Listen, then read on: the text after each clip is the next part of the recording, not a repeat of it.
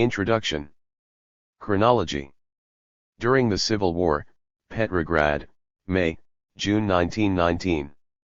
The endangered city, Petrograd, year 2 of the revolution.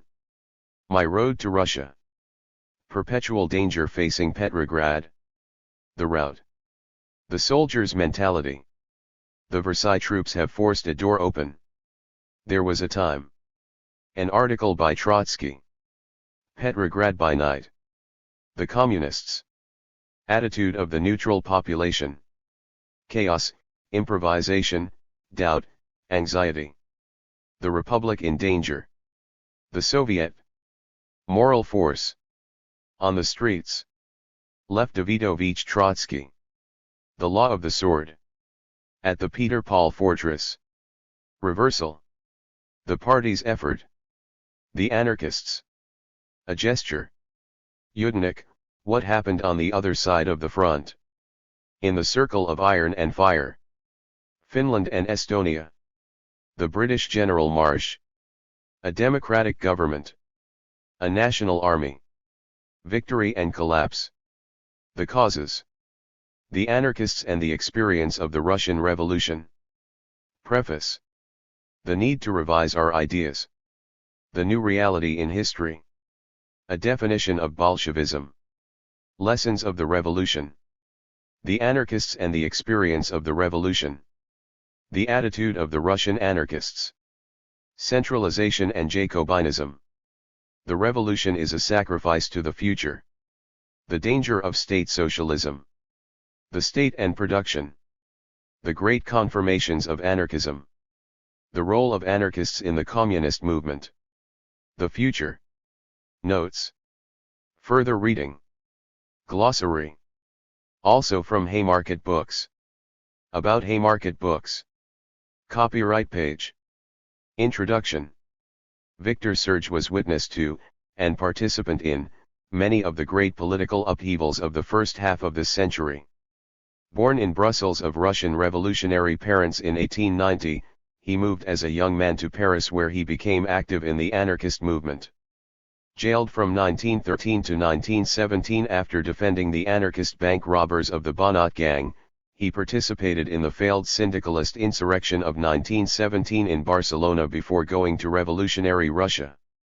As a Comintern journalist he observed the defeat of the German Revolution in 1923, returned to Russia where he supported the left opposition, was sent into internal exile in the remote town of Orenburg, then expelled from the USSR. Back in the West he continued his fight for authentic socialism, helping to expose the counter-revolutionary role of Stalinism in the Spanish Civil War.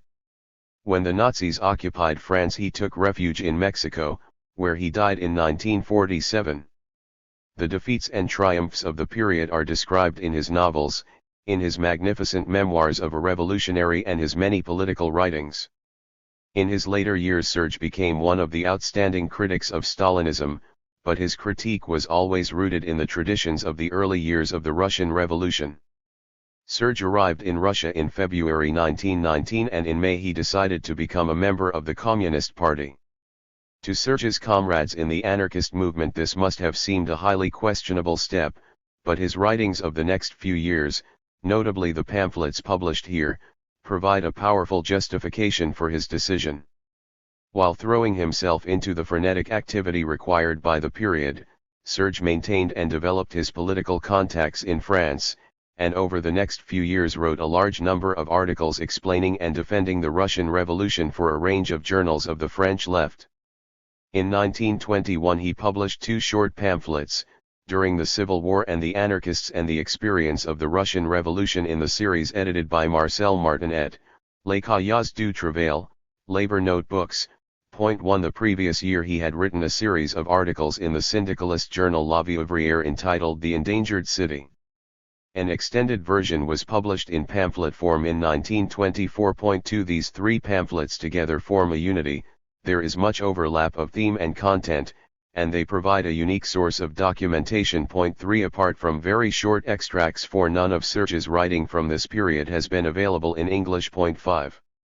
There is an important difference between the 3 texts translated here and Serge's later works. In the later texts, even when he was recounting the early years of the revolution, he was writing under the shadow of Stalinism. He was aware of the outcome of the revolution, and often seemed to be consciously looking for causes in the earliest years which could help to explain how the monstrosity of Stalinism came about. 6. There is no such hindsight present in these pamphlets. They have the freshness of immediacy and, even more, the power of revolutionary enthusiasm.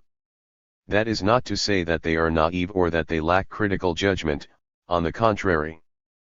But they convey a vivid sense of what it was actually like to experience the first years of the revolution. In 1944 Serge wrote, "There is nobody left who knows what the Russian Revolution was really like, what the Bolsheviks were really like, and men judge without knowing, with bitterness and basic rigidity." 7. But perhaps if anything can recreate that historical reality, it is Serge's vivid and concrete prose. Serge's strategy in writing the pamphlets must be seen in the context of the hopes for a rapid spread of the revolution, and in particular of the situation of the French left in 1921.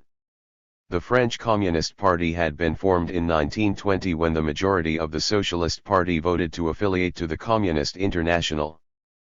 But the winning of the main working-class party to the cause of the October Revolution brought with it many problems, not least the fact that the party had brought with it a large number of careerists and opportunists who were going along with the popularity of the revolution but had not abandoned their old habits. A typical example was the odious Marcel Caquin, who had been a virulent nationalist during the course of World War I and went on to be a pillar of French Stalinism. Yet many of the best militants in France had never been members of the Socialist Party. They had been anarchists, or, in many cases, the political cousins of anarchism, revolutionary syndicalists. People like Rosmer, Minette, and Martinet had been at the forefront of opposition to the war in 1914 and had supported the October Revolution at the very outset when most of the Socialist Party were still keeping their distance. Potentially such militants had a key role to play in building a genuine revolutionary communist party in France. Trotsky recounts a meeting with Lenin when the latter said to him, "Could we not advise the French communists to drive out those corrupt parliamentarians Caquin and Froissart and replace them with the syndicalist Vievrier group?" 8. This strategy in turn must be placed in the context of the Bolshevik efforts to win syndicalists and anarchists to the cause of the Communist International, especially through the founding of the Red International of Labor Unions. 9. The person directly responsible for publishing two of the three pamphlets was Marcel Martinet, 1887 to 1944, a significant figure on the French left around 1920. He had been associated with the small group of revolutionary syndicalists who had opposed the war from the first day in 1914. He had known Trotsky during his time in Paris. Trotsky wrote that his whole person breathed simplicity, intelligence, nobility of soul. 10. He was an accomplished poet, his anti-war poems Les Temps Maudits, Accursed Times, were banned in France during the war but circulated clandestinely. With the assistance of Marguerite Rosmer, copies were typed on thin paper and enclosed in letters sent to soldiers at the front. He was also a gifted dramatist. 11. And novelist. 12. He was a founder member of the French Communist Party and in 1921 became editor of the cultural page in the party's daily paper, El Humanite. He was an advocate of the idea of proletarian culture, though he used the term somewhat differently to the way in which it was used in the contemporary debates in Russia, seeing it rather in terms of a struggle to raise the cultural level of the proletariat. To this end he launched the Cahiers du Travail, a series of fortnightly pamphlets, in 1921. Only 12 issues appeared, but as well as Serge's two pamphlets, Martinet published Rosa Luxemburg's Letters from Prison, and texts by the former French syndicalists Rosmer and Minette and the Bolsheviks Shlyapnikov and Lazovsky. Martinet abandoned active politics from 1924 for health reasons, but he remained close to the anti-Stalinist left and wrote a pamphlet in defense of Serge at the time of the campaign to release him from exile in Russia. 13. The Russia in which Serge found himself in 1919 faced appalling dangers. In 1917, amid the horrors of trench warfare, the October Revolution had given millions of soldiers and working people the hope of a real alternative. Over the next 3 or 4 years, world revolution seemed like a very real short-term possibility. it is only in the context of that possibility that we can understand why so many from different traditions were prepared to stand and fight alongside the Bolsheviks. For that very reason the October Revolution inspired fear and fury among the ruling classes of the West. On the day before the armistice in 1918, Winston Churchill told the War Cabinet it might be necessary to rebuild the German army to fight against Bolshevism. 2 weeks later he told a meeting, "Civilization is being completely extinguished over gigantic areas, while Bolsheviks hop and caper like troops of ferocious baboons amid the ruins of cities and the corpses of their victims." 14. As a clear-sighted adversary of the working class, Churchill knew who his real enemies were. He also, of course, knew his real friends. It was the same Churchill who, in 1944, sat down with Stalin to carve up Eastern Europe on a half sheet of paper. 15. The reactionary Russian generals who were waging war against the Bolshevik regime received massive assistance from the capitalist world. 14 nations including Britain, France, the USA, Canada, Czechoslovakia, and Japan sent military forces totaling many tens of thousands of men to assist in the onslaught against the newly established workers' state. Knowing that their whole future was at stake, the defenders of the old order fought with utter ruthlessness. Even the minimal conventions of military decency that had been observed in the World War I were abandoned. A correspondent of the Manchester Guardian reported on the behavior of the counter-revolutionary White armies in 1919. It was difficult to know what was done with prisoners. When questioned on the subject, the White officers always said, "Oh, we kill all of them that are communists." Jews and commissaries stood no chance, of course, but it was somewhat difficult to ascertain which of the others were communists. The system generally followed was this. From among the prisoners a man who looked like a Bolshevik was led aside, accused with great violence of being a notorious communist, but afterwards promised that his life would be spared if he gave the names of all those among his companions whom he knew to belong to the Bolshevik party. This ingenious scheme, which was tried on more than one victim in each party of prisoners, generally resulted in a number of Red soldiers being executed. 16. The U.S. commander in Siberia in 1919, General William S. Graves, testified that "I am well on the side of safety when I say that the anti-Bolsheviks killed 100 people in eastern Siberia, to every one killed by the Bolsheviks 17. In this situation Serge had no doubts about which side he was on. The revolution was engaged in a war to the death with its bitterest enemies, and the whole future of the world seemed to depend on the outcome of that war. Only by grasping the profound international significance of the events in Russia can we understand how a former anarchist was able to accept Bolshevik terror. Whatever his reservations about Bolshevik theory and practice, Serge aligned himself unconditionally with the Bolshevik side. As he wrote many years later, "The most outraged observations of the anti-Bolshevik intellectuals only revealed to me how necessary Bolshevism was." 18. These pamphlets are a striking testimony to Serge's commitment. What shines through every line of the text is Serge's enthusiasm for the revolution, its achievements, its leaders, and its ideals. In particular he stresses the moral superiority of the Bolsheviks. Nowadays morality is all too often nothing but a cliché for politicians who lack any concrete policies. Serge's concept of morality is very different. He sees it as a corrective to a Marxism which, in the epoch of the Second International, had often excluded morality in favor of a mechanical economic determinism. Serge insists that it is the moral force of the proletariat which underpins its historical superiority and guarantees its victory. His account of the enormous sacrifices made by the inhabitants of Petrograd, of the mass mobilization made in the defense of the city, gives a striking account of how material and moral factors complement and reinforce each other. At the same time he recognizes the grim necessities of revolutionary defense. In particular he is concerned to analyze the origins of revolutionary terror. Serge recognized that the Bolsheviks were exercising a rule of terror in many ways comparable to that exercised in France during the Great Revolution in 1793-4. The exercise of such terror, and the repressive means used by the Bolshevik state inevitably aroused grave misgivings among anti-authoritarian revolutionaries in France. Serge shows clearly and concretely how the circumstances of the Civil War and the ruthlessness of the revolution's enemies made such measures sadly but completely necessary. Even the most distasteful methods, such as using the wives and children of army officers as hostages in the event of their going over to the other side, are shown to be justified in the context of bitter all-out war. Yet there is an ambivalence about Serge's writings on terror that recalls some of the best writings of Rosa Luxemburg, a combination of the recognition of the necessity for revolutionary terror and a profound hatred of authoritarianism and violence. This ambivalence does not qualify Serge's defense of revolutionary terror. On the contrary, it suggests that only those who recognize this ambivalence are entitled to actually exercise terror.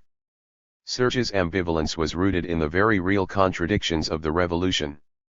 For a revolution fighting for its very life, the terror and such instruments as the Chayka were a necessity. That does not require us to deny that specific actions of the Chayka manifested incompetence, overzealous sectarianism, and pure vindictiveness. Serge knew that unless he compromised with Bolshevism he would be condemned to moralizing impotence. Yet it was a real compromise, and it entailed contradictions that were not always easy to handle. Serge himself later formulated the problem in terms of what he called the double duty of the revolutionary, who must defend the revolution against both its external enemies and its own internal weaknesses. 19 So it is not surprising that a number of those who knew Serge during the early years of the revolution, the anarchists Gaston Laval and Maurice Heuze, or the French communist Marcel Baudy, who worked closely with Serge, testify to the fact that while his writings were solidly in support of the revolution, in private conversation with those he thought he could trust he made sharp criticisms of the Bolshevik regime. Laval quotes him as saying, "We are obliged to lie to save what can be saved of the revolution." 20. Peter Sedgwick has written that the contrast is obvious between the Serge of libertarian reputation and the author of these manifestos for the elite leadership of the Bolsheviks. 21 Certainly there are contradictions, but Sedgwick too easily ignores that there were libertarian as well as necessarily authoritarian currents in Bolshevism. There is a consistency in Serge's position, though it was one achieved at the price of considerable torment. Certainly Serge did not act out of cowardice or careerism. There were precious few material advantages to being a Bolshevik in the early years of the revolution, when even a small allocation of food seemed like a luxury. And when the time came, Serge showed no lack of courage in supporting the left opposition. If he wrote in defense of Bolshevism, it was because he believed passionately that the revolution was worth defending. The contradictions were at their most acute in the case of the Russian anarchists. All three pamphlets refer to anarchism and the third is devoted entirely to the subject. As one who had grown up in the anarchist tradition, Serge clearly felt a strong attachment but also a profound ambivalence towards anarchist politics. He saw anarchism as being a current within the revolutionary movement, one that had much to contribute, but only on condition that it played its part within the revolutionary process rather than standing outside in the name of an abstract purism. However, the early years of the Russian Revolution saw a continuing divergence between Bolsheviks and anarchists. Initially anarchists had cooperated closely. There were 4 anarchists including Bilshatov, who appears in Serge's account on the Military Revolutionary Committee which organized the 1917 insurrection in Petrograd. A good number of anarchists joined the Bolsheviks or worked closely with them. But many anarchists opposed the Brest-Litovsk Agreement, and in April 1919 Moscow anarchists staged an unnecessary provocation by stealing the car of a sympathetic American, Colonel Raymond Robbins. The Chayka overreacted with a raid in which about 40 anarchists were killed or wounded. In 1918 a group of anarchist blackguards discussed seizing power in Moscow, and in 1919 anarchists bombed the headquarters of the Moscow Communist Party, killing 12 and injuring many more, including Bukharin. Lenin's policy, repeated to various Russian and foreign anarchists, was that there should be full freedom for anarchists of ideas, but that those who organized armed resistance to Bolshevik rule would be repressed. In practice the distinction was very hard to make, and often the Chayka does not seem to have tried very hard to make it. 22.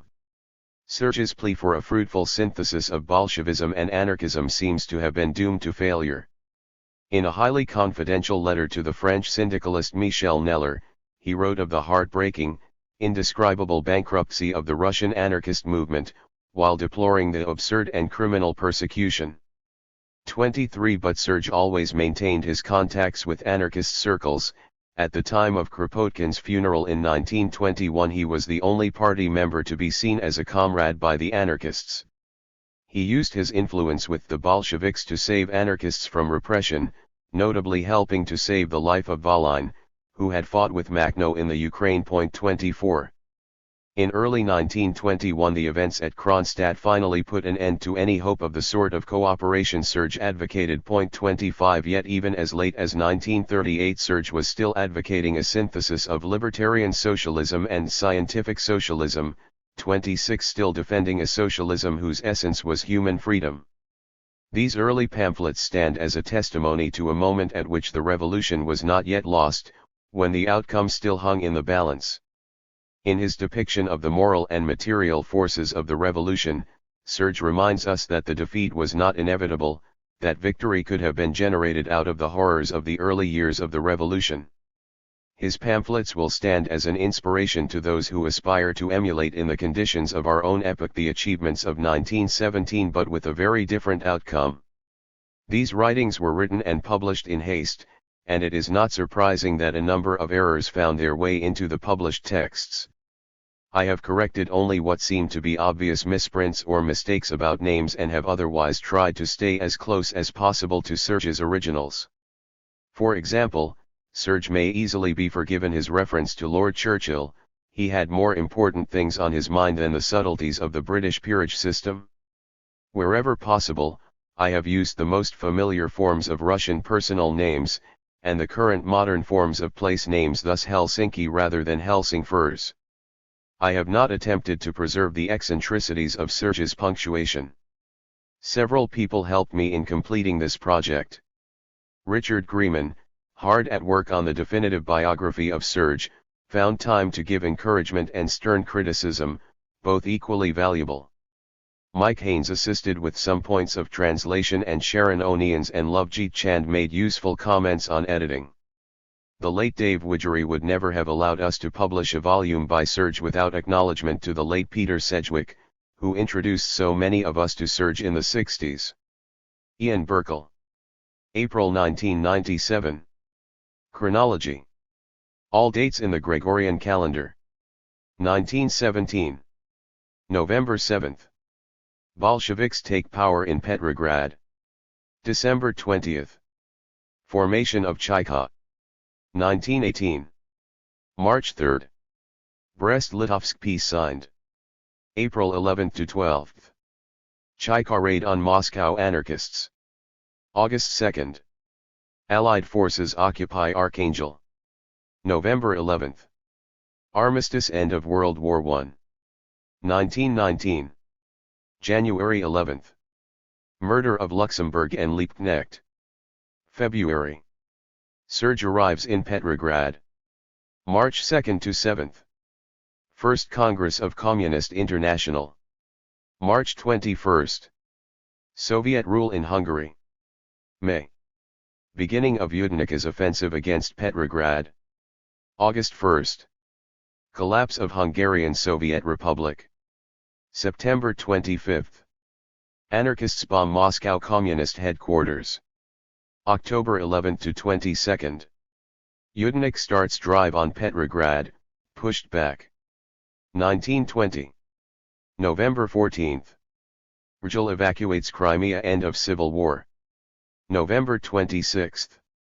Red Army attacks Makhno. 1921. February 3rd. Funeral of Kropotkin. March 2nd to 17th. Kronstadt Rising. July 3rd to 19th. Founding Congress of Red International of Labor Unions. During the Civil War. Petrograd, May, June 1919. Sometime in the future other people will write the history of the Civil War and theorize about it.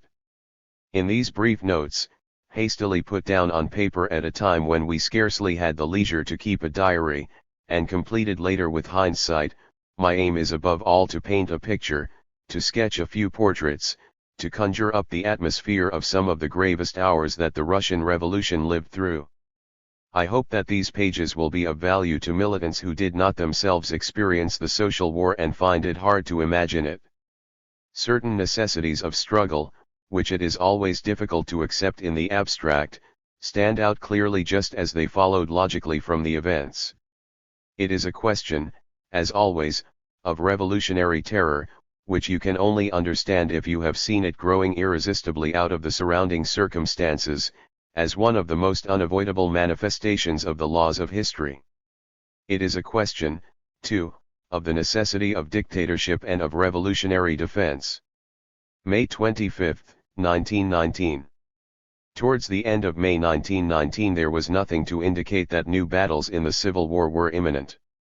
The counter-revolutionary elements in the Petrograd population were cherishing great hopes, but they did not make them public. The attention of the communists was mainly fixed on the Eastern Front, where Kolchak was threatening the Volga region, and on the unstable situation in the Ukraine, ravaged by the anti-Semitic forces and demoralized by bad communists, against whom draconian measures were about to be taken. Petrograd was calm, although from time to time there was talk of an impending Finnish attack. We had talked about it so much without seeing anything materialize that we ended up by no longer believing in it. Moreover, we were confirmed in our feeling of confidence by certain excellent arguments. If the Finns had occupied Petrograd, they would have to feed it, something that would have been difficult for a country that was itself subject to rationing, despite the economic support it was getting from the Entente. It would have been necessary to set up a white government, and that would have meant a monarchist government which, one way or the other, would have refused to recognize the total independence of Finland, and finally it would have been necessary to mount a prolonged defense of the Red Capital against the revolutionary armies. So common sense boosted our feeling of confidence. And indeed we needed quite a strong dose of it to resist the unhealthy atmosphere prevailing in certain circles. A few days before the onset of the tragedy I happened to meet some people of my acquaintance who were whites. For it is one of the peculiarities of civil war that reds and whites rub shoulders with each other and are acquainted. There are even families divided between the two camps where personal affection does not disappear completely. In a street in Petrograd which used to be bourgeois, 3 neighbors from the district had stopped to talk in low voices. They were a shopkeeper, a doctor, and a chemist. They greeted me in a friendly fashion. And it was basically with the intention of doing me a good turn that the doctor told me in a confidential tone that major events were about to happen. This time, the British will certainly be there. And perhaps the Finns. They're giving details such as, I advise you to look after yourself. The shopkeeper tried to outdo him. Apparently last night the gunfire from Kronstadt could be heard quite clearly. And you realize that Kronstadt can't hold out for long against the British? I didn't believe them and I was skeptical of news coming from such a source. I had rapidly learned the nature of this little world of intellectuals calling themselves liberals, socialists, and even revolutionaries, before the revolution became a social one. I knew how pitifully incapable of action they were. I went on my way. They remained on the pavement, a shopkeeper, a doctor, a chemist, 3 likable but anachronistic figures with their threadbare overcoats, their dubious detachable collars and their bowler hats. Ever since, that trio seen on a May evening in 1919 has stuck in my memory, like a symbol. The whole bourgeois population, which was being crushed by the formidable millstones of the dictatorship of the proletariat, was still anxiously looking forward to the collapse of the still shaky communist regime, which was betrayed on all sides and undermined by innumerable hatreds. For these people embodied hatred and sabotage. The shopkeeper was a speculator. I found out not long afterwards that he had sold a house in Petrograd. This kind of speculation on real estate in the large Russian cities was actually thriving in Finland. The chemist ran a dispensary and every evening brought back from his work anecdotes which were both hilarious and sinister. For essential medical supplies were unavailable and they were replaced by whatever means were possible. A few wretches gave free play to their imagination with tricks which were sometimes criminal. Negligence, disorder, sabotage, theft, and speculation were arranged in a variety of combinations. Alcohol intended for medical purposes was sold at 15,000 rubles for a small bottle. Narcotics such as cola nuts and cocaine vanished in the same way. And the manager of the communist dispensary said with a little smile, "What do you expect? It's what you get with nationalization." As for the doctor, he did nothing at all since he couldn't be expected to work with Bolsheviks. Besides, he added, it won't last long. It only remains to bury the corpse of Bolshevism. The most peculiar thing, and also the saddest, was that these three men prided themselves on not being reactionaries. One of them used to tell, with a certain pride, how during the February Revolution he had participated in the capture of the police station in his district, and in the organization of the citizens' militia. During those same days the doctor had risked his life several times hunting down the remaining policemen of the old regime who had taken refuge in attics with machine guns. In the Great Red City, conquered by the workers, there were at that time about 6,000 or 7,000 Communist Party members and less than 100,000 workers, for already the youngest and most energetic among the workers had gone to the front. The remainder of the population, that is, about 7/8, were either politically indifferent, passive or hostile. This was the mass of townspeople, to make a not very satisfactory translation of the Russian word obyvatel, which indicates the mass of fearful, discontented, and backward people. It was on this mass, cowardly and wretched but angry, that the reactionaries placed their hopes. What did they spend their time on? Almost exclusively on speculation, that is, unauthorized trade. In short, the shopkeepers, traders, businessmen and intellectuals were quite determined to carry on with business as usual, taking no account of the Soviet regime. And even the slightest measures decreed by the Soviet came up against the underhand resistance of a generalized ill will, but without any sign of open opposition. Everywhere, each evening, there were the same conversations in low voices about Allied intervention, about the collapse of the Communists and the massacre that would follow. Naturally nobody actually wanted this massacre to take place, but everybody expected it. The doctor sighed, "Our people are so uncultivated, what do you expect?" And his friends and followers took note of the progress of anti-Semitism and of the loathing felt for the Bolsheviks. In the marketplace and in the queues outside the bakeries the gossips passed on guaranteed information about the pogrom due next Sunday. I remember the charming 6-year-old daughter of one of my Jewish friends who came home from school one day crying because the other children had told her that at last the Yids were going to get their guts cut out. That was the enemy, the counter-revolution, all these things which cannot be portrayed or described briefly, for they sprang from ignorance, stupidity, cowardice, moral bankruptcy, the embittered egoism of the entire population of a city which had been profoundly corrupted by the capitalist system.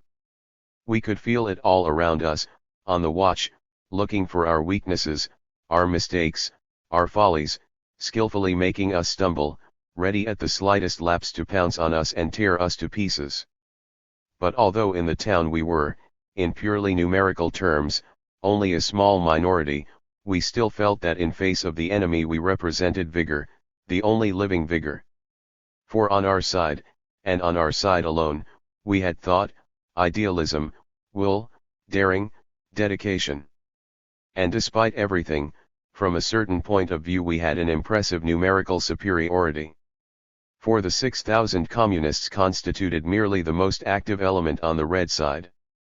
Behind them, sympathizing instinctively with the party and carrying out all the menial tasks required by the revolution, there were 60,000 to 80,000 working men and women, ready for any sacrifice in the event of real danger. The whites, despite being so numerous in the city, had neither such a minority capable of taking initiatives, nor any such reserves to draw on. It is impossible to understand anything of the history of the Civil War without picturing these two opposing forces, mingled together, sharing the same life, rubbing shoulders in the thoroughfares of the cities with the constant, clear recognition that one side would have to kill the other. They were well aware of it, the three intellectuals talking in lowered voices on the corner of Voznesensky Prospect, while the sailor who walked by, casting a distrustful look in their direction, and the working woman, her head covered with an old colored handkerchief, who stared nonchalantly at them, these two, being Reds, were aware of it too. May 29 to 30th, 1919. These Whites and Reds can live alongside each other for some time without any open display of hatred, rubbing shoulders almost fraternally. Yesterday they were all busy in the same way, in pursuit of nourishment and entertainment. In these times of shortage everyone's primary concern was to obtain bread or potatoes for the next day. Once that was done, some went to the theater or the cinema, some to clubs, some to party meetings, some to lectures or poetry readings. Our 15 theaters, our 30 cinemas, managed by the state, our 5 or 6 daily concerts, not to speak of numerous evening classes, were not sufficient for the needs of a crowd greedy for relaxation and sensation, and which did not seek the noisy idleness of cafes, and a good thing too. Even yesterday you could have believed that this was all that life involved, normal life, as people of a calm disposition might call it. But this morning the city was beset with great anxiety. The Whites and the Reds were eyeing each other, their faces inscrutable, their look obstinate and deliberately expressionless. This morning I learned of the heroic death of Tolmakov, of the murder at the front of a handful of communists, and of the way that the Whites suddenly and treacherously attacked the Reds.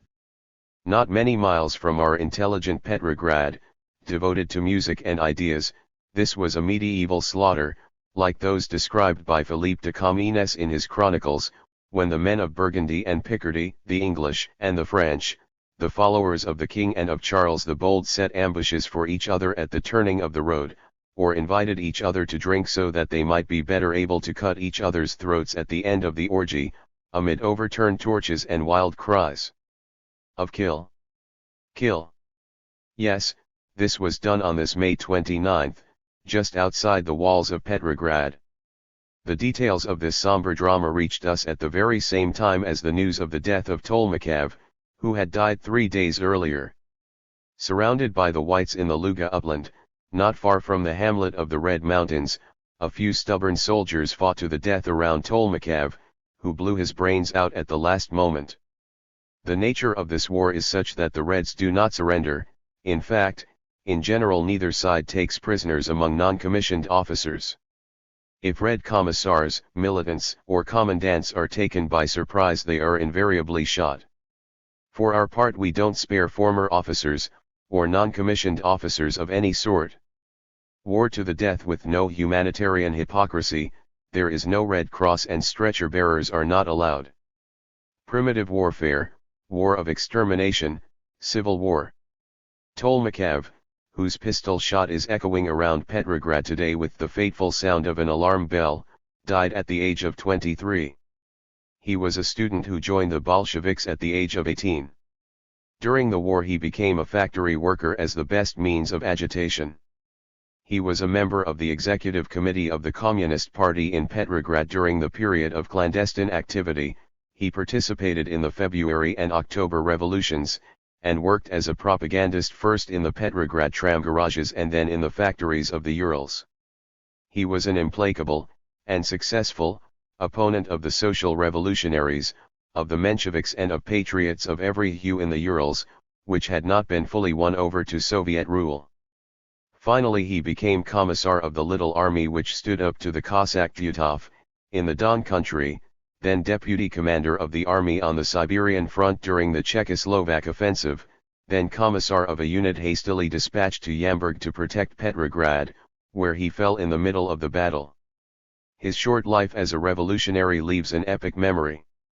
There can have been few men, even in a period so fertile in deeds as this one, who have, in such a short space of time, lived so feverishly and expended so much energy in sacrificing themselves ceaselessly, in fighting, in improvising the new law, the new force, in multiplying sacrifice and victory, from Petrograd to the mountains of Siberia, from the Urals to the Don.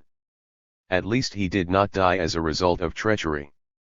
The death of the others, of those murdered on May 29 Tavrin, Kupch, Rakov, and his wife was truly atrocious. They were at rest, sleeping in a peasant's izba, wooden hut. 2 battalions were occupying a village near Yamburg. They were in the middle of a campaign. At dawn they were due to spread out in assault waves. Someone crept through the dark streets of the sleeping village. Someone knocked on the windows. The doors suddenly flew open and there were shouts. The whites were there, with grenades in their hands. The sentries had betrayed, or having been themselves betrayed, were dead. And it was the Red deputy commander, a wretch called Zaitsev who, having fixed the epaulets of the old regime onto his black leather tunic, was leading the whites. The Red commanding officers, almost all of them formerly officers of the Tsarist Guard, were triumphant. They embraced each other as though a nightmare were ending. But the nightmare was only just beginning. On the threshold of a hut, the communist commander of the regiment, Tavrin, appeared. He was knocked down with a bullet and finished off with a saber. Then he was stripped, for clothing is scarce, his property was shared out, his body was chopped up with a saber, one of his ears was cut off and his tongue was torn out. Then a hunt for communists began. Commissar Kupch was found by a communist officer who tore up his party card under his nose, shouting, "Now you scum are done for." Kupch was cold-bloodedly stripped of his clothes and shot before his wife's eyes. Rakov, the brigade commissar, was left alone to defend himself desperately. He barricaded himself into a peasant house, and they only managed to kill him when his machine gun broke. The battalion commissars were shot one after the other. Then the men lined up and marched past their new leaders to the sound of the march of the Semyonovsky regiment. Doubtless these men had previously been worn down by a propaganda effort. The surprise and fear of the majority, combined with the treachery of a few, meant that a whole regiment went over to the enemy. A great victory was proclaimed in the capitals of the civilized world. But the very same evening 40 men deserted and went back to the Reds. Now the White Army is hastening towards Petrograd, which Denikin's newspapers are already announcing as captured.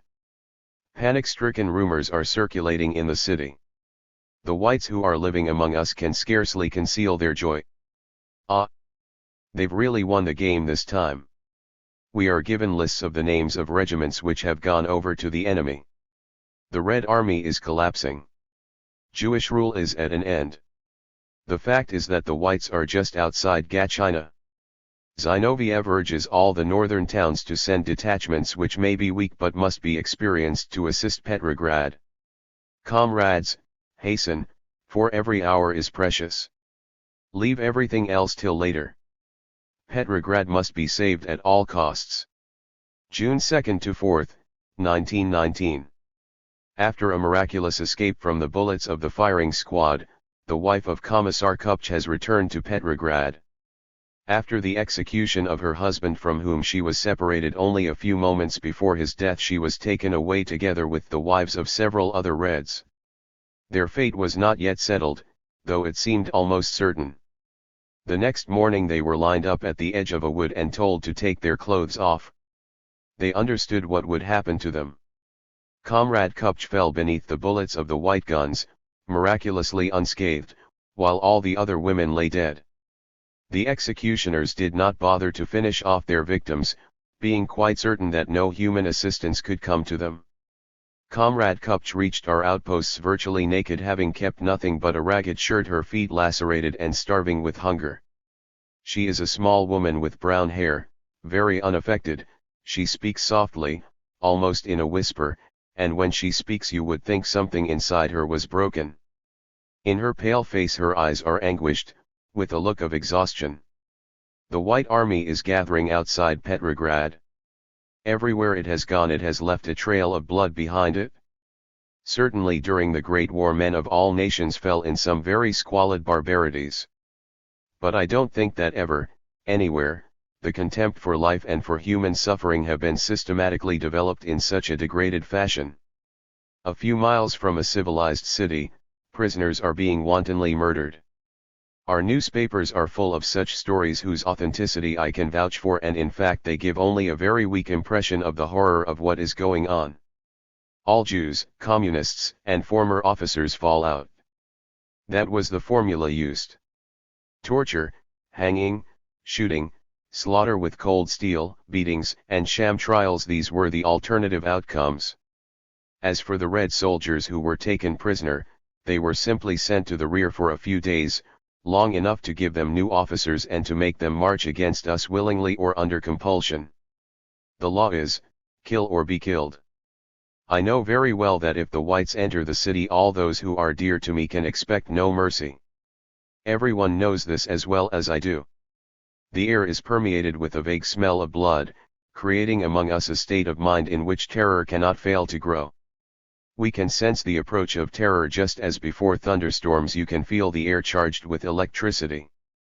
On May 31st, Pravda carried two significant and terrible paragraphs: death to spies. Lenin and Dzerzhinsky have addressed an appeal to everyone to be vigilant in stamping out espionage. Fortunately, we are in no way predisposed to spy mania. Otherwise the situation would be very grave. For in time of civil war the spy can be virtually anyone. But perhaps just because the terrible threat hangs over everyone, it has to remain, and in fact generally does remain, ineffective. Nonetheless, it is a direct order to show no pity. And in such circumstances such an order must be taken quite literally. On the third page of the same issue of the official organ of the Communist Party, the Revolutionary Tribunal of the Third Army announces, deserters will be shot. Several dozen deserters, fugitives, looters, and spreaders of panic have been punished with all the severity that traitors deserve. We were defeated near Yamburg because all the comrades of the Red Army have not yet acquired, to an equal degree, the sense of duty towards the working class and the revolution. Why does the revolution also have to have recourse to this sickening use of military force? We don't ask about that anymore. This is not the time for arguments. The revolution is at war. If it doesn't suppress panic, the physical cowardice of the masses at certain times, the demented, cowardly selfishness of individuals, then it is lost, and its loss will mean that the blood of these same people will flow in huge quantities.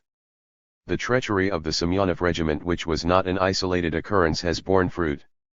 The Special Commission, the Chaika, has published a list of 12 people, most of them women, belonging to the families of the officers of the 3rd Regiment of Fusiliers, which shamefully went over to the enemy.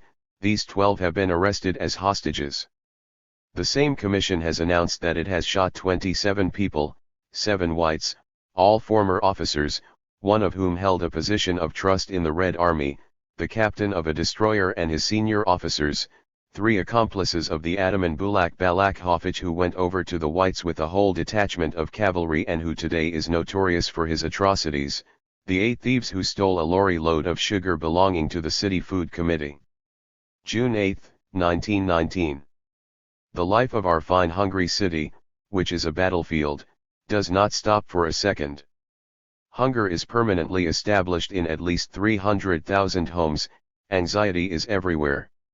Like tunnels dug in opposing directions, mingled in the depths of the soil, treachery, plots and terror pursue each other all around us, amongst us. Lines of 50 to 100 people stand outside the bakeries where the commune distributes to everybody the bread it has available. The same day, I heard the commissar in charge of supplies, the athletic Batayev, who was a deputy in the Duma and then a convict in Siberia, say with a frown, "I have reserves for less than 4 days," and a comrade from the Special Commission added, "Within a week the whites will try something at the rear." The same evening, I stopped by a canal with a group of idlers who were watching British airplanes maneuvering above us. In the distance we could hear explosions. A woman told us that the previous day railway workers had been killed by a bomb at the station. A sailor spoke to us about the fire at the Kronstadt supply depot, which was still burning. It was a light, mild evening, and we were outside a smart gardening shop. For despite everything, life goes on. Perhaps we shall be slaughtered tomorrow, that doesn't matter. The main thing is to keep calm and resolute today, and to be able to think of something else from time to time. Today, Sunday, during the funerals of Tolmakov, Rakov, Kupch, and Tavrin, there was an artistic oasis amid the sorrowful and threatened city. Hundreds of people came to the small white hall of the conservatory to listen to music by Glazunov. The great composer was there himself, tall and stooping, his broad shoulders gaunt, with pallor, weariness and anemia visible in the heavy creases of his face.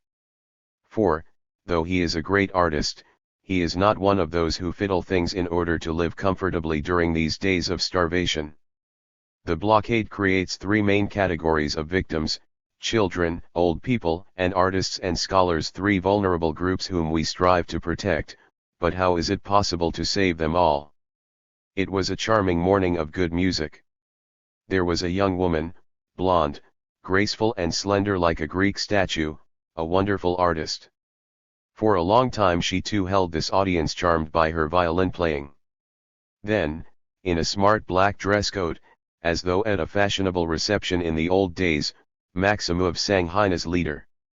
One day, when these things are discussed with a concern for justice and truth, when, in the society of the future that we shall ultimately build, where all the wounds of humanity will have been healed, then the revolution will be praised because it never, even in its most tragic days, lost the concern for art, it never neglected rhythms, fine gestures, beautiful voices full of pathos, dreamlike settings, poems, anthems played on the organ, the sobbing notes of violins. Never.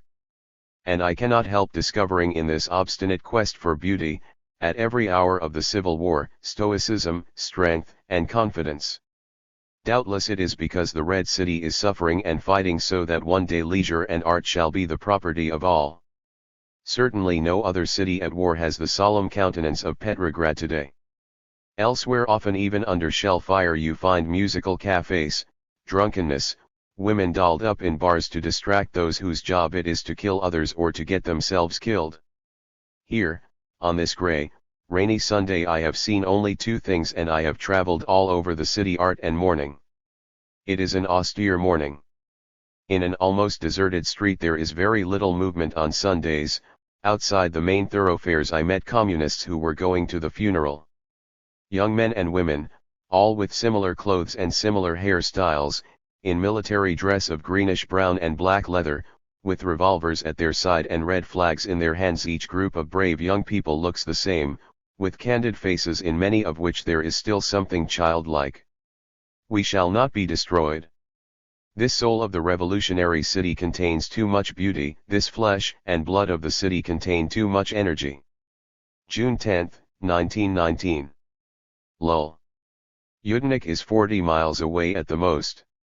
The situation is imperceptibly getting ever more tense.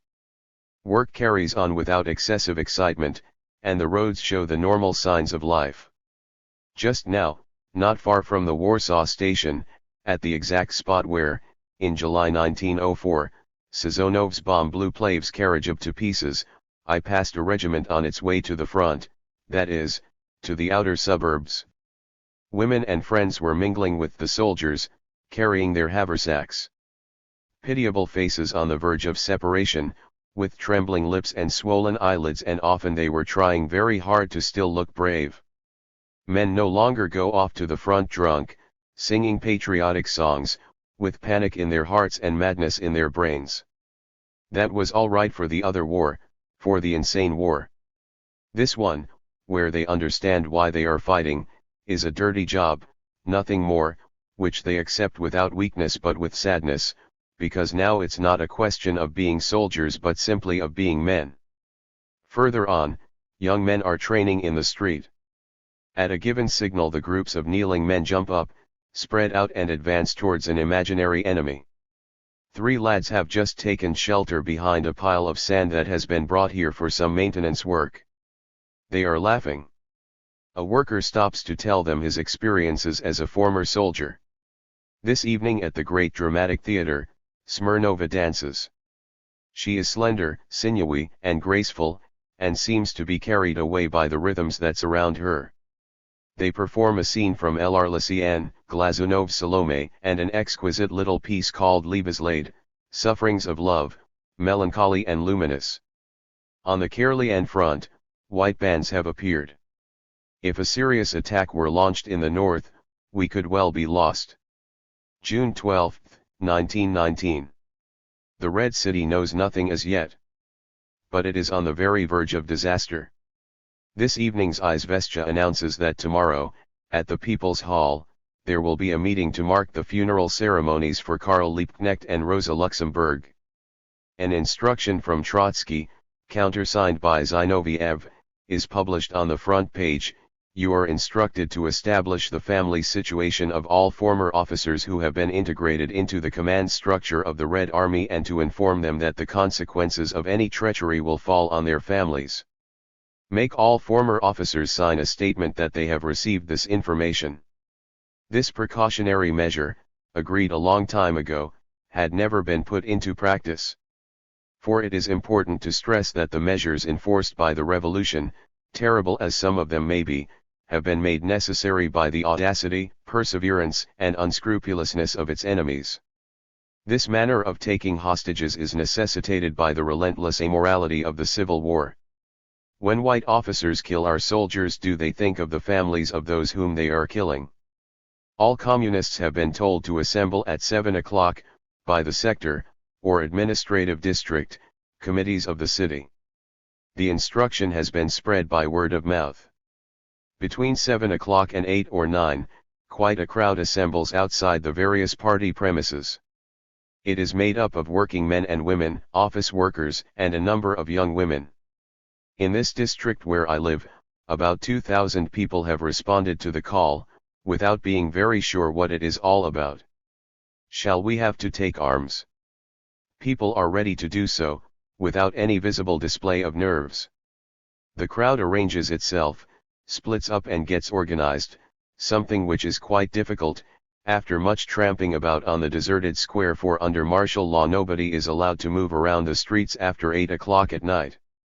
The party committees issue special permits which are valid for 3 days. Around 11, soldiers and sailors arrive, in an orderly fashion with rifles on their shoulders. Among the soldiers, in the front row, I notice the long hair of a proletarian poet who is highly rated in communist circles. Here it is party members who occupy positions of responsibility, so important officials from the administration, well-known agitators, and commissars are to be found alongside laborers and women who are employed in their offices. News is passed on in a whisper. The Kronstadt forts have been handed over to the whites by an act of treachery. The Krasnaya Gorka fort, the only defense for Petrograd, on the coast, is in the hands of traitors who are flying the white flag. I dare not believe that these things are true. Doubtless they are exaggerations, as always. For if it's true, at midnight the communists are finishing organizing themselves into squads, each of which must contain 2 armed men, soldiers, or sailors, 2 women and several helpers. Meanwhile, in a small hall in the committee building, a pale, thin young man is reading aloud the instruction on house-to-house searches. And I find out that the rumors are true. The comrade who tells me this has just come from Smolny. He has seen Zinoviev. Over there, people are very worried. So, I ask, is this the end? My acquaintance shrugs his shoulders. Nonsense. We'll hold out again this time. This is the dominant attitude in people's minds. Nobody believes that the situation is as serious as it is. They've seen it all before. They feel confident, with a certain casualness. After all, that is the state of mind of victors, albeit exhausted victors. A sleepless midnight. A limpid, rather pale twilight gives a faint blue tinge to the far ends of the streets. You might think it was morning, very early morning. The squad set off. We hear their footsteps, lively but harsh, on the paving stones. They have to disarm the whites in a single night. There must not be one gun left in the attics, the cellars, and the private apartments. 12,000 communists and sympathizers, recruited exclusively among working people, are taking part in these house-to-house searches. In the white districts, that is, all the districts that are not exclusively inhabited by poor people, houses are ransacked, room by room. The inhabitants' papers are examined. Rifle butts echo on the thresholds. The squads of civilians and soldiers, in which men and women of all ages are mixed together, are like bands of insurgents. And that is what they are. Insurgents, who tomorrow will be shot, every single one of them, if today they spare those who are spying on them from innocent seeming rooms out of the windows of which automatic pistols and Nagant revolvers are being thrown. Bill posters are going through every street pasting up an order signed Peters, all weapons remaining in the hands of individuals must be surrendered within 24 hours, on pain of death. Nothing out of the ordinary has yet happened in this peaceful district of Petrograd. But nonetheless there is often a very clear sense that these are decisive hours.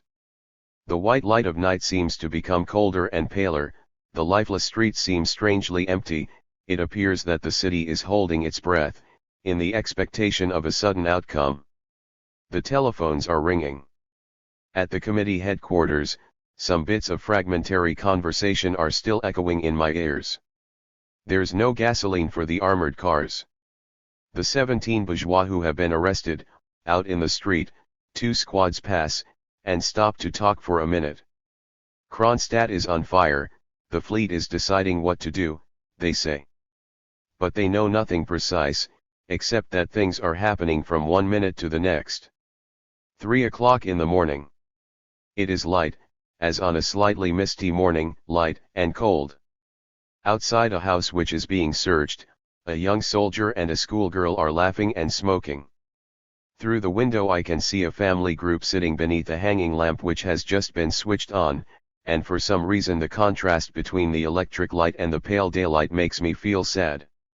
There is an old woman and some girls. A sailor has gone up to them, is reading their identity papers, then looking carefully round the room, examining the chests of drawers, the couch, the heavy furniture where a gun could be concealed. There is a sudden din of heavy motor lorries passing over the uneven paving of the road. 2 go by, bristling with bayonets. Sailors and civilians are standing up in them, their rifles held upright. They're going somewhere as reinforcements. June 13, 1919. At Smolny, just now, a comrade from the executive committee of the Soviet was giving a vivid account of her inspection visit to the front line the previous night, and how she had had a battery of light artillery urgently moved. This militant, who now holds an important position of responsibility, used to be a tailoring worker. Her simplicity has been supplemented by a great seriousness, a sort of gravity. Her improvised strategy is probably better than that of a highly trained specialist who sympathizes with the enemy. The day is calm, despite our anxieties. The battle remains undecided. Now I know the whole truth of the situation, which the city as yet knows only through vague rumors. A fort at Kronstadt has been blown up. 2 ships from the war fleet have tried to go over to the Whites, I don't know whether they succeeded or not. The fortress of Krasnaya Gorka is in the hands of the Whites, as well as the radio station. Those occupying it have transmitted a message to the British fleet and to the Finnish government, to ask for their assistance and promising them a rapid victory. The Yudenik offensive is finally developing to the west and south within a maximum radius of less than 40 miles. In short, Petrograd is threatened on all sides. By sea, where the British can take action from one moment to the next, their planes are bombing Kronstadt and sometimes Petrograd, and where units of the Baltic Fleet may well be flying the flag of counter-revolution, by the ever-watchful Finland, which has already unleashed its Karelian volunteers against us, and which is vociferously demanding Ishoroland, that is, the whole of the mouth of the Neva, by the White and Estonian forces, Yudenik, Rajenko, Balakhovich, to the south and west. But the worst danger is certainly that from within. It is everywhere. Is there a conspiracy, on a wide scale or more limited? Certainly all these treacheries, the Semyonov Regiment, the Krasnaya Gorka, the Pavel Fort, the battleships Petropavlovsk and Andrei Pervozvanov fit together and are connected, giving a clear impression of something planned in advance. Have we reached the end of the list yet?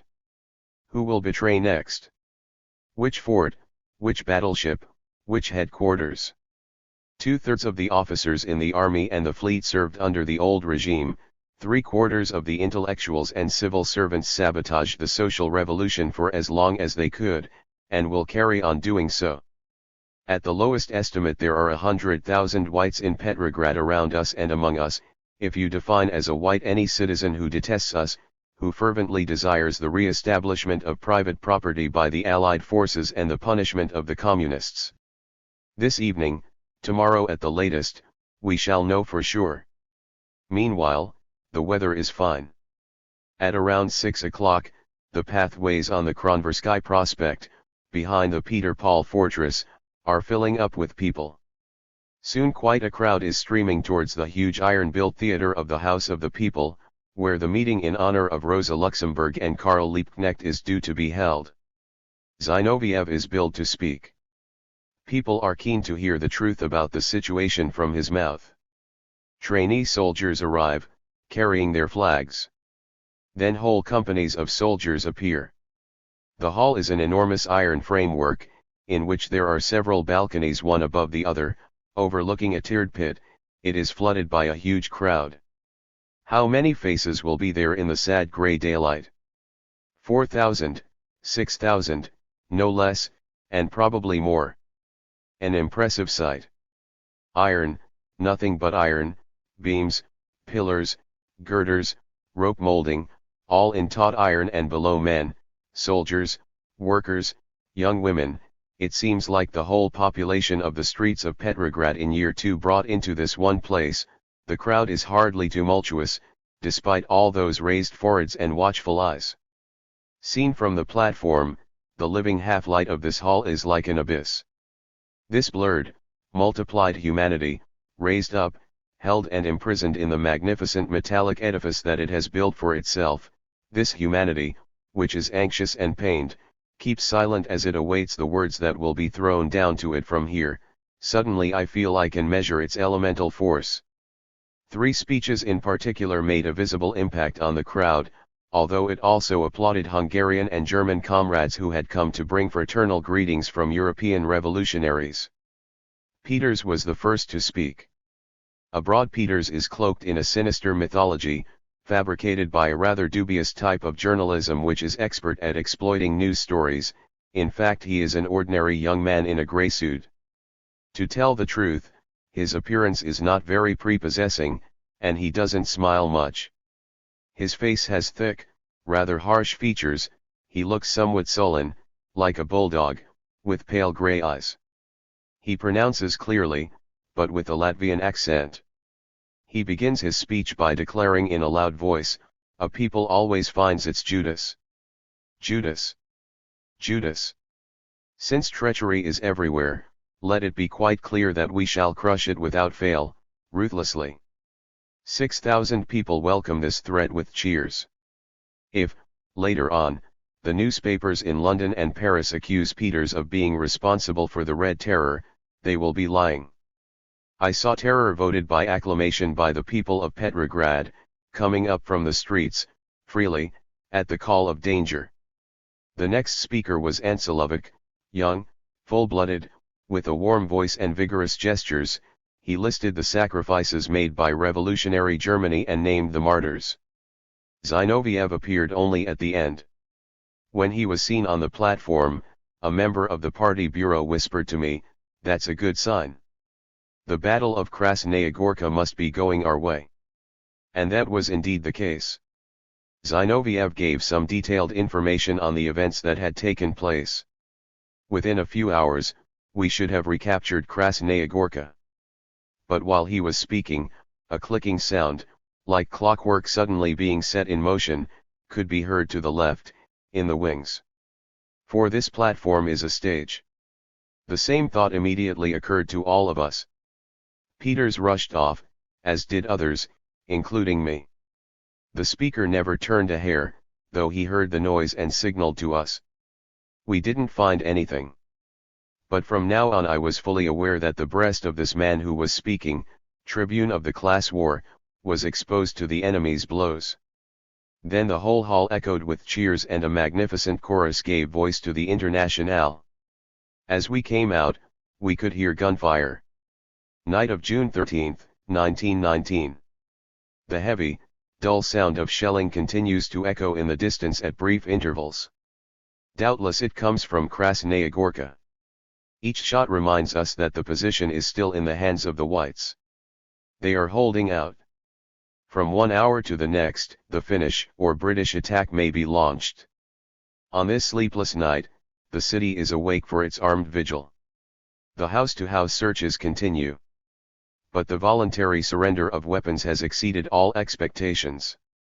In all the party committee buildings, in all the militia offices, whole rooms are full of rifles, revolvers, and sabers, piled up as though after a battle.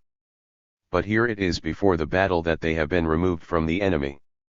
Those who bring weapons are not asked for any explanation. Those in whose houses weapons are found, after repeated warnings and the extension of the period for surrendering arms on pain of death, are arrested on the spot.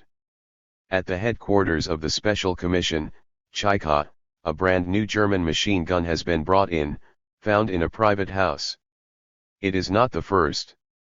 In the cellars of a consulate, the Romanian, I am told they have found a small naval gun. The street is ready to become a battlefield. The preparations taken in the pale light of nighttime have a sort of solemnity about them. Motorcycles, armed with machine guns, set off through the deserted streets. Armored cars await a signal. In the entrance halls of the committee buildings, machine guns have been placed. Groups of militiamen and communists, with bayonets fixed to their guns, are gathering in the Gorkhofia, at the doors of the militia headquarters. June 18 to 19, 1919. Ever since June 14, although the situation remained very serious and no significant change had occurred, we had the sense that the crisis was over. It may well have simply been a relaxation of the nerves. But however that may be, the shelling stopped on June 14, although the Whites held the Krasnaya Gorka fort until the night of June 16. On the 16th, towards midnight, the sailors from Kronstadt mounted an assault on the fort which the Red Fleet had shelled. The garrison put up only a feeble resistance. A number of soldiers who had been taken by surprise by the treachery of the White officers remained passive, not wishing to fight against the Reds. The officers and a small minority of the gunners, those who had condemned themselves by shelling Kronstadt and the surrounding villages, resisted ferociously. No revolutionary court will have to spend time judging them. The sailors, during the assault, did not bother with such formalities. The conspiracy or the conspiracies are turning out to be vast and complex. They result from the tension built up by all the hatred against the Reds.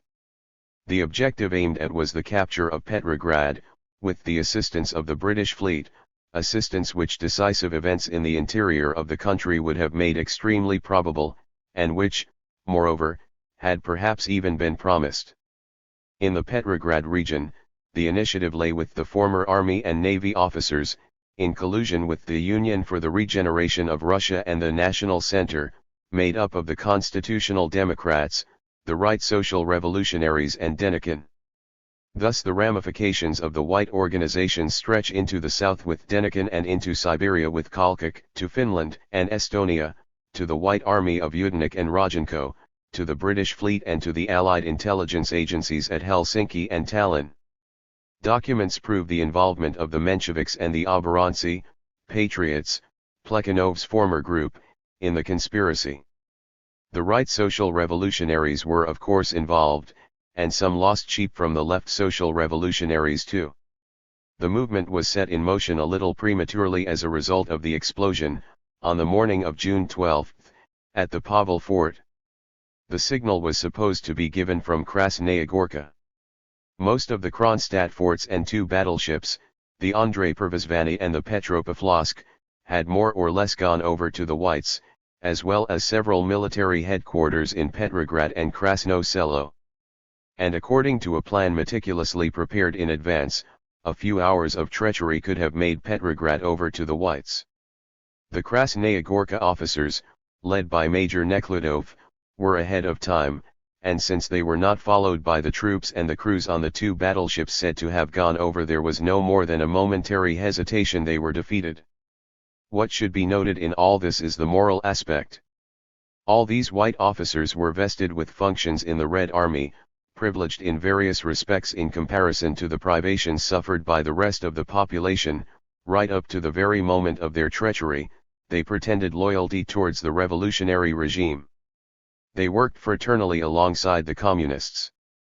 But when the fortress at Krasnaya Gorka was taken, they had some 200 communists and sympathizers arrested, and half of them were shot in small groups over a period of 48 hours.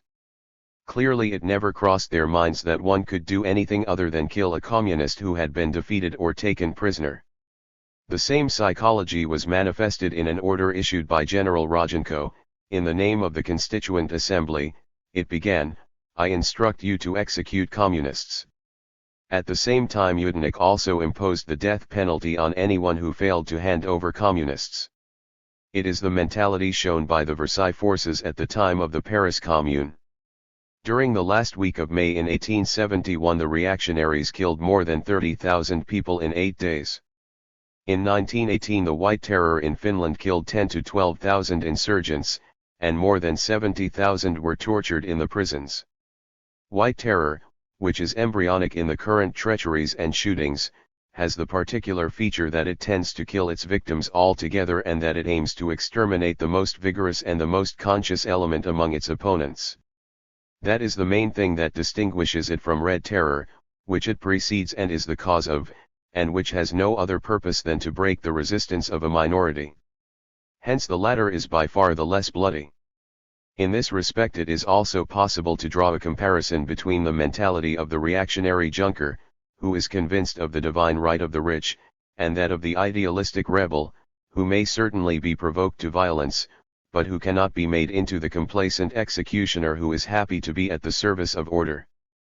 June 22 to 24, 1919. The point of greatest danger has passed, although neither Yudenech's offensive nor that of the White Karelian bands have yet been halted. In the north, the British are also attacking in the direction of Lake Onega. In the southwest the Poles have inflicted losses on us and captured positions. But Petrograd has overcome its surprise, and is on its guard. At every moment it is becoming more confident. By a sort of acquired momentum, the energy devoted to defense, above all internal defense, is developing and rapidly increasing. A decision by the Central Committee of the Communist Party, published as early as June 14, when militants were being sent to the front, requires all party members to learn immediately how to handle a machine gun. Now extraordinary precautionary measures are coming one after the other. In all this we are aware of the strong hand of the head of Internal Security, Peters. These measures are worth noting. Born from the practice of civil war, they provide the basis for a whole theory. First of all, it is vital to strike the class enemy, the whites. To this end, Order number 960, of June 22, requires that every citizen must always carry with him a labor certificate issued at his place of work. All those who exploit the labor of others, or who do not work, are required to present themselves within 3 days at the Palace of Labor, where they will be registered and will receive special documents. The House committees and the militia responsible for the control of the streets will check that this order is being applied. This is a direct blow against the white population, made up of speculators, intellectuals who are irredeemably hostile to the Soviet regime, and the old and new rich all are doing their utmost to keep their heads down and bide their time. When they came to be registered, all those who were considered to be suspect were immediately sent to do defense work. A mandatory regulation of June 21 establishes new controls based on strict rules as to the circulation of cars and motorcycles by day or by night, within or outside the city. A vehicle requires 2 different permits, one for moving around the town between 7:00 am and 11:00 pm, and one for the period between 11:00 pm and 7:00 am.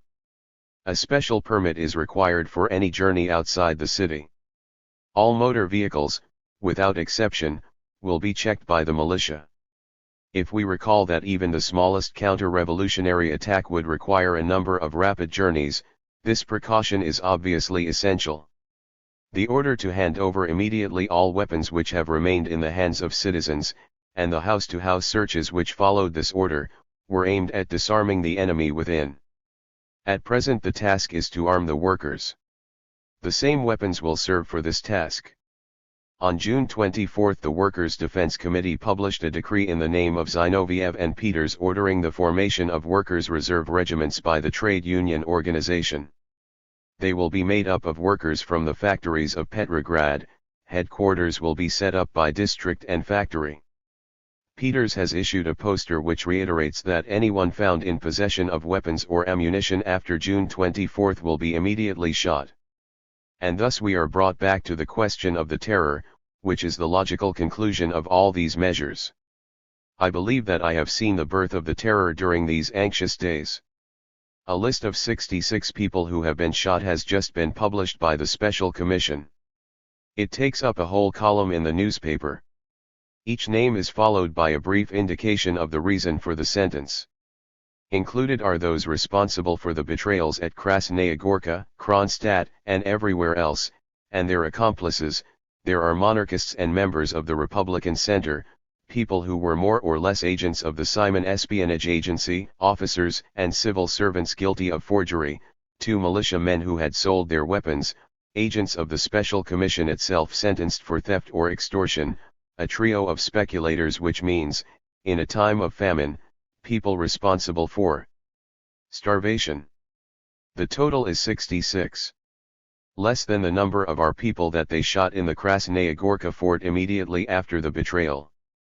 So, during this month of implacable civil war, in Petrograd, Red Terror has taken a total of less than 150 lives, if we are to believe the announcements that have been published. And why should they not all have been published, since it is principally by means of such announcements that the terror has an effect on the enemy? But even if we follow rumor, which always exaggerates and distorts, and double or triple this figure, then still, in this battle of the Civil War, only a derisory number of whites have fallen victim to the Reds.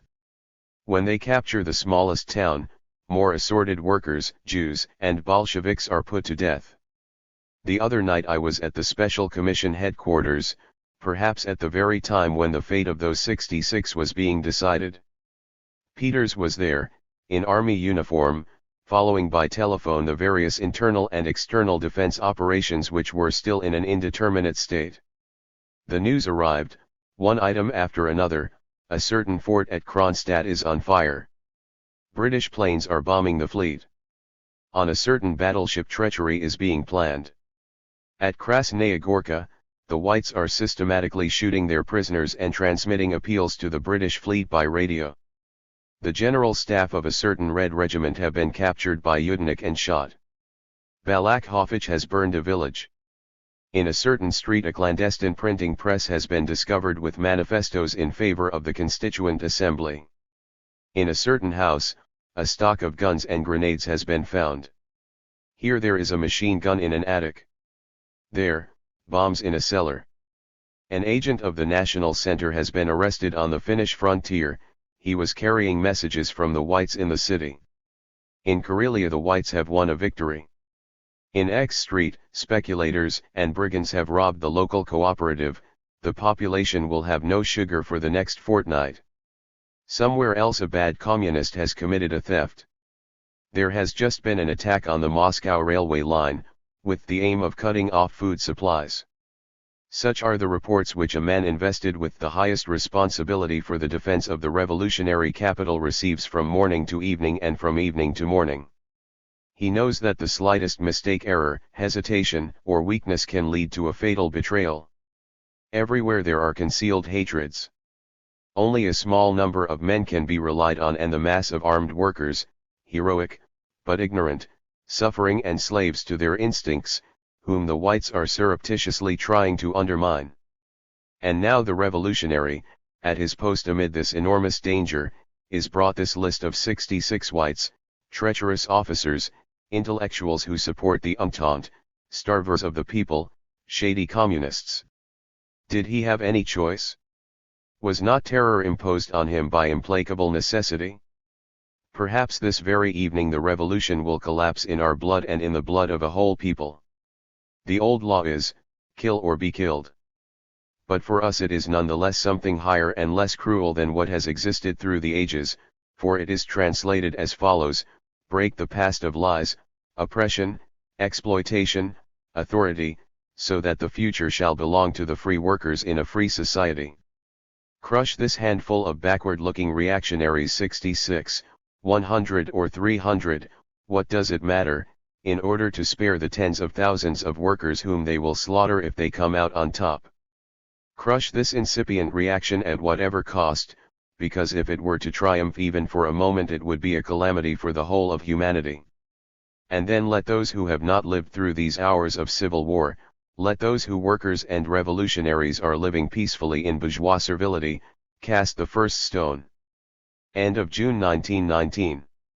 In his office in Kronversky Prospect, furnished simply with a writing desk overflowing with books and manuscripts and a few tall bookcases, in this austere study, its only decoration a few valuable Chinese ornaments, a Buddha and some vases, Alexis Maximovich, the first and greatest of the masters of Russian culture at the present time. Maxim Gorky is frowning, his features are apparently harder than usual and his complexion more ashen. Beneath his toothbrush mustache, you can sense that he is muttering with sadness, and beyond that, with suffering. Alexis Maximovich is the great witness of this epoch, a human consciousness who sees everything, knows everything, understands everything about the revolutionary tragedy and obstinately peers into the future. He is on the sidelines of the immediate action, but the great suffering of the Civil War evokes many echoes in him. Perhaps nobody feels more devastated than he does by the sensation of terror, of dictatorship, of war, three aspects of humanity. His whole life has been that of an observer, a thinker, and, though he denies it, a sensitive person. And that is what is truly terrible, to preserve the profound sensitivity of an artist who loves humanity at a time when men are hurling themselves at each other in the trenches and in the streets. But this witness, whose speech is stern, sometimes so much so that a dark veil seems to pass in front of the clear kindly gaze of his grey eyes, this witness is on our side, the side of the Reds, with his whole heart. Because he is with the future, distant, vast, planetary, to use his term, the future which will eventually be born of the immense present suffering. There was an excellent woman comrade from Hungary there. We spoke about Soviet Hungary, where a marvelous peaceful social transformation is being carried out. At its dawning, this Soviet Republic did not shed a single drop of blood. Gorky's face lit up when this was referred to. Yes, certainly, with great joy I will write something for Hungary. Over there, things are turning out quite differently than with us. That's Europe, over there. And he smiled.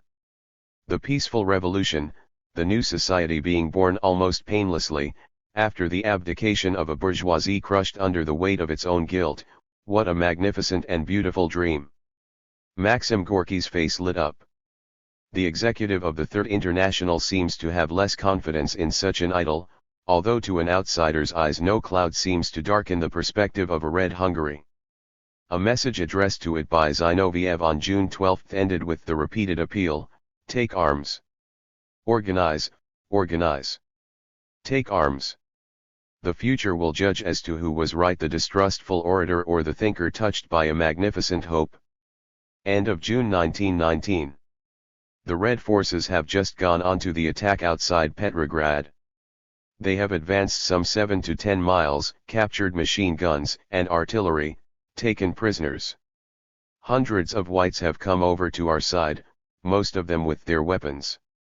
This dispatch, dated June 24, was signed by a member of the Revolutionary Council of the 10th Army, W. Shatov. Between two operations at the front, Shatov makes brief appearances among us in Petrograd.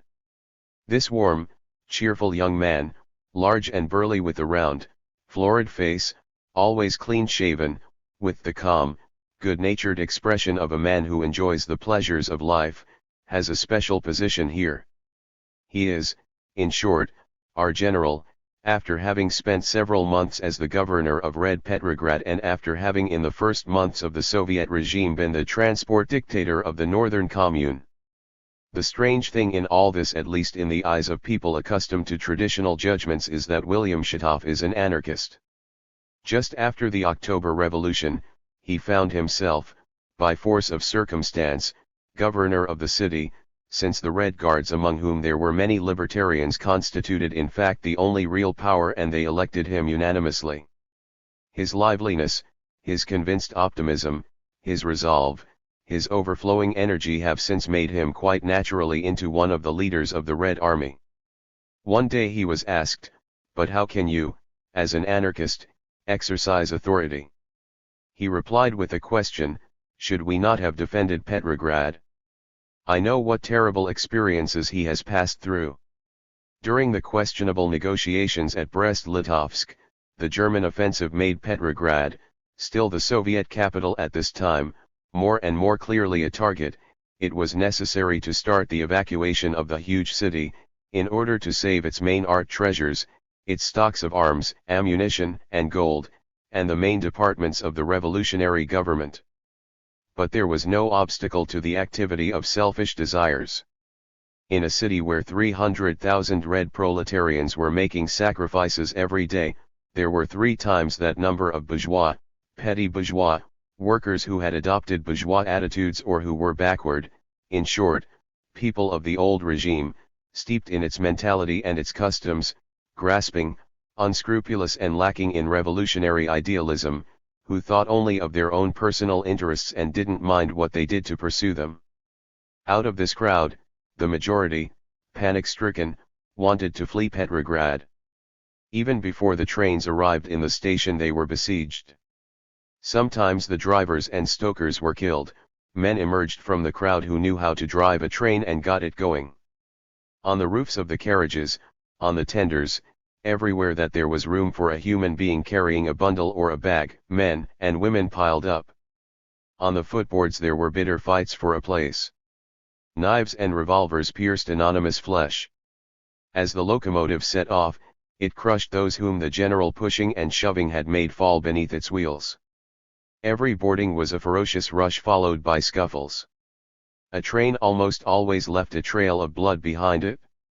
These trains had no more windows, hardly any seats or doors. The anarchist William Shatov took on the job of organizing the evacuation. He took many measures, and certainly his persuasive energy, which made an impact on the railway workers, was not the least important factor in his success. But he had no hesitation in lining the tracks with a row of machine guns, and if necessary emptying several coaches under fire from Maxim guns.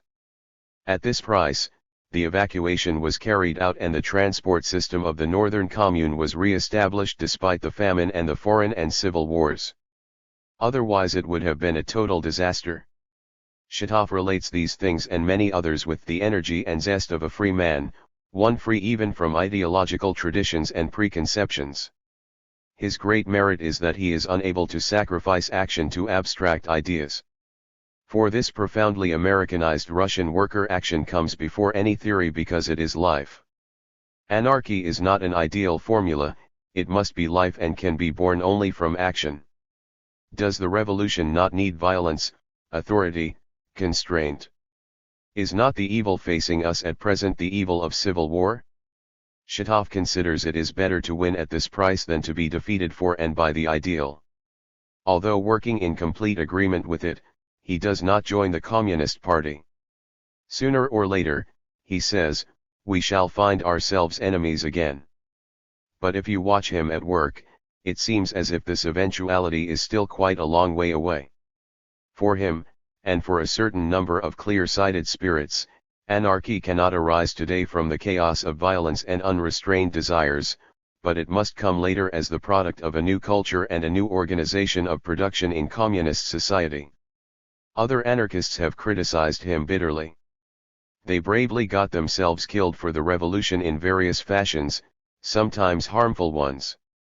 In order to preserve their purity of principle, they abandoned the attempt to control events and turned down historic responsibilities. At other times, terror has raged more severely, but it has been for the same reasons and in the same atmosphere created by permanent conspiracy within, foreign intervention, treachery, famine, and the threat of death in an infinite number of guises. In these conditions I don't think one can fail to have recourse to terror, although the duty of every revolutionary must obviously be to limit it and to define its scope, and that, precisely, in order to make it into a more formidable weapon.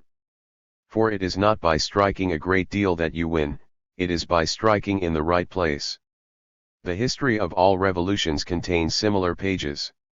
Those describing the revolution of modern times which has brought about the most profound social transformation are particularly striking, allowing us to draw a parallel between year 2 of the French Revolution and year 2 of the Russian Revolution. Emigration, intervention, counter-revolutionary coalitions, mass reactionary insurrections like that of the Vendée separatist movements within, permanent conspiracy, famine and terror. It cannot be pure coincidence that these features occur identically in both these great historical cases. Rather it is the fact that the course of world wars obeys general laws which science will codify later on, but which we can already glimpse at the present time.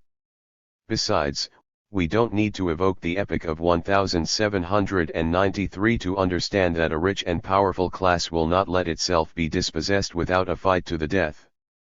This fight to the death, in Red Russia, has had many victims. At certain times these days of hatred are so painful that one feels on the brink of despair, and one loses faith in humanity, and in ideas, and in oneself. The horizon seems to block out all light. The evil madness of humanity seems so great that there is no way out. The Russian revolutionaries have all gone through such doubt and anguish. Some have given in. Most have emerged strengthened in their commitment to the ideal. For the essential thing is that during the days when the nightmare hovered above the Red City, thousands and thousands of people lived there and were prepared to get themselves killed, supported by the awareness that they were carrying out a vast, necessary and noble task, that they were working for the future and for the whole of humanity.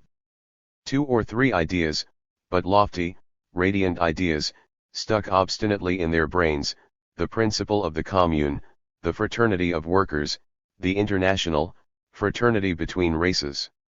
And they applied themselves to the liberation of women, to ensuring the security and well-being of children, to ceaselessly and fiercely cleansing their own ranks. The essential thing is that, in those barbarous days, the Red City in arms guarded like a treasure its libraries, its schools, its palaces transformed into people's clubs or children's homes, its poets, its scholars, its actors, its musicians, that the love of culture was strong enough to bring together, under the threat of the British guns, on the very day when great betrayals took place, noble crowds around the composer Glazunov or around young women reading the humble epic of the 12, who are in mystic fashion in the noble and lucid poem of Alexander Blok, the 12 Apostles of the New Gospel. The essential thing is that, after having approached it and seen it at work, one can admire the suffering and passionate humanity of revolutionaries, sacrificed, often in what is best and most sacred about it, to the future.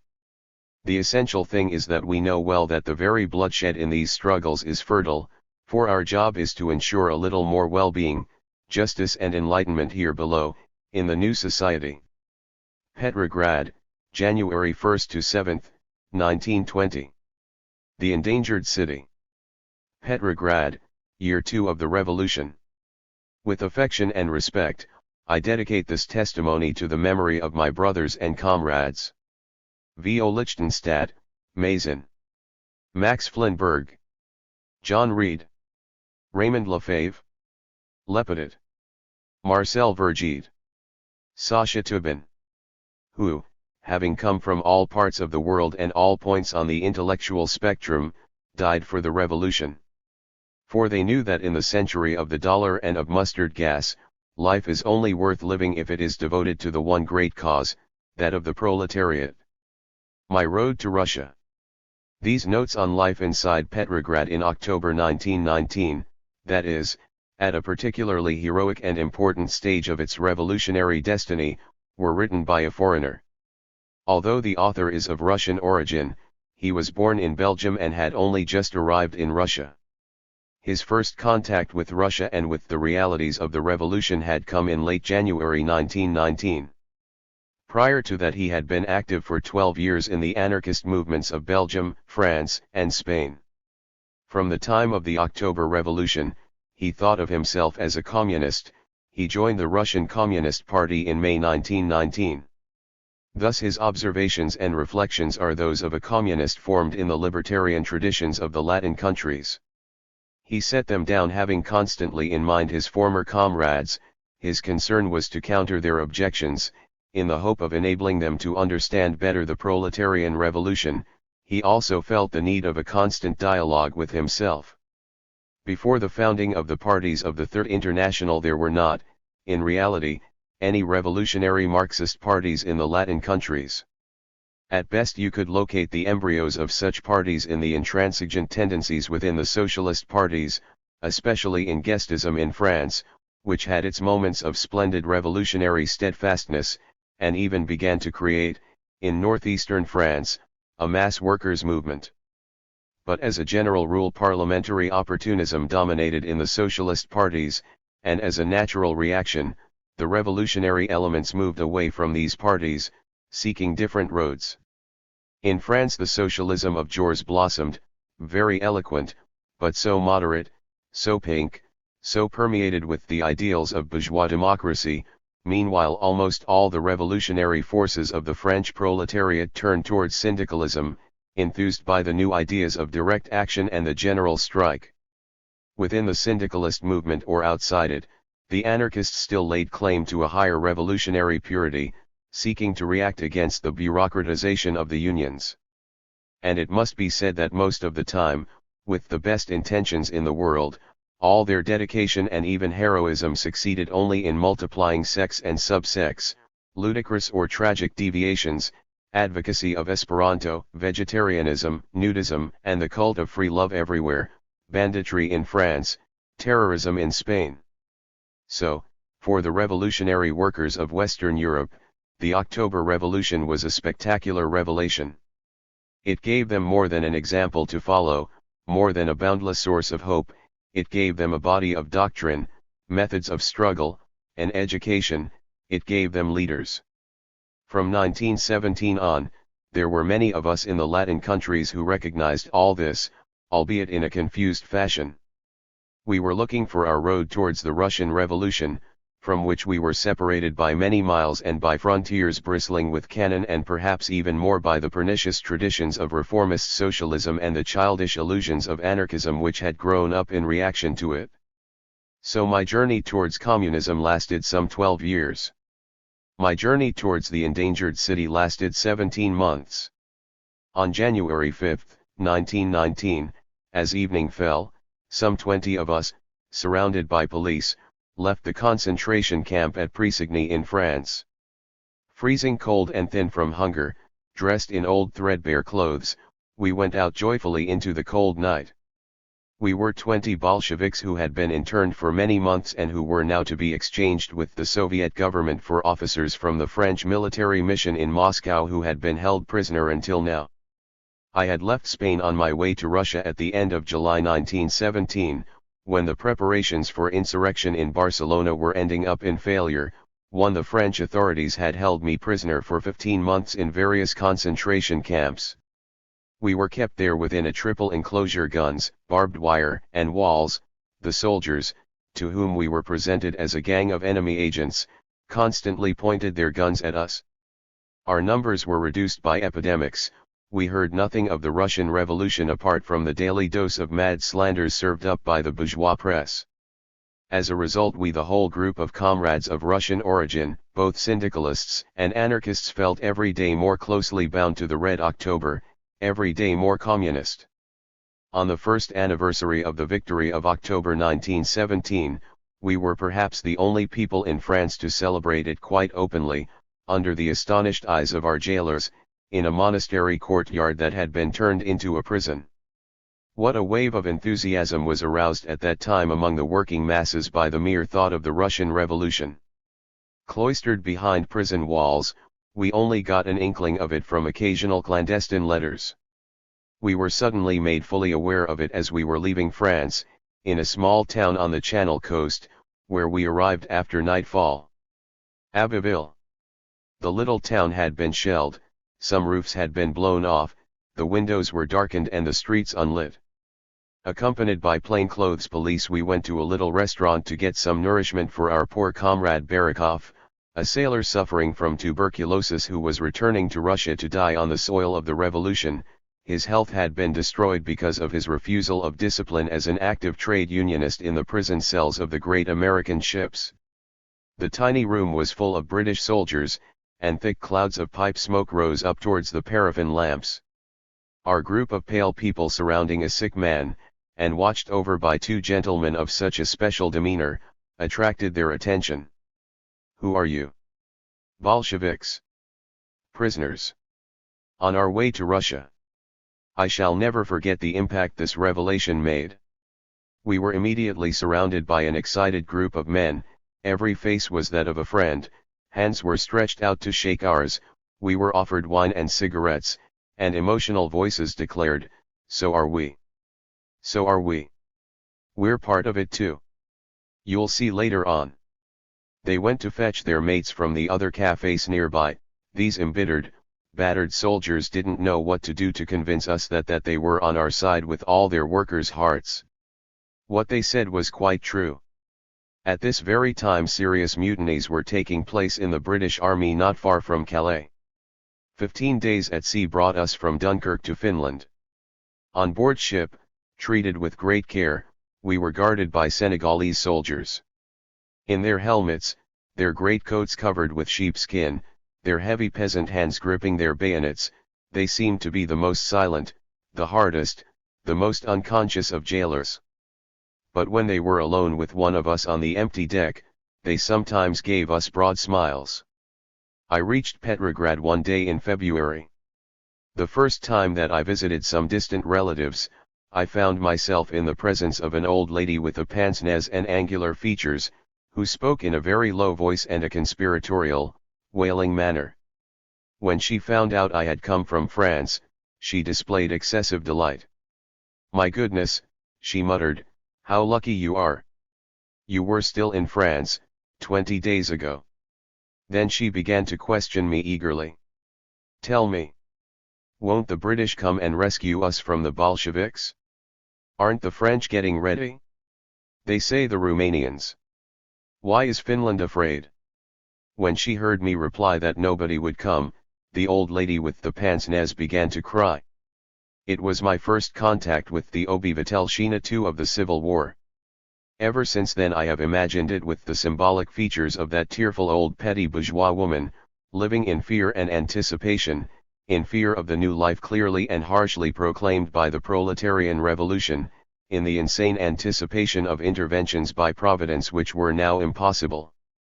Throughout the Civil War we constantly found ourselves up against this Obywatelshchina. A petty bourgeoisie steeped in hatred, powerless, hopelessly mediocre. It was year 2. Other years, since the 2 assaults of the Whites on Petrograd, the second of which seemed for a while to be on the point of succeeding, have brought us other sorrows and other victories. But it seems to me more and more that every memory of that year and of those battles should be preserved. Such is the justification for these observations and reflections from an observer who had come from afar. Second attack by General Yudenika's White Army on Petrograd, October 23–30, 1919. Perpetual danger facing Petrograd. Is the city of the revolution not permanently in danger? As a result of its geographical situation, Red Petrograd lives under the permanent threat of an attack. It is an object of fear and sometimes of envy to Finland, which is scarcely 30 miles away with no natural obstacles in between. It is blockaded by a British naval squadron, whose guns have been trained on Kronstadt for months. It is attacked or threatened by the White Army of some counter-revolutionary pseudo-government which has taken refuge in Tallinn. It is attacked or threatened by the Estonian army. It has faced so many direct threats. The Kaiser's armies threatened it, when they had taken Riga and were continuing their offensive northwards. After the February Revolution, Kornilov, aspiring to military dictatorship, marched on Petrograd, which was saved by its revolutionary enthusiasm. After the October Revolution, Kerensky, surrounded at Gachina by cadets from the military colleges and a few loyal battalions, wanted to try an attack on the capital. The Bolshevik Red Guards broke his offensive at Pulkovo. And how many times since then has Mannerheim's Finland seemed to be on the brink of opening hostilities? In Helsinki people were making commercial deals about real estate in Petrograd. Then the Estonian White Army's successive offensives were unleashed, each beginning with a victory, the first time, capture of Narva, the second time, capture of Yamburg, and this time, capture of Yamburg, Gachina, and Krasno Selo, that is, of districts immediately adjoining the capital. Petrograd is a front-line city. The air you breathe there is more vibrant than elsewhere. You can feel the nervous tension and the awakening of a crowd living on permanent alert. But since it has lived through so many crises and critical periods, the Red City has become used to not easily getting upset about the dangers it is threatened with. It has acquired a sort of confidence in its good fortune. People cannot conceive that it could fall, be captured, defeated, crushed underfoot by outsiders. And we can be sure that they are not mistaken. The causes which have thus far made it unyielding are continuing to protect it. Its enemies are divided by profound hatreds and irreconcilable conflicts of interest, they loathe each other. Its defenders are aware of the historic greatness of their task. Petrograd, a revolutionary capital and an intellectual capital, Petrograd where the whole history of a social war lasting 50 years is written on the stones of the buildings and on the pavements of the streets, Petrograd, gateway to a vast Russia open to the seas of Northern Europe, remains one of the centers of the revolution. The Republic, says Trotsky, has three trump cards which it must not lose in any circumstances: Petrograd, Moscow, Tula. What splendid things are at stake in these battles! The rout. Since the last alert, mid-June 1919, what is called normal life had resumed its course. The theaters were packed with people every night, concerts, lectures, and meetings brought their usual audiences together, even trade was picking up. In fact, a large number of shops had opened. Jewelers, antique dealers, perfume sellers, traders in luxury items, booksellers, grocers in whose shops, alas, you find nothing but drinks and substitutes for coffee, and assorted speculators were doing excellent business. Trade in the markets, swarming with motley crowds, was in full swing. Familiarity with an undefined, distant danger, which was considered fatalistically, allowed life to follow its normal course, and people scarcely got excited when among the reports from the front the newspapers published 3 short lines announcing that under pressure from superior enemy forces our troops have abandoned their positions at Yamburg, though this is a position of crucial importance, since, 72 miles from Petrograd, opposite Narva, it is the Red City's only defensive advanced post. Once Yamburg was lost, the Red Army could rely only on Krasno Selo and Gachina. Isn't official information wonderful? The news had been known by almost the entire population for nearly 2 days. And it is a noteworthy phenomenon how quickly news, even when kept secret, spreads through the crowds. What had happened? Well-informed people, party members, working with the executive committee of the Soviet, were not surprised. Our troops have had enough. Pretty badly fed, inadequately clothed, kept at the front without being replaced for weeks and months, they are also demoralized amid the inactivity of the Estonian front. A few tanks, 5, were sent against them, and it was panic flight, rout, every man for himself. While a female comrade was saying this to me in the tram taking us to Smolny, explaining in such simple terms that there is no relief because there are no trained combat units, and that at the very word tank panic spreads through the ranks, I remembered a humble soldier, my companion during a hard night's work, and I understood the soldier's mentality. He had come with me one night when we were making house-to-house searches. We were tired and depressed by the job we had to do. We stopped outside the locked doors of houses, where sometimes we had to hammer with rifle butts.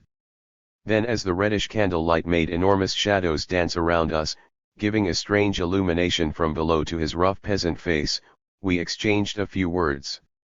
He was cold, his gun pressed against his chest, he rubbed his hands vigorously and said to me, "I shall soon have done 8 years.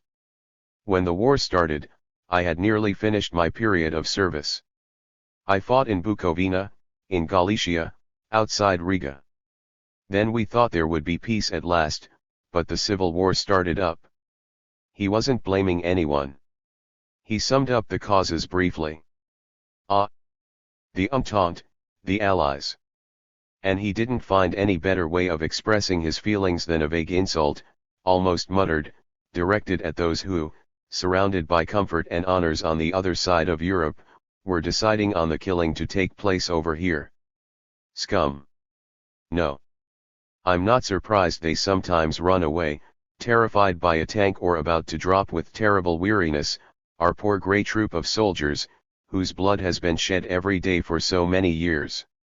I didn't know what to say to that particular soldier, for words seemed so empty and worthless in the face of reality.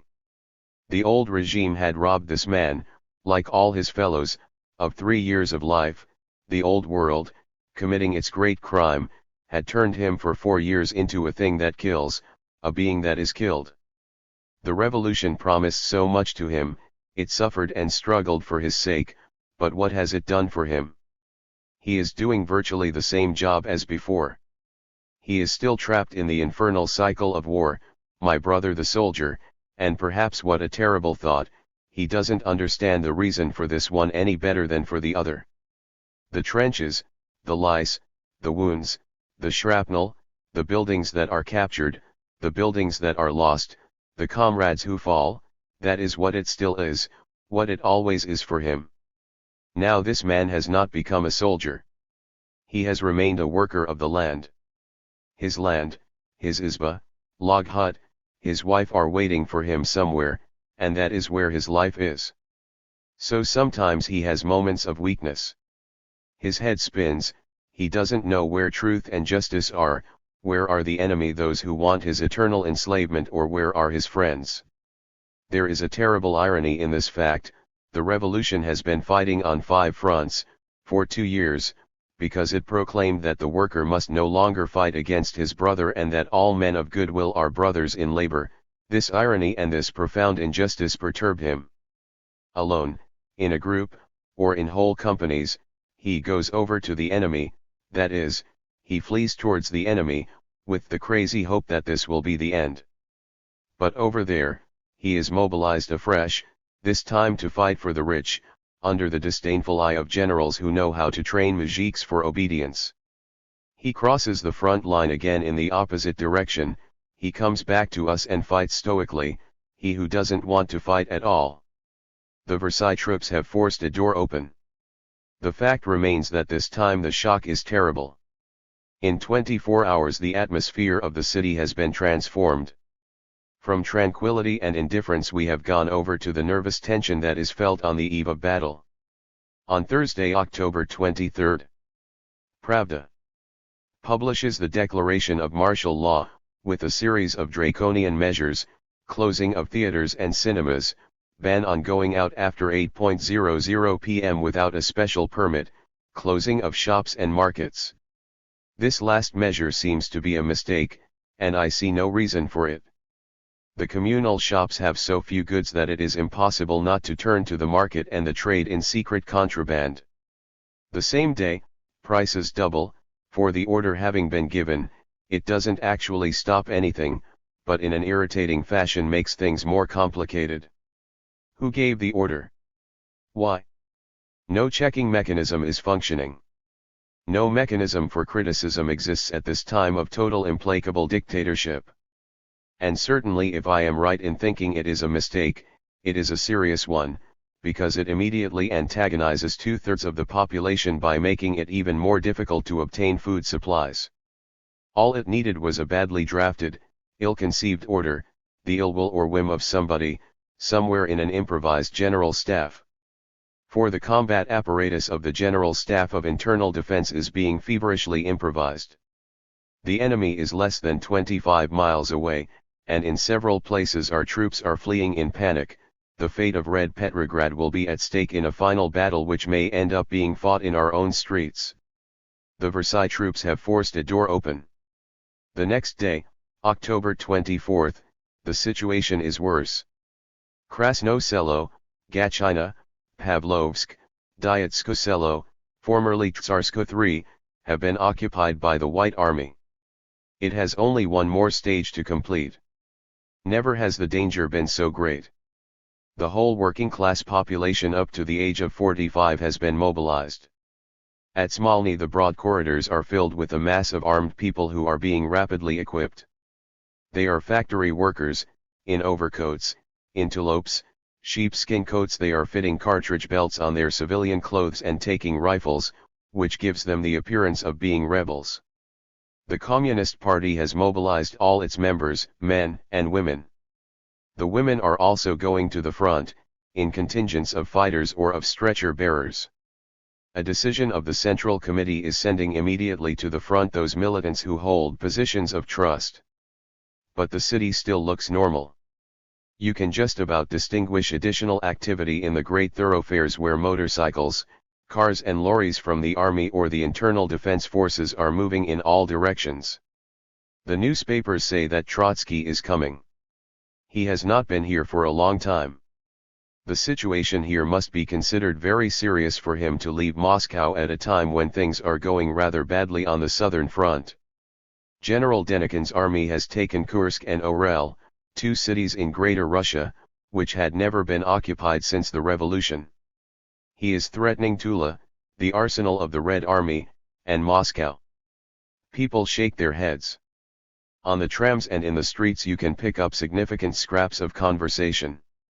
Clearly the majority of the population, those who are not workers or communists and who have no revolutionary education, all those who have no interest in maintaining the new regime, are awaiting events without confidence, and many think it is the beginning of the end. You would think so if you observed the fatal apathy of all these passers-by who are getting on with their usual activities, in a manner showing no concern about events that are too immediate, while perhaps tomorrow the Petrograd Commune will shed its blood on the barricades. It is a grey, damp day, a wearisome drizzle is falling. There was a time. I know. There was a time when everything seemed lost. Everything. No.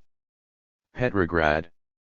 But for me, for thousands of others, now, Petrograd is everything. Its fall would be something inconceivable, like the first stage of the collapse of the revolution. The humming telephone wires that link Smolny to the Kremlin carried grave voices and grave words. Lenin. Zinoviev. In both places attentive brains were striving to assess the balance of forces, and to weigh up the chances, which seemed very slight. These men could see closing around the frontiers of the former 16th century Grand Duchy of Muscovy the circle of death of the counter-revolution. Paris Commune, 1905 in Russia, Finland. The proletariat seemed to be advancing only from one defeat to another, and they knew it. Would 1919 be an ill-omened date? How could we resist everywhere? Could we avoid sacrificing Petrograd? At a certain moment there were grave doubts. They say that even Lenin was convinced. Zinoviev wanted to stand firm. But Trotsky's train was making its way to the endangered city. My friend M saw Lenin during these days. Vladimir Ilyich had his usual calm, solid forehead, his usual brisk laugh, jovial and sarcastic. Well, what about it, he said, with a triumphant burst of laughter. We'll go back to underground activity. 2 trains packed with our people's children, whom the executioners would not spare despite the courage of their parents, have set off for Volga, Perm, Ekaterinburg, Votkinsk. Comrades are preparing to remain behind if Petrograd falls, to begin illegal work straight away. They are equipping themselves with passports from the old regime. Others are studying the map, making vague plans, wondering whether, if the battle in the streets goes badly, it is possible to cross the Neva, whether, a risky retreat, on foot, without supplies, along the river, without being quite sure where they would be going to. An article by Trotsky. This evening. Izvestia publishes a leading article by Trotsky. Petrograd is also defending itself from within. 2 columns of cold logical argument, terribly logical and clear. As I read it, I remember his metallic voice, his regular gestures, his imposing military appearance which is deliberately very simple, his concentrated energy, sure of itself, imperturbable, emanating from his whole being. Nobody but he could write this article, write it as it is, simple, hard and firm. From the military point of view, he explains, the most advantageous course of action at the present time would be to draw the enemy into the city and fight them there. Since the telephone and telegraphic systems are in our hands, and the strategic points are fortified and defended with the support of the working population, Petrograd, with its maze-like streets, its canals, its houses turned into fortresses or concealing ambushes, would be a death trap for the small white army. There are indeed a few lines where he writes of saving artistic treasures and innocent victims, whose blood would not be on our hands in any case, but the conclusion is unambiguous. If the regular army cannot carry out its task, Petrograd will have to defend itself within its own walls. Be prepared, Petrograd. Perhaps you are destined in these October days to write the most glorious page of your history. When an army leader writes that, the fearful inhabitant, accustomed to the obligatory optimism of the authorities, expects the worst. This evening the atmosphere is heavy with anxiety. I have just read this article from Izvestia, pasted up on Nevsky Prospect. A whole silent group of people has formed in front of the poster. Suddenly we jump, somewhere, behind the Gostinny Dvor, on the other side of the roadway, a bomb has apparently just gone off. But it is only a purely nervous reaction which doesn't bother anyone. Evening is falling, grey and gloomy with rain. Among the citizens conversations betray a beginning of panic. It is said that planes have just bombed Smolny, they say a bomb has destroyed a house in the Sadovia. There's no truth in it. Where do these rumors come from? They are born unconsciously from fear, or from the overexcitement of people's imaginations, and they spread from one conversation to the next, unconsciously inflated and distorted. The organization of internal defense has sprung up instantaneously. To create it, it was merely necessary to use the framework of the Communist Party, to mobilize cadres and members, something which was done within a few hours. Thanks to the accurate registration of forces, to the centralization of initiatives, to the establishment of a precise correspondence between the machinery of the party and that of the government, all the energies of the city are diverted from their habitual activities to concentrate on one single task, the preparation for fighting within the city, which will be defended street by street, house by house. Attached to the party committee in each sector or administrative district of the city troikas are formed, committees of 3, possessed of full powers to defend the sector. The president of the troika is the military leader of the sector. In the party premises, activity is intensifying in feverish fashion, but now, strangely, you scarcely hear the usual rattle of typewriters. Petrograd by night. At 8 o'clock, the streets are dead. But there are many patrols, guardhouses, observation posts. The internal defense has been well organized. On the corners of the streets, in pairs or in threes, militia men and women are tirelessly checking the special passes which allow people to be on the streets after the time of the curfew. Then there are patrols of soldiers, with grim childlike faces under their white papakas, fur hats. In twos and threes the communists are also patrolling, checking on those responsible for maintaining order. They are mainly women, workers from factories and offices. There is a roar of motorcycles. The sudden glow of an acetylene lamp dazzles me for a second. The motorbike has stopped at the edge of the pavement, it is carrying 2 men dressed in black leather, armed with long Mauser pistols, hanging from their belts in wooden holsters. One of them must be the head of the Internal Security Service, for he rapidly questions the militiaman. What is the good of this excess of precautions? It seems to me unnecessary in the absolute still of the night. There is no glimmer of light at the windows of the great stone houses, very black, very tall. There is nobody on the streets, except for party comrades coming off duty or on their way to it. There are thousands and thousands of us, armed, organized to defend the revolution. We feel that we are the living force, the only force. Is it possible that, in this dark, silent, dead city, the enemy is also watching us? The communists. 3 a.m., 4 a.m. The air trembles as cannon fire approaches. A brief detonation has made all those who are sleeping in their dark homes, under threat, shiver. Ah! They heave a sigh of relief. For expectation was oppressive. Now the die is cast. It will be battle, blood on the pavements, barricades, the commune standing up to fight, and those who want to kill it will pay a heavy price. The cannon thunders, very near, with great explosions coming at intervals of a few minutes. The glass in the windows quivers. It sounds like the breath of powerful steel monsters. I lean out of the window. At each detonation, there are great white flashes of lightning against the dark sky, over there towards the harbor. Doubtless our fleet is firing. So the enemy is approaching, perhaps already at the gates of Narva, or in the Peterhof district. So there is fighting in the city. The evening before last, before the great danger had been made public, a comrade, a well-known member of the Soviet, came to see us, and together we envisaged these terrible moments. Now as I walk rapidly through the silent streets, towards the flashes and the roar of the cannon, I can see him again, restless and excitable, his movements rather jerky, with his fine disheveled mane of hair and his small, dark eyes, tired and drawn but penetrating, a man whom underground struggle, jail and penal servitude, insurrection and power have marked profoundly. He is a man who passionately loves books, jewelry, statuettes, medallions. His house is full of them. I had the distinct impression that at the very thought of losing his collections and his books a shiver of despair ran through his flesh and his soul. Agitatedly, with a false laugh, he said to me, "Oh well. We'll abandon our books and take up guns."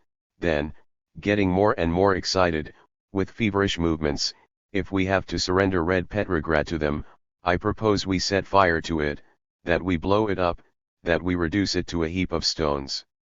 Cut the water mains, blow up bridges and power stations, defend every district, every house, stone by stone. We shall be killed to the last person, but we shall let the world know what it costs to overcome us." And the thought of the neutral and the innocent scarcely affected us. Nobody is neutral anymore. Those who remain silent are with the past, against the future. At the party committee in one of the sectors of the city. It is just opposite the Mariinsky Theater, in a little single-storied hotel where all the windows are lit up. As I approach, a strange silhouette rises up before me. A soft felt hat, an overcoat with the collar turned up, wearing a tight cartridge belt, above the shoulder is a bayonet. The man approaches, the glass in his pince-nez glitters. I recognize a great reader and a great scribbler in the eyes of God, a peculiar character and an obstinate rebel. He is Polish or Finnish, knowing 8 languages, a theologian, a legal writer, a man of letters, an anarchist, a Marxist, and God knows what else besides. We greet each other. I notice a thick book in his overcoat pocket, beneath the butt of his rifle. "What are you reading?" "Poincaré. The Value of Science." "Oh yes. The Value of Science." In the cellars of the committee premises, I glimpse men, fully dressed, fully armed, with their boots on, ready to leap into action at a moment's notice. I look at them for a moment, these men of the commune now sleeping, so tired that the thought of the coming hour does not suffice to keep them awake. The sentry watching at their door looks me up and down in a stern fashion, and is only satisfied when I have shown him my party member's pass. The mysterious omnipresence of the enemy is thus manifested in the slightest movements. The men are at their combat posts or resting, it is the women who are doing night duty, making telephone connections, ready for any job. There are about 20 of them here, in these vast rooms full of the smell of extinguished cigarettes, of leather, of ink. There are guns in a corner. There are heaps of files, papers on all the tables, cards, revolvers, little boxes of cartridges. Rolled up in their coats, young women are sleeping on a sofa. Two others are talking softly while going through a packet of letters confiscated somewhere. One is quite young, with a fresh complexion and rings round her eyes showing terrible tiredness. She is our secretary, she must be getting hardly any sleep these days. The cannon which thunders ceaselessly makes her smile. Last year, during a similar night of battle, at Pskov, she tells me, she gave birth to her firstborn. The cannon we can hear is our own. An hour ago the situation was tragic, but now things are going better. Vr Menzinskaya, a collaborator of Lunacharsky at the Commissariat of Enlightenment, is on the telephone. She raises her face, with its regular but delicate features surrounded by a halo of white hair, towards me and tells me that a counter-attack by the officer cadets, Kurzantii, has just recaptured Sergeyaro, near Peterhof. 2 hours earlier a telephone message from Smolny had conveyed to all the committees the order to make final preparations for battle as quickly as possible, since the enemy might break into the city at any moment. The military command of the armed city has left Ligovo, and is occupying the Baltic station. Here a small woman in a fur coat is carefully examining a Browning pistol. She turns round. I recognize the keen eyes of Lilina, Commissar for Social Planning. I think I should not be in any way surprised if I saw entering this room, wearing a red bonnet and armed with the pike of the most plebeian sections of the commune, some sans-culotte friend of Hébert or Jacques Roux. Fmi not in the Jacobin Club. It is the time of the terror and the war in the Vendée, the British are fighting a war to the death against us. Attitude of the neutral population. The cannon is still thundering. As I return, I pass not far from a group of people who are talking in a doorway. Doubtless they are tenants on guard at the doors of 2 neighboring houses. A soldier, with his cheek bandaged, a woman wearing a colored handkerchief, a dvornik, concierge, and someone else. They are talking of the ongoing battle, not knowing whether the cannon they can hear is ours or the enemy's. I come closer, in a state of excitement, and say, "That's our fire you can hear, the news is excellent." My words are met with a hostile silence. Then the soldier with the bandaged cheek replies with a scarcely concealed snigger.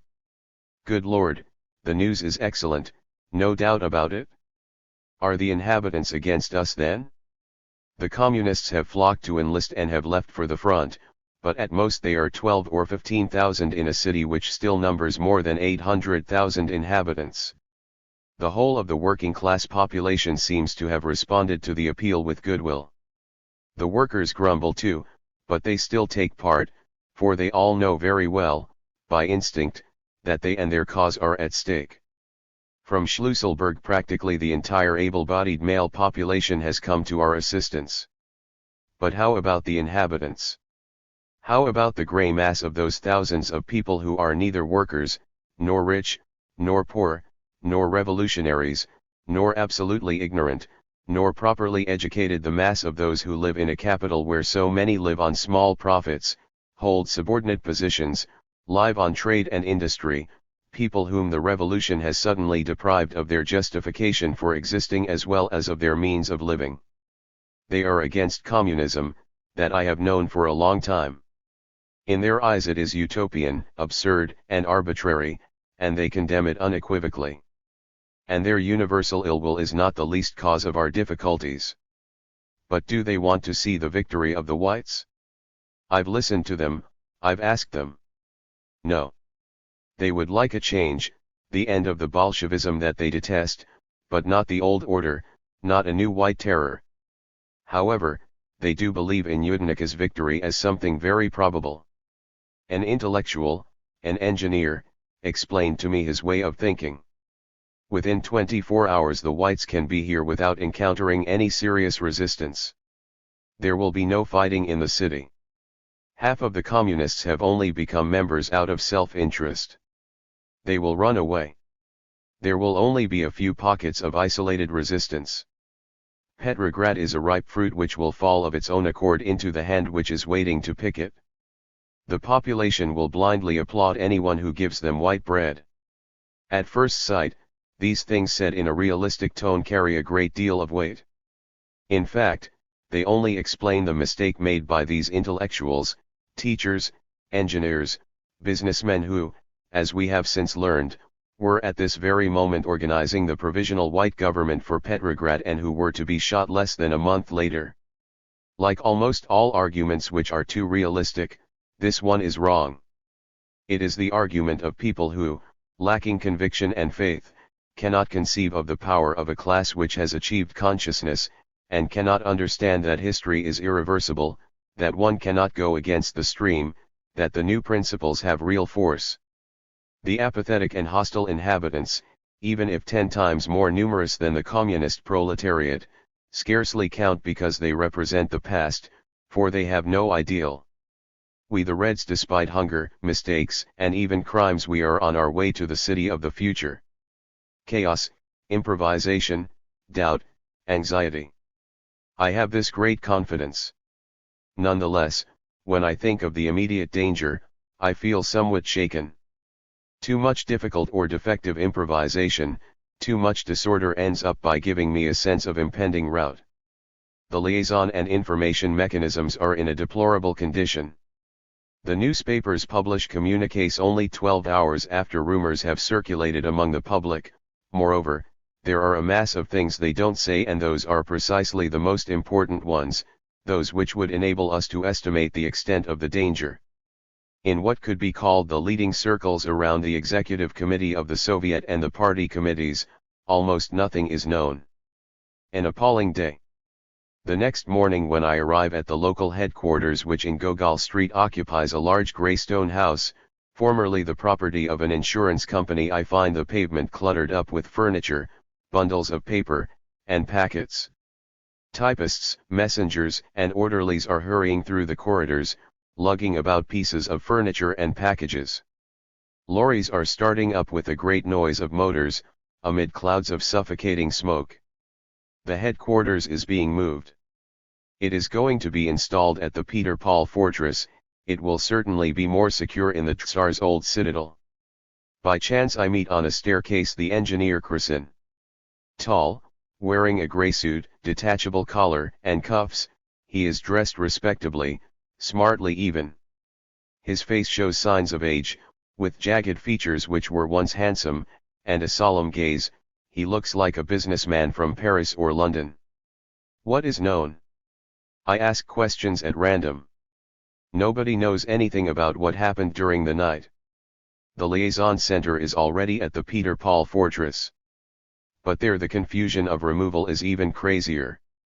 To find a particular section of the headquarters you have to run through all the buildings, which are separated by broad paths, fortifications, and courtyards planted with trees. The rooms are full of furniture piled up in complete confusion. Temporary notices in blue pencil on writing paper indicate, automobile department, office of the local commander, and other departments. But the one which centralizes information and draws up communiques has got lost. Nothing more is known at Smolny, where, since I've just come from the headquarters, I am keenly questioned. Nobody knows anything definite except doubtless the defense headquarters. That is the reality. This morning's Krasnaya Gazeta publishes the news that we have recaptured Gatchina during the night. I am confidentially informed that our troops are also once more occupying Tsarko Selo. At 3 o'clock I discover that none of this is true. The cannon can be heard intermittently. Yudenik is still at Gatchina. The Republic in danger. Yudenik is at Gatchina. Denikin, supplied by the Entente, is now treading the soil of Greater Russia. He has just advanced beyond Orel. Orel is an old Russian city which no previous enemy had reached. From here on, right up to Tula and Moscow, there is no natural obstacle enabling serious resistance. This victorious offensive by the counter-revolution has, in less than 2 months, robbed us of the Crimea and the Ukraine. What forces can halt it? Trotsky was wrong, for the first time. Our defensive struggle in Siberia is suffering the effects. I presume we have had to remove the best contingents from the troops on the Eastern Front to send them into action on the Southern Front. Will they get there in time? Admiral Kolchak, who had been defeated in the Urals, is recovering as he feels us getting weaker. He has just driven us out of Tobolsk. Such is today's news. Yudenik at Gachina, Denikin at Orel, Kolchak at Tobolsk. The assault against the Russian commune has been launched. For anyone who is aware of the extent of the hunger and the immense weariness of the masses, the danger appears to be enormous. Since the days of Brest-Litovsk, Socialist Russia has not known a threat comparable to that of the present moment. The impression overwhelms you. The ill-starred inevitability of events, danger everywhere, war, turning on every front to our disadvantage, and here, in the expectation of street fighting, disorganization, improvisation, lack of coordination, all the little mistakes, all the instances of neglect and inertia preparing perhaps for a terrible disaster. Certainly we can fight in the streets.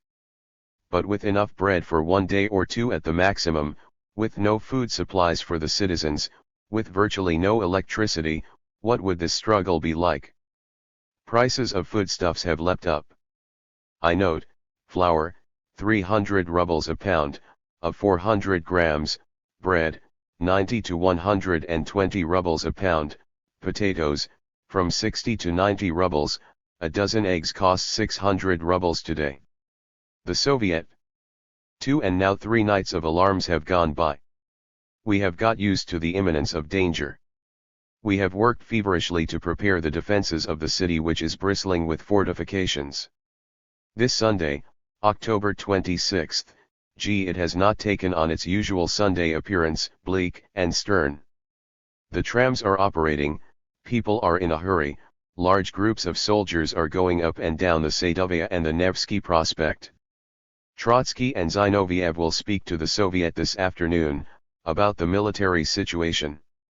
The hall of the Tauride Palace where so many crowds have thronged, where so many tragic words and tragic thoughts have sprung into life seems to be misty. From the glazed roof a mournful autumnal light comes down, dull and colorless.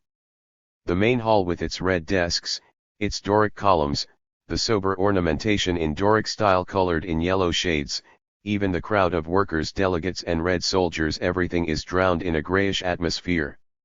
The 2 speakers have arrived, and have received subdued applause. Zinoviev, weighty, solemn, tired and pale with his shaven face and curly hair. Trotsky, tall and slender, upright, still giving the same impression of tense strength, with his high forehead. Zinoviev gives an account of the military situation in the approaches to the city. We have superiority in numbers and arms. But we are facing hardened enemy units, bold, well-trained, and led by former officers who know the terrain thoroughly. This possibility is in no way ruled out in our forecasts, and that is stressed succeed in forcing entry into the city. But in no circumstances will they be able to remain there in opposition to us. Zinoviev bitterly blames the railway workers for not having done everything in their power to facilitate the movements of troops and food supplies. After he has spoken, Trotsky examines the situation of the Republic in its totality. He scarcely develops an argument, merely cites facts from which he deduces consequences. He declares that there will soon be a reversal of the situation on the Southern Front. Here we shall undoubtedly be victorious. But let Petrograd be ready for everything. There is no empty rhetoric in these speeches which are addressed, via the Soviet, to the working population. Of course they are official, but I do not find in them the official optimism and falsehoods which are customary in other more civilized countries. On the contrary, in order to demand more effectively the great effort which is required, it seems to me that the danger is being deliberately overstated. The meeting of the Soviet is thinly attended. A number of its members are at the front. There are many army greatcoats, fur or leather jackets, revolvers on belts. Young women, workers, soldiers, Bashkirs. Not a single intellectual in sight. It really is the people itself, the people which suffers, toils, labors, fights, the people with horny, chapped hands, the people which is inelegant, rough, a little brutal, with clumsy movements, with faces not refined by civilization. Nobody speaks to reply or to ask questions. This is not the time for debating. In any case, the Soviet does not debate much, there is nothing parliamentary about it. As it is at the moment, it is nothing but a very simple apparatus for popular consultation and dictatorship. By a show of hands, almost unanimously, they accept the sober and concise resolution which Zinoviev reads out. It can be summed up in 4 words: struggle to the death. Nonetheless, the assembly is not passive. Such acceptance on its own would be worrying. But now, as people are leaving, someone shouts out, "The Internationale!" The whole hall rises to its feet, bareheaded, and 2,000 manly voices intone the song of the last fight. I have heard it sung by crowds many times before, but I don't think I have ever seen such faces, resolute despite the wrinkles of weariness and the pale, worn complexions produced by these days of privation. A man in front of me grips the back of a deputy's chair with his 2 broad, muscular hands. I observe his rough face, the veins standing out on his neck, his broad-shouldered athletic build. Here are some communist girls with short hair, young and old soldiers who have probably just come back from the front, and men of whom it is impossible to say whether or not they are soldiers, their uniform is so minimal. They are all singing. Every person present here knows that perhaps this very evening they will be fighting in front of their own house, that they will perhaps be killed, that if they are taken alive they will be hanged, or shot, or tortured, that the city has only enough bread for 24 hours, that the greatest powers in the world, the Entente, America, are relentlessly seeking their death, and that of all their comrades. That is why they are so simple, so solemn, standing upright, bareheaded, armed, raising their unanimous voices with such great fervor. A humble crowd, they have the faith, the will, the indomitable inner energy of masses who have discovered spiritual life. Cromwell's Roundheads who founded the English Republic, the Puritans and Quakers who built their homes on the sites that would later give birth to the opulent metropolises of the United States, the enthusiastic and stoical Calvinists who attempted, in the 16th century, throughout Europe, to achieve a moral and social revolution, must have been like this. Slowly, following the rhythm of the singing, the crowd leaves the Tauride Palace. I think of the manly races which, in history, have taken on the role of beginning the human task afresh, on the basis of a new consciousness, the task of taking justice among men a step further forward. Chosen races, invincible and sacrificed. Oh! I understand that you are admired and also hated, Russian people, you who are unvanquished by poverty and fear, and who are going with all the energy of your immense strength, with your vast capacity for suffering, your patience, your endurance, your fervor, your elementary good sense, towards a goal which is so great and still so distant that the weak and cowardly will disown you, that the disillusioned will no longer believe in you, that the skeptics will mock you, and that the great of this world will be afraid of you. Moral force. And at certain moments one is profoundly aware that in the whole vast expanse of Russia, these men are the only ones in whom moral force resides. Disorganization, chaos, material deprivation, and weariness are factors which operate equally on both sides of the barricades. But the consciousness of the very lofty goal, the will to win, the determination to make use of everything in order to win, to refuse to retreat in face of any sacrifice, in a word, moral force. The idealism of a new faith, this decisive factor operates only among us, for us. That is why the Reds are the stronger permanently. In its eternal struggle against the black and the grey, the image is Gorky's, the red, color of blood, flame, ardor, and life, must inevitably triumph. Officers who have been educated and disciplined, who dispose of financial resources, who possess the sophisticated techniques of modern warfare, can drive against us, under threat of death, terrified herds of soldiers prisoners or launch against us gangs of drunken Cossacks. What they cannot achieve at any price is that young men and women, bearers of the little pass covered in brown cloth issued by the Communist PK, Party Komitet, should voluntarily put on the leather jacket and march into the gunfire singing the Internationale. They have no ideal, they belong to a declining class, which has finished its task and must be replaced. We are those rising to replace them, that is why they cannot win, they can only kill. Meanwhile communists, workers, soldiers, and ad hoc administrators are now working with feverish haste. In 4 days assistance has come from all parts of Russia. Zinoviev's radio telegram, which simply said Petrograd in danger, has evoked responses from all over. Supply trains for destinations all over the country have come without waiting for special instructions to unload their stocks of food at the Nikola station. From Cherepovets, from Novgorod, from Moscow, from Schlusselburg, workers and communists have hastened here, while the regular divisions of the Red Army came by every route that was free. The most intense organizational work was carried out under enemy fire, under the determined leadership of Trotsky. Now that the surprise of the first moment has worn off, we understand that the enemy cannot win, that every hour lessens his chances. Nonetheless, our forces have retreated to the hills of Pulkovo, the last line of defense. If they were to yield to another thrust, then we would be fighting in the suburbs. The surroundings of the Warsaw station and the Narva gate are being fortified in anticipation of a setback. Houses are transformed into fortresses, others are evacuated or demolished so as not to obstruct the line of fire from certain redoubts made of paving stones, firewood, and sacks of earth built up at crossroads and dominating the streets.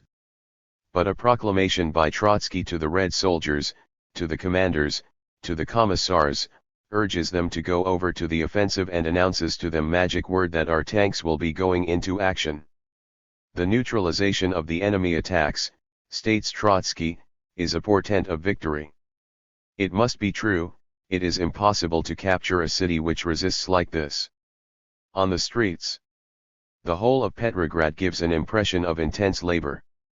Redoubts and barricades are springing out of the earth. At the Field of Mars, around the tombs of the martyrs of the revolution, groups of men and women are at work, digging trenches in the light rain.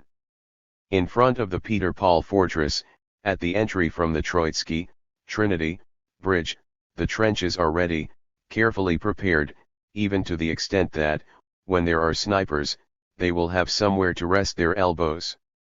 A few meters in front, working women are stretching out barbed wire. A great many such wooden barriers, intersecting with tangles of barbed wire, have been erected in the vegetable gardens of Smolny. Now they are everywhere, blocking all the main thoroughfares. In a quarter of an hour, they can be planted amid the paving stones. Here and there, through the streets, groups of workers, men and women, are carrying sacks of earth or logs. Especially at night, in certain places, forced labor is on the increase. Unfortunately it is forced labor, there are not enough communists to do the work, and it has been necessary to requisition the labor force from among the citizens. The committees of assistance to the poor have each had to supply a few persons. Nevsky Prospect looks almost the same as usual. There are more people moving around there. But if you approach the Admiralty Gardens, you find, behind the railings, skillfully concealed by a curtain of bushes, the earth banked up round a redoubt and the mouth of a cannon aimed at the roadway. Further on the corner of the Sadovaya, they have taken advantage of the arcades of Gostinny formerly a bazaar and the local commercial center, to establish a guardhouse surrounded on all sides with sacks of earth. The crossroads is confronted with ambushes on 3 sides. Right at the other end of Nevsky Prospect, at Znamensky Square, you notice nothing to begin with. The massive bronze effigy of Alexander II looms up opposite the station. Enormous, heavy, the horseman with broad loins and a weighty jaw, mournful, his head lowered, is pushing forward his stocky horse which is visibly incapable of going any further. The sculptor, Prince Trubetskoy, was a powerful ironist who erected in the very middle of Imperial Petersburg the symbol of the impotent autocracy, bleakly halted at the edge of the abyss, massive but without strength. Today, the symbol has acquired a significant commentary. There is, to the left behind the bronze statue, a hollow dugout in the ground of the square, surrounded by a small, low barricade in wood and stone. Here there is a cannon to provide enfilading fire over the Ligovskaya, where the enemy would appear if they got that far. Left Davidovich Trotsky. Along Nevsky Prospect came two cars which stopped because of an obstacle. Amid the crowd of passers-by, brief signals were exchanged. A name was spread from mouth to mouth. Two open cars. It was the second one that I noticed first, large and clean with its black seats upholstered and comfortable. 7 or 8 men in black leather jackets were standing in it, with guns in their hands. Their headgear struck me. They were wearing a sort of helmet made of felt or covered with stout green uniform cloth, with a high rounded point and decorated with the great red 5-pointed star. It recalled the headgear of the Slav warriors in heroic times, but what times were more heroic than ours? Trotsky, I was told. And I glimpsed him in the first car, wearing the same headgear low over his eyes, and the grey coat worn by all soldiers. By his frown, by the eyeglasses behind which his sharp, dark gaze is concealed, by his little mustache and the beard on his chin, he can always be recognized immediately. At this moment he was frowning, his expression was stern, a little bothered. I knew of his strenuous activity, his nights spent at Smolny with the executive committee of the Soviet in permanent session, his trips to the front, and genuine anecdotes which later will become myth. Somewhere in the south, during a cavalry raid by General Mamontov, who recently laid waste Tambov, Kolov, and Elitz, his train was surrounded by a band of Cossacks. He had to fight them and came off victoriously. During those days, at the front, Lev Davidovich slept in the trenches in the front line. It once happened that he arrived in a car when the Reds were being routed. The enemy was advancing and our men were fleeing in panic. Lev Davidovich leapt onto a horse and drove those fleeing back to face the enemy, or else himself led them into the attack. I'm not sure of the details. This personal courage is sometimes actually criticized as being rather imprudent in an organizer and a leader. In these stories which are spread by word of mouth, how much is the product of popular imagination? I don't care. If these precise details are not true, then other similar ones, which are unknown, certainly are true. The man before us is the organizer of a revolutionary army. He has made this army out of nothing, out of the nothingness of confused crowds of soldiers in revolt against the war, who seized trains by force, and, becoming peasants once again, were irresistibly going back to the land.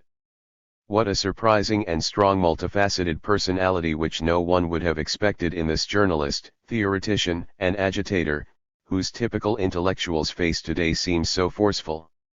He has a high forehead, and the way he holds his head is a little stiff, perhaps forced. In order to command you have to stand up very straight, with the head raised aloft, all the weariness of the past energetically shrugged off. There is a thin, powerful mouth like a bird of prey above the chin which seems very short when at rest. The 3 commas, mustache and goatee, give his face a Mephistophelian expression.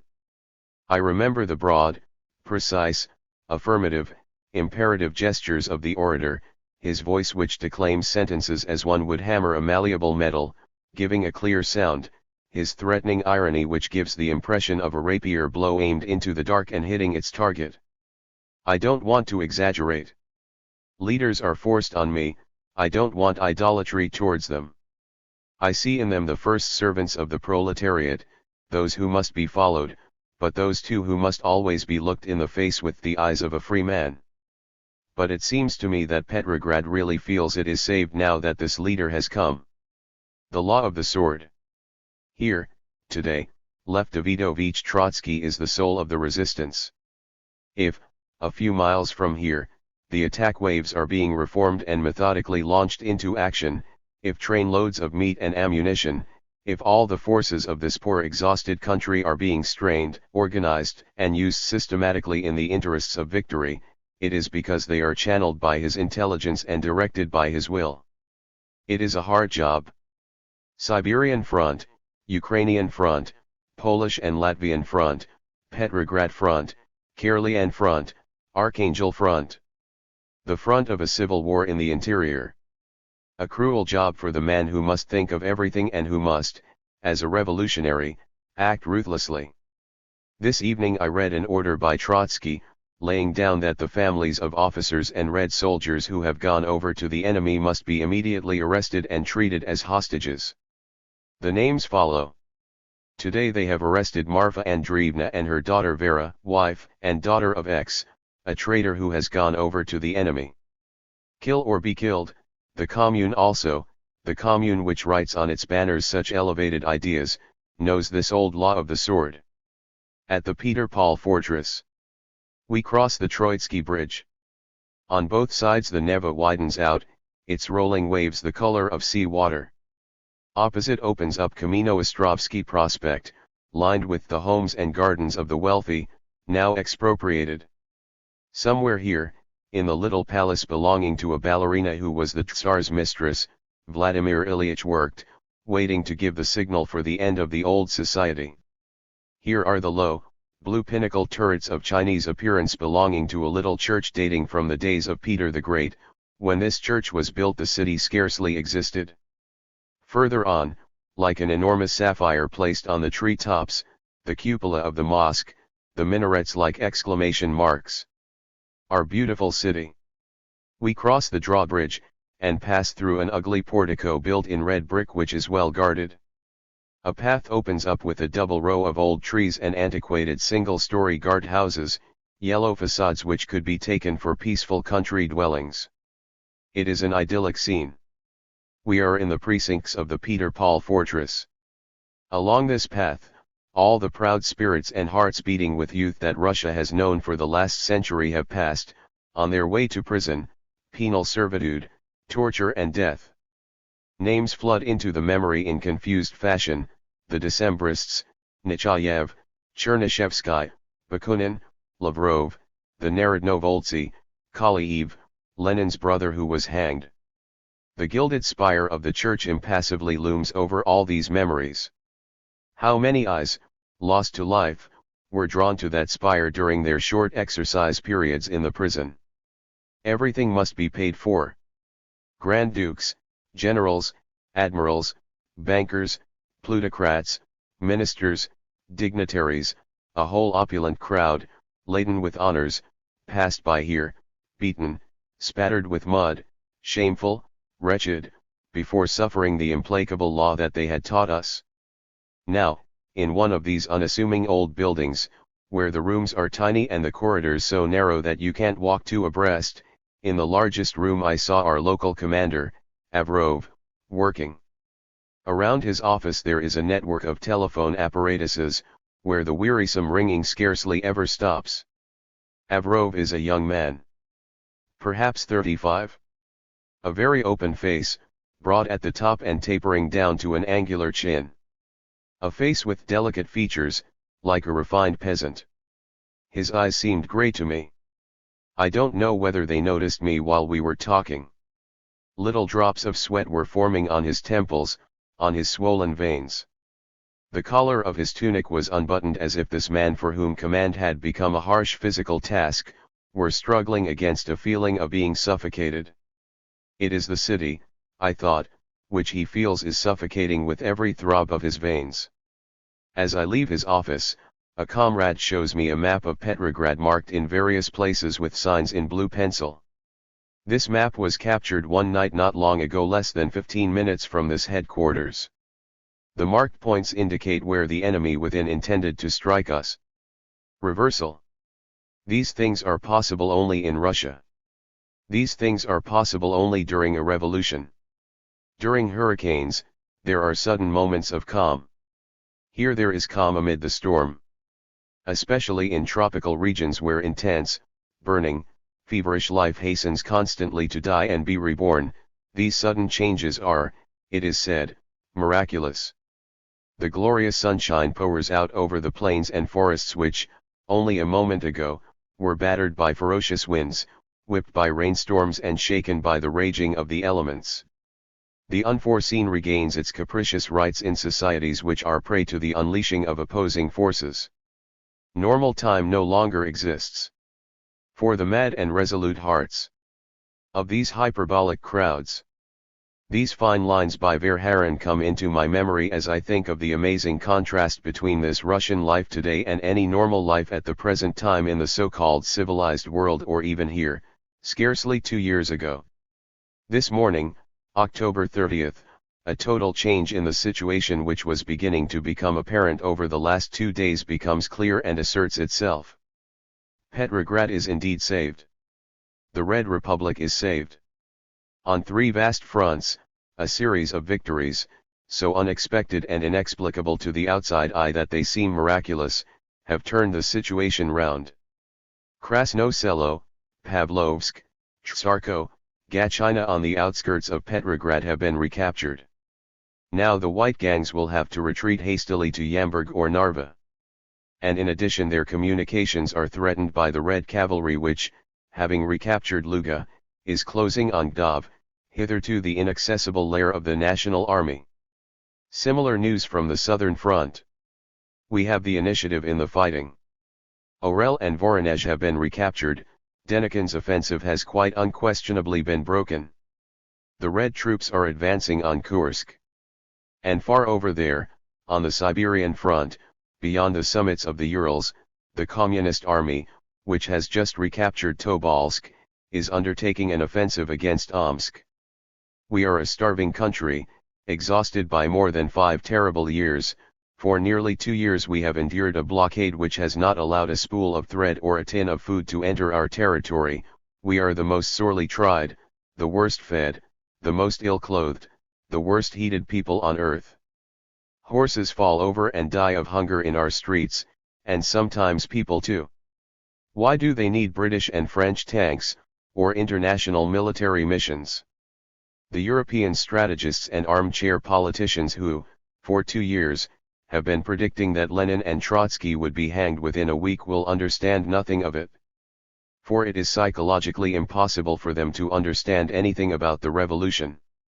Nourished on normal bourgeois culture and incapable of understanding the profound historical causes of the class struggle which they approach blindly, even more incapable of conceiving, with their miserable brains and their desiccated hearts, the reality of a class's determination, they drag up childish explanations for this new phase of the great revolutionary drama. What German officers are they going to invent to put them at the head of our Red troops? What Chinese or Latvian Fusiliers will they claim were defending Petrograd? In fact, an issue of Pravda, of which the whole second page is devoted to obituaries, will one day give history the very simple solution to the enigma. Pravda names a few of those who have just fallen on the Petrograd front, the flower of the militants amid the heroic crowds. There is Justin Zuk, a worker from the Schlüsselburg factories, an anarcho-syndicalist, unit commissar, killed on the Finnish frontier, Vladimir Mazin, intellectual, formerly a Menshevik, on the editorial staff of Communist International, commissar of the 6th Division, killed at Kapen, the communist worker Chekalov and many, many others. Did all those men go to war because they had been called up?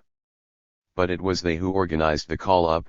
For 10 years, in some cases for 20, these men gave their freedom, their life to the revolutionary task.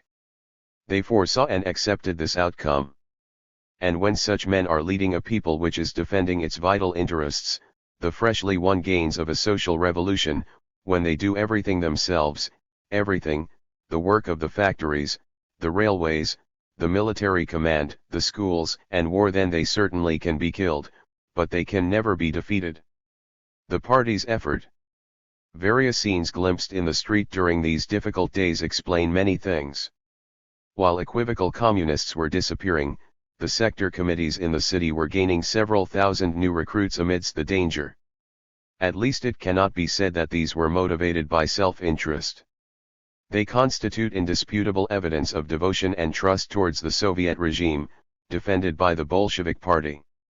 I understood what these new recruits meant in practice when I saw, outside the premises of a committee, about 100 women workers from factories and offices, still poorly clad like working women, queuing up for a roll call before leaving for the front. For the front, where they were to give a very good account of themselves. So we may have been short of medical supplies, of bandages, of stretchers for those could be taken away from us, but the dedication of the women was not absent. And that was the main thing. The whole party has made an immense effort, supported by the entire working population, that is by all the energetic elements in the population. This effort, and the social and moral causes responsible for it, explain everything. The party at this time is the only organization capable of inspiring, channeling, and directing the energies which have just triumphed, and moreover let us note that it maintains its unique situation in dictatorial fashion, but it is nonetheless true that they exist outside it, that they constitute its strength only because it represents them knowingly, because it is, in short, only one of the means of the revolution, in some sense the most powerful lever of the proletariat. A truth which is all the more obvious in that the revolution also makes use of enemies of the party. The party? I have long sought to define its role in relation to the class and the revolution. Here, at such times, this role seems to be self-evident. The party is in a sense the nervous system of the class. Simultaneously the consciousness and the active, physical organization of all the dispersed forces of the proletariat, which are often ignorant of themselves and often remain latent or express themselves contradictorily. The anarchists. This is the appropriate point to note that the anarchists, the Anarchist Federation of Petrograd, short of militants because it has sent the best of its forces to the front and to the Bolshevik party, has found itself, in these solemn days, as in the time of Kerensky, entirely on the side of the party. Not without critical attitudes and not without friction. The anarchist manifesto posted in the streets began with a reference both very much deserved and terribly unjust to the soldiers, mobilized by force, who are now fleeing before the enemy, and called on revolutionaries to contribute freely, as partisans, to the defense of Petrograd. Anarchist partisans, formed into 2 or 3 select groups, strong in their close mutual understanding, were among the first to be at their posts. During the first night of danger, October 24 to 25, the anarchists, almost the only ones to be completely ready, came, by a curious irony of circumstances, to occupy, in order to defend them if necessary, the premises of Pravda. The intransigent Marxism of which is rather hostile towards them. What did that mean, except that in face of the common enemy, the great revolutionary family where there are so many enemy brothers is one, and that at the most critical moments, class instinct wins out over ideological deviations and sectarian spirit. In these times of struggle, the most serious divergences of opinion become secondary, for the very life of the first socialist society is at stake. A gesture. However, the anarchist spirit with its perpetual flights towards utopia and their usual disastrous consequences in practice has not lost its influence over its supporters, even when good sense comes out on top. In this connection here is a very significant episode. The headquarters of the body of anarchist volunteers was situated 5 minutes away from the Nikola station, in a wrecked flat on the ground floor of a tall, grey building. In general anyone who wanted to could enter this anarchist club where nobody was checked other than on the basis of personal contacts. When they organized to fight, anyone who wanted to could turn up. A few strangers appeared. "We're anarchists too," they said, "against all forms of power, against all authority, for the total revolution." The great family of this 100 or so idealists welcomed them without question. They were given their allocation of cartridges and grenades. Then one day, by chance, comrades found some bombs in the club, very probably intended to blow them all up. Suspicion fell on 2 of the newcomers. Here began the absurd dilemma of anarchism and reality. The suspects were arrested and locked up. An armed sentry was put at the door of the room where they were imprisoned. They were interrogated and tried. The anarchists who did that were horrified and heartbroken at having to do it. Here we are like members of the Chayka, they said with remorseful smiles. They saw the brutal necessity of scorning their own generous metaphysical principles. Thou shalt not judge. But the case was a serious one. 2 whites confessed more or less. Should they be executed? In Makhno's organization nobody would have hesitated for 5 seconds. The Petrograd anarchists, to extricate themselves from the quandary, adopted the most unsatisfactory solution. They decided to hand the 2 suspects over to the local military commander. In their own minds nobody doubted that the latter would have them shot immediately. My good comrade B. I was given the job of taking them to the Peter Paul fortress.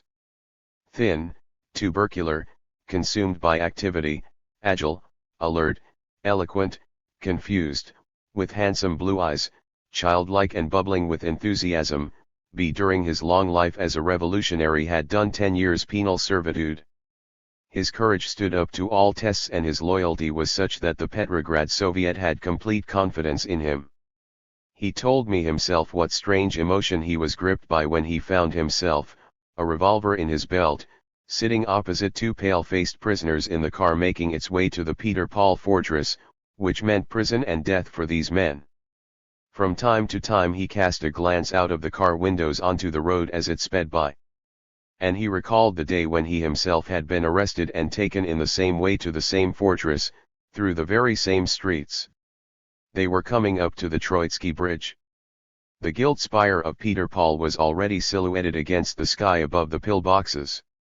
And now I'm the person taking men who are going to be executed, thought B., his nerves on edge. He thought he was going to choke. They were nearly there. Stop, he shouted to the driver. The car stopped 200 meters from the gateway of the fortress. B must have been more overwhelmed than his prisoners. He quickly opened the door and waved his arm towards the deserted street. Off you go. You can't imagine, he said to me afterwards, what relief I felt at that moment. Yes, I can. In a way I do understand this action. Haven't I too suffered years of imprisonment? But this act seems to me to be mad, a peculiar libertarian madness. Was it not a crime to release white terrorists onto the streets of Red Petrograd? If it had occurred at all frequently, such magnanimity would have meant the suicide of the revolution.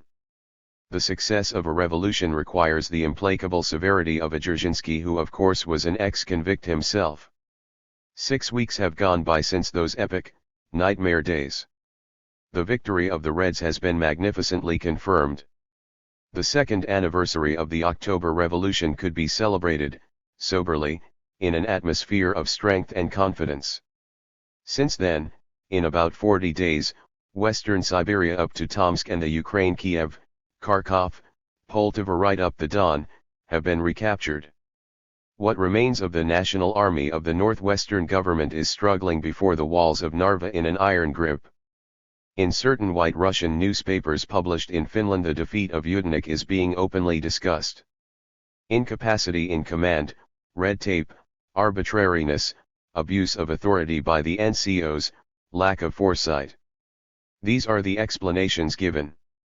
When they got to Gatchina, the whites, far from being able to feed the population whom they had come to liberate, did not have any bread left themselves.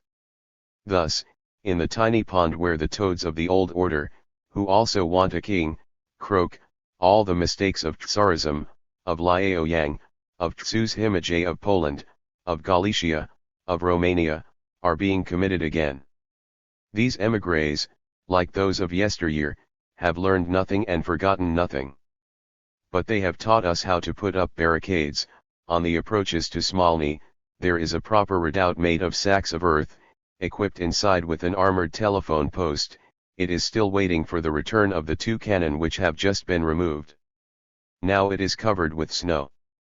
And we have a picturesque image with an epic touch to it of all these fortifications calling to mind the thought of a far-sighted and wise uprising scattered in the city which is infinitely peaceful under its cloak of snow. Petrograd, November, December 1919. Yudenik, what happened on the other side of the front? On the subject of the Battle of Petrograd we possess two books written by our enemies. One of them, which is unreadable, is by Major General A.P. Rodchenko, the other, At the Gates of Petrograd, is over-detailed and confused.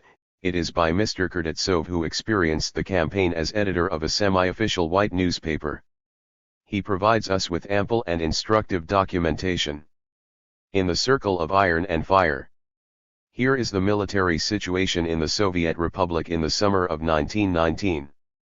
Generals Miller and Ironside, supported by British and American troops, are occupying Archangel and Murmansk, and moving down towards Chenkursk.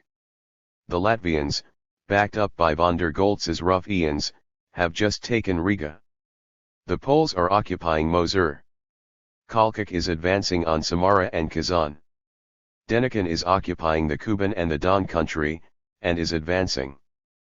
Petlura, Makhno, and Grigoriev are devastating the Ukraine. Between Narva and Pskov, to the southwest of Petrograd, the White Army of the Northwest, led by the cutthroats Rodchenko, Major General, and Bulak Balakhovich, is in control of the countryside. On January 1 the British fleet appeared in the Gulf of Finland, sinking one Red destroyer and capturing two, the Spartacus and the Astroil, which Admiral Cowan handed over to the Estonian government. The Circle of Iron and Fire is complete and has been closed. Lord Churchill and M. Pickens are full of hope. The Bolsheviks will have them. All the reformist socialists, writes Mr. Kurdetsov, are in favor of intervention. In May and June, Rodchenko attempted an attack on Petrograd. His forces were made up of reactionary officers, the Russian mercenaries of Count Livien, equipped and trained by von der Goltz, and Bulak Balakhovich's cavalry. The National Army of the Northwest took Pskov, Yamburg, and Gdov, leaving bodies dangling from gallows along its route. It was a war of banditry and treachery. Semyonov's Red Regiment, undermined by the social revolutionaries, cut the throats of its commissars and went over to the Whites. The Krasnaya Gorka fort was handed over to them at one point by officers who had pretended to rally to the cause of the Soviets. 4. On June 14, an edict from Admiral Kalkuk, the supreme ruler, appointed Yudenik as commander-in-chief of the Northwest. Yudenik. He is the hero by accident of Erzurum. A gentleman aged about 50, stocky, with a bloated face, bull neck, and drooping mustache, he is a worthless person, of limited capacity, incapable of initiative or of any flash of intelligence. But he knows how to obey when it is a question of restoring order. A perfect hangman if required.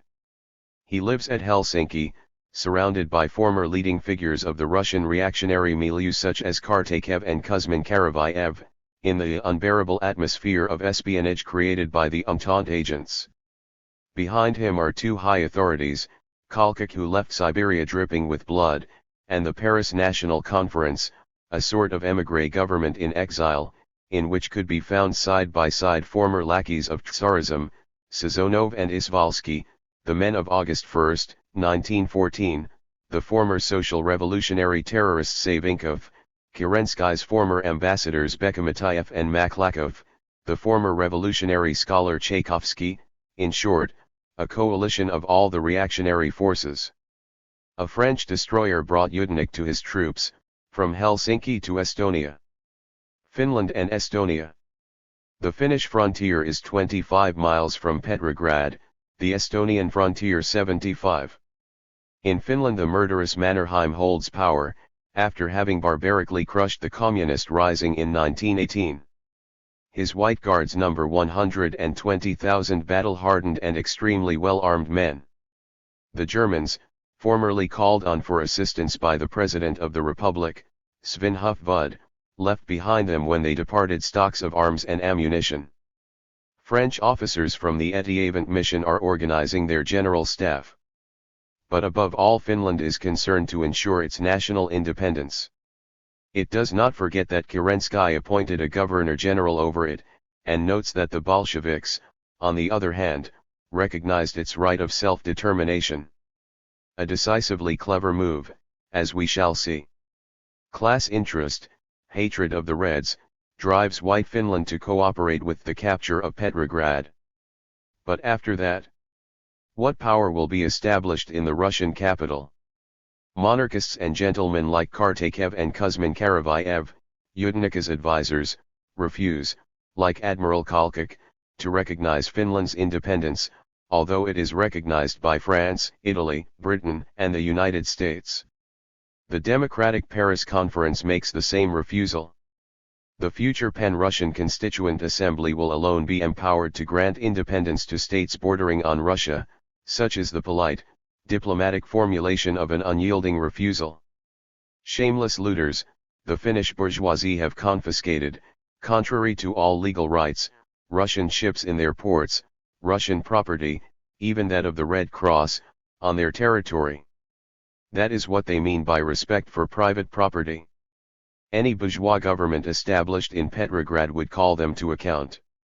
Isn't it better for them to let Russia be consumed by internal struggles and then take advantage of its weakness? This policy is considered to be the wise one, and is challenged only by those industrialists and merchants who used to live on trade with Russia, to which they sold paper and from which they bought grain which America is now selling them at high prices. So Finland is perplexed. It also has good reason to fear its own working class, defeated but still formidable. It hesitates to engage in all-out war against the Bolsheviks, but in Karelia it gives free rein to its adventurers, its imperialist students, and the gangs of Elvengrai which are regularly beaten by the communists.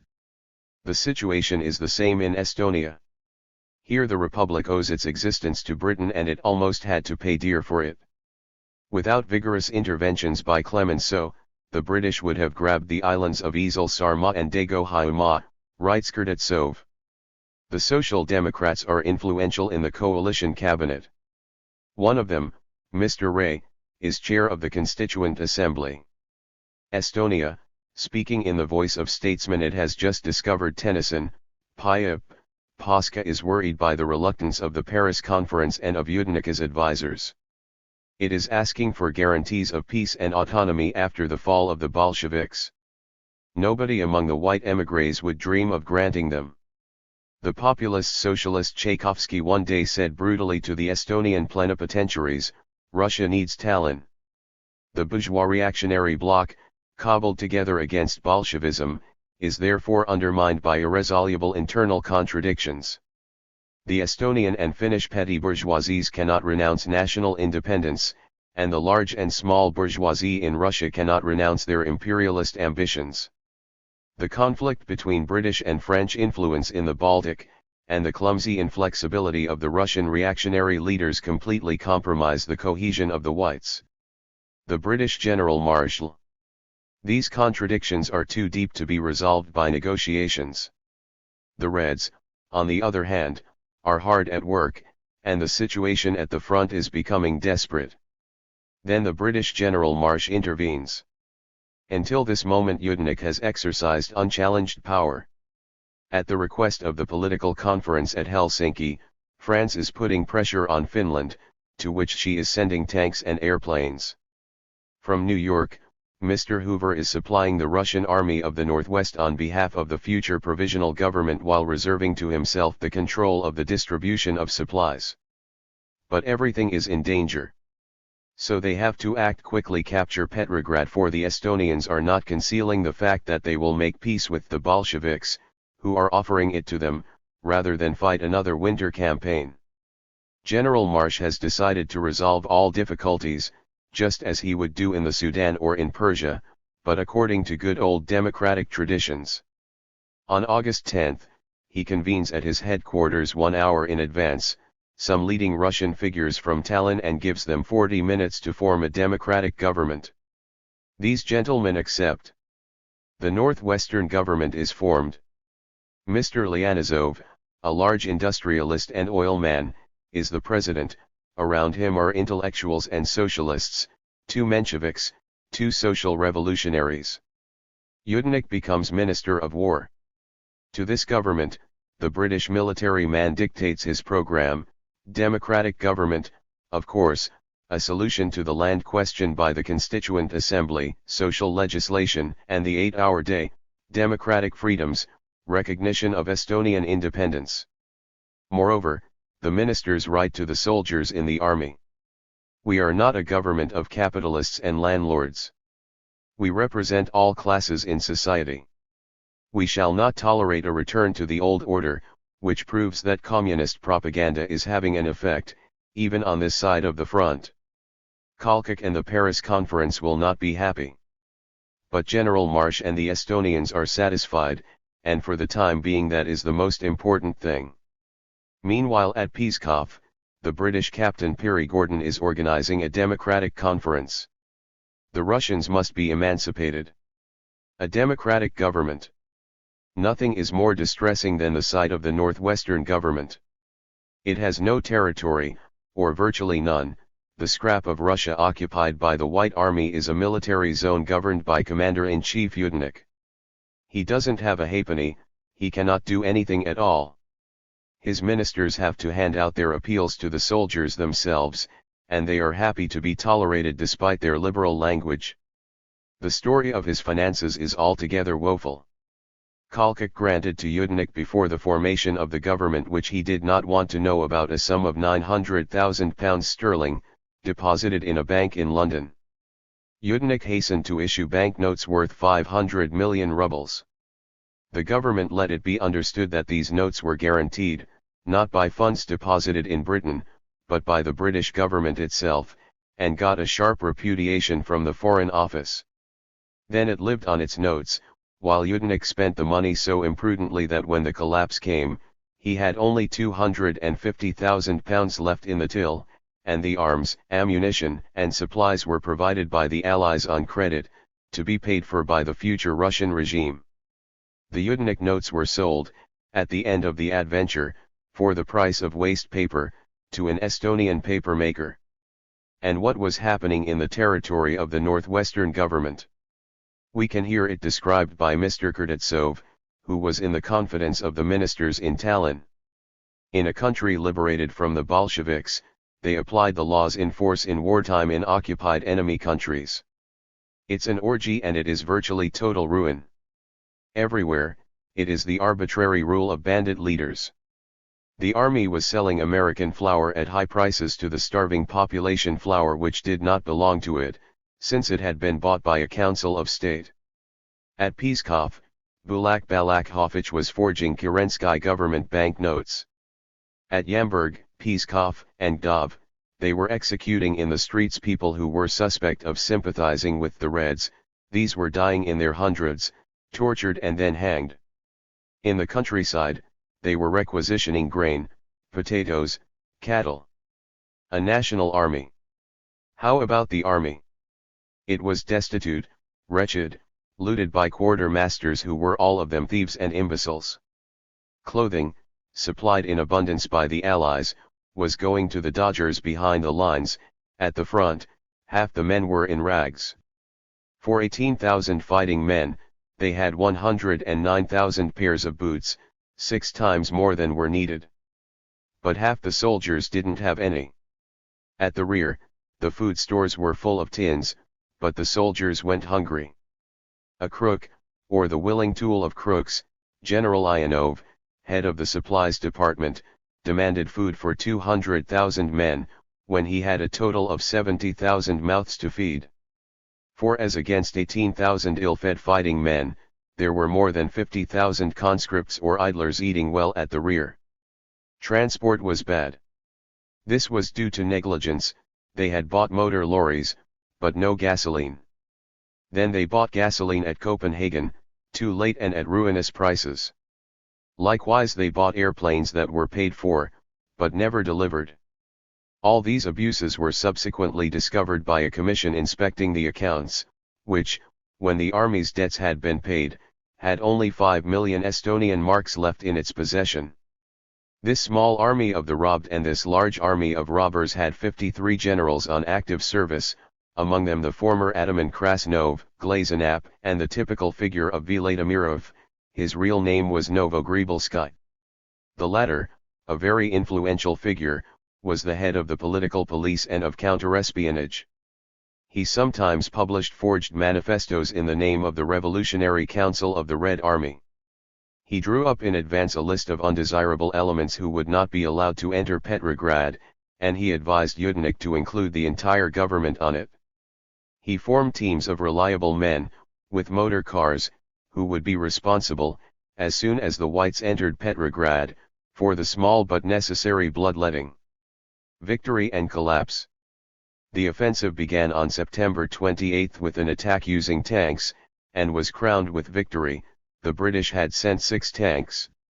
On October 6, after an uninterrupted victorious march, the Whites arrived at the gates of Petrograd, at Gatchina. Then they took Tsarskoe Selo. Yudenich, confident of victory, ordered supplies to be sent urgently to Petrograd. Already a horde of speculators and predators were settling on the outskirts of Petrograd. The representative of a British consortium of banks had arrived to set up an Anglo-Russian issuing bank in the capital. Buildings on the Nevsky Prospect were being bought and sold. Business was booming. The Estonian mark was falling and the Yudenich currency was rising. At this very time Denikin was arriving at Orel, threatening the arsenals of Tula, the last bulwark of Moscow. Anxious to get its share in the impending rush for spoils, Finland was about to join in. The Social Democrat Horn, member of the Northwestern government, was there whipping up public opinion. Finland asked only for the reimbursement, guaranteed by the Allies, of its campaign expenses, namely 50 million francs. Business is business. Then suddenly, from one day to the next, on October 20, after the successes of the previous day, there was a collapse. The Bolsheviks revealed the diabolical cunning whereby they get themselves out of the most difficult situations by intensive propaganda and vigorous military actions, while our army was never ready. Contrary to Yudenich's predictions, there were never any disturbances or strikes in Petrograd, because neither the workers nor the supporters of liberal democracy in the city were really convinced that the Northwestern government would bring them freedom, bread, and people's power. On the other hand, Trotsky immediately succeeded in bringing together reserves from all over the place, and formed enthusiastic battalions of worker communists. According to the evidence of Yudenich's general staff, these battalions, the sailors and the trainee officers, fought like lions. Kurdetsov, from whom I have quoted these lines, also speaks of Trotsky's consuming energy. On October 20, the Reds went on to the offensive at Pulkovo, a few miles from Petrograd. After our first successes, Kurdetsov goes on to say, we had the feeling that victory would now be easy. There was general rejoicing. At the first setbacks, on the other hand, the command was completely demoralized. Coordination was deplorably inadequate. Yudenich did not know where his different units were to be found. Defeat caught him unawares. The Reds began a double movement turning to the north through Krasnaya Korba and to the south through Dino. On November 8 Gdov was taken. On November 14 Yamburg fell. Yudenich left the front, handing command over to Glazenap. The Estonians, who definitely wanted peace with the Soviets, disarmed what remained of the White Army, which was broken down, starving and demoralized. 14,000 victims of typhus filled the isolation hospitals and the cemeteries. The healthy ones were dumped in concentration camps, without shelter, in 20 degrees of frost, or sent to work in the forest, with conditions like slave plantations. The causes. Why this collapse? Our authors complain of the inactivity of the British fleet and the unexpected activity of the Red Fleet, of Yudenich's improvidence, of the attack by the Russo-German monarchist mercenary Bermontivalov on Riga, an attack which obliged the Estonians to turn against the new enemy, of the rivalries between white generals. They refer to the case of General Vyatrenko who, when given the job of cutting the railway line between Petrograd and Moscow at Tosno, preferred to march on Petrograd in order that nobody else should get there before him. He thus left the road clear for the reinforcements called for by Trotsky. Doubtless all these factors have some importance. But we know enough to recognize other immediate causes which were much more important, as well as other deep underlying causes which led to the collapse of the Whites. It was mad to believe in the victory of a small army representing a caste, a military caste, led by the men of the old order who were not even trusted by the bourgeoisie, led by an aged imbecile with long military experience, invested with unlimited authority, an army which brought back the gallows of the old order and which reinstated its detested police force, its senile bureaucracy and its customs made intolerable by the distortions and exaggerations of wartime, an army which was facing a great working-class city where thousands and thousands of poor people were conscious of fighting simultaneously for their lives and for their ideals. Yudenika's army had behind it nothing but Estonia, tiny and hostile. Petrograd had behind it the vast expanse of Red Russia. There were adventurers, mercenaries, a caste, a grey herd of soldiers driven to the slaughter. On the other side was a conscious revolutionary class.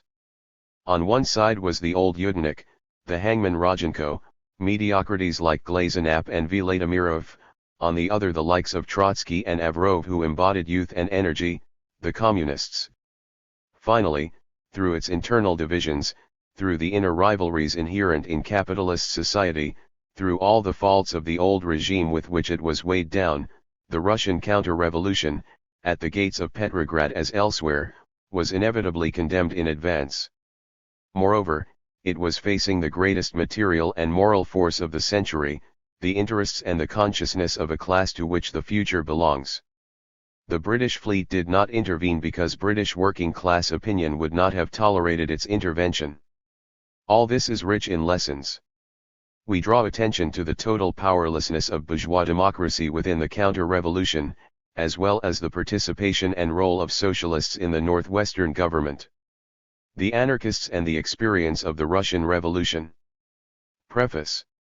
The following study, which is excessively brief and schematic, was written in great haste in 1920, after long and vigorous arguments with militants who had come to Russia for the Second Congress of the Communist International, in particular with comrades Lepetit, Vergit, Pestana, and Armando Borghi.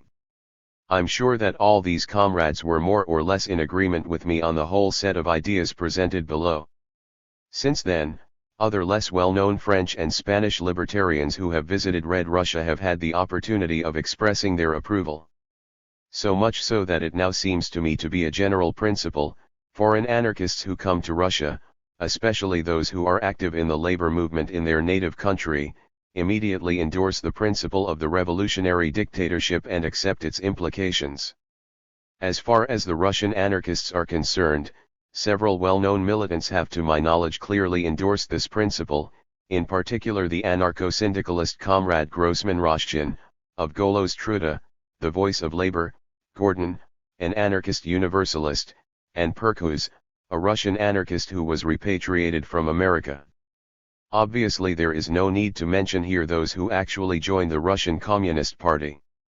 Since these pages were written, the awesome experience of the first social revolution of modern times has continued to develop with relentless logic. Today we are the witnesses of the tragedy of a social revolution being contained within national frontiers, as a result of the passivity of the peoples of Europe faced with intelligent and well-armed reactionary forces. It is thus stifled and reduced to playing for time with the enemy within and without. We have seen many mistakes made, many errors revealed, and from the libertarian point of view many precious truths have been confirmed. It seems to me that libertarian thought emerges further strengthened from this experience of an additional year on condition that having revised traditional ideas, we are willing to look at things from the standpoint of historical realism, one to take account of the needs of the masses and of the major factors of international economic and psychological life, the course of which depends much more on actual events than on our dreams and aspirations. In short, the reform of anarchism that I should like to advocate is as follows: instead of being a subjective doctrine which is too inexorable and indeed largely utopian, it should be brought back to the reality of the class struggle and its practical necessities, though without losing anything of its ethical value for the individual or for the social movement. Quite the reverse should be the case. It must cease being the privileged possession of tiny sectarian groupings and contribute to the fullness and richness of the vast working class movement destined to carry through social transformation by passing through the necessary stage of communism. After a year of fresh experiences, many things should be added to this work which is too short and condensed. but since I am not able to revise it, I address it as it stands to the comrades. In its general outline it seems to me to be more true and more accurate today than it was a year ago, for it is all the more topical in that, in several countries, a number of anarchist militants believe they are obliged to adopt a sharply hostile attitude towards the proletarian dictatorship in Russia, generally revealing thereby a lack of experience and an attachment to tradition which are fraught with danger. The elementary truths set out here are therefore well worth repeating. We have to give birth to the new anarchism which, in the forthcoming revolutionary struggles, instead of complicating situations and making the internal upheavals of the revolution even worse, will contribute to elevating, ennobling, and enlightening the spirit of the communism of the future. The libertarian movement abroad must avoid repeating the catastrophe of Russian anarchism, which was so overtaken by events, so unable to rise to their level, despite the fine resources it could count on. Finally, we must ask all anarchists to be willing to discuss calmly, without prejudice and without dogmatism, the experience of the Russian Revolution. And we ask them not to adopt and endorse the malicious criticisms, if they deserve that name, that the bourgeois press of both hemispheres has directed unceasingly against the instigators of the first social revolution. They must not forget that the defeat of a revolution for the success of which men have done all that it was humanly possible to attempt, men who certainly, like all men, are not free of mistakes nor free from blame, would be a terrible disaster for the whole of humanity, a disaster which to a considerable extent could be blamed on those revolutionaries who, by their narrow sectarianism, had helped to divide and demoralize the vanguard of the working class at the time of greatest danger. Petrograd, June 5, 1921. The need to revise our ideas. After the experience of war and revolution, revolutionary ideology, whether socialist, syndicalist or anarchist, cannot confine itself to the old formulae, any more than we can confine ourselves to the old forms of propaganda and action in the period of large-scale struggles that we have now entered. The bankruptcy of intellectuals and pacifists, the bankruptcy of parliamentary socialist parties, the bankruptcy of bureaucratic syndicalism, and the bankruptcy too of anarchist action, which on the whole was more or less negligible, while certain anarchist militants also lost their lucid understanding of things. Such is the balance sheet of the war, from a revolutionary point of view. Nonetheless, the war verified and tragically confirmed all our predictions. We did not need to see the world in the grip of total madness to know what disasters the old society based on capital and authority was leading its servile masses towards. And so, from the catastrophe in which so many people and organizations were destroyed, the essential ideas emerged strengthened. All the more so since the social revolution, victorious in Russia, temporarily suppressed in Central Europe, on the point of setting alight Southern Europe, Spain, Italy, the Balkans, has for the last 3 years been announcing the real power of ideas which so recently were no more than ideas. Thus not one of the concepts, not one of the words which we used before the war and the revolution has ceased to be necessary for us. On the contrary, a number of those which at that time were only words now refer to realities, but there is not a single one of them which can be used in precisely the same way as previously. All the words, we are aware, all the concepts, have in some small way acquired a new meaning. It's an obvious fact. Just consider for one moment the ideas of direct action, of the general strike, of communism, as they were understood in 1914 and in 1920, and you will see how they have evolved. And then we shall be surprised to see just how difficult it is for men, even the militants who are, after all, at the head of the masses, to recognize such an obvious fact. From a sense of tradition, from routine, from self-interest, from inertia, from an incapacity to distinguish words, the old words, and things, from a sad lack of a sense of reality, there are some who return to the notions of yesteryear and confine themselves to repeating them. There are revolutionaries who, during these magnificent and terrible years, have forgotten nothing and learnt nothing. What is terrible is that in these conditions they can do nothing more than they did in the past. If we wish to get ourselves out of the stagnation in which the revolutionary movement in various countries is floundering, to draw from it all the active forces it contains, to understand the present moment and to fulfill our task, then I believe that an inescapable duty is presented to the conscience of every militant. After the experience of the war and the revolution, we must initiate a complete and systematic revision of all our ideas. We must have no fear of laying an irreverent hand on old dogmas which are greatly respected. We must have no fear of stepping off the established paths which seemed so certain and which led us to fateful dead ends. But, with a clear knowledge of what we want and of what we are, we must confront reality, examine it calmly and with determination, in order to understand it, to draw our conclusions, and to act. The new reality in history. The new reality in the social history of our age is that in 1917 the first social and socialist revolution took place in Russia. The possessing class was expropriated by the non-possessing class of the exploited. The bourgeois state was smashed. The old social hierarchies collapsed. A new order began to come to birth, whose principles are, collective ownership of the means of production, the requirement that all citizens should work, the elimination of industrial competition within society. This is a new starting point in the history of the world. From the moment when the victory of the October Revolution on the streets of Petrograd and Moscow, in suffering and poverty, it's true, using violence, it's true, but that was inevitable, laid the foundations of the new society, all events were to acquire a new meaning and a new direction, for the social revolution is not limited to one area. The victory of Soviet power in Petrograd and Moscow made the earth shake in Washington, Paris, Tokyo, and all the great cities of the world. Countless economic, ideological, and moral bonds link people from one end of the world to the other, and the appeal, emanating from Russia, to the deepest interests, to the class interests of the poor, cannot fail to find a formidable resonance.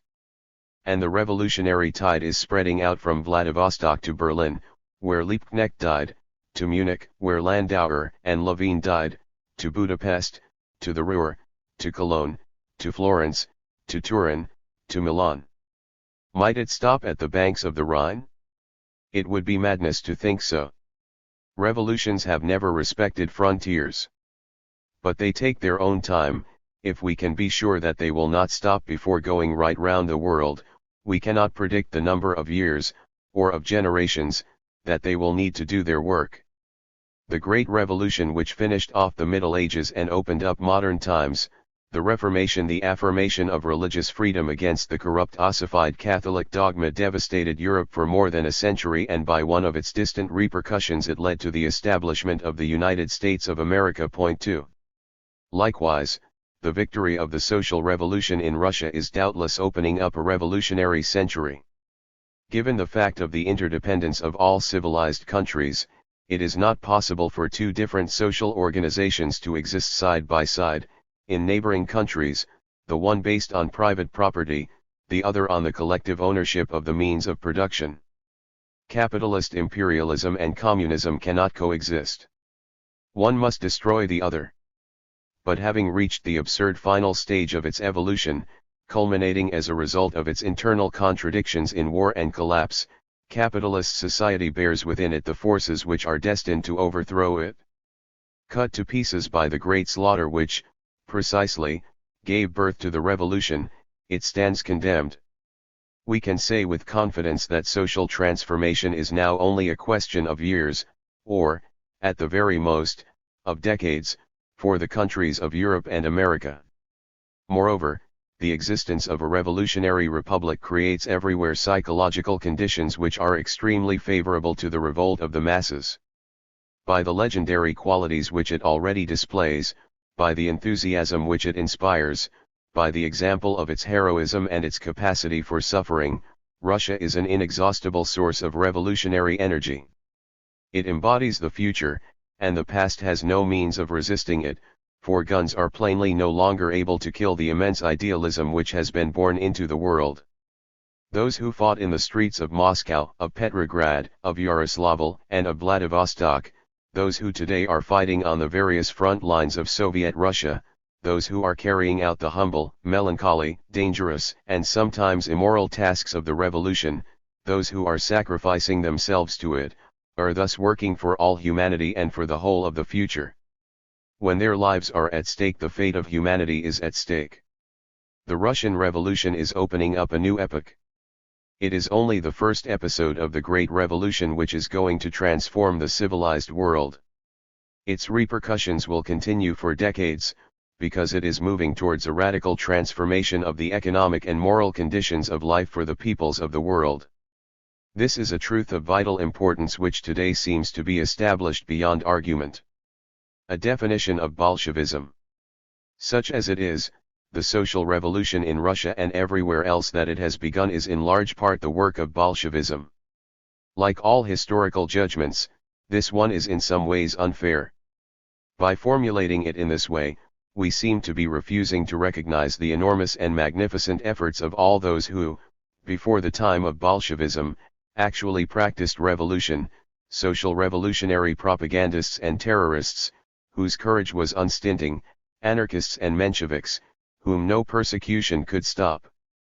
Later on, when we rewrite the history of these troubled times, we shall have to do justice to all. But in the meantime, life rewards only those who have succeeded. To survive and to conquer are the greatest virtues. And all the others were found wanting or took the wrong road at the last moment. The Bolsheviks were the ones who dared. And that is all that counts. It is well known that the Russian word Bolshevik simply means those in the majority.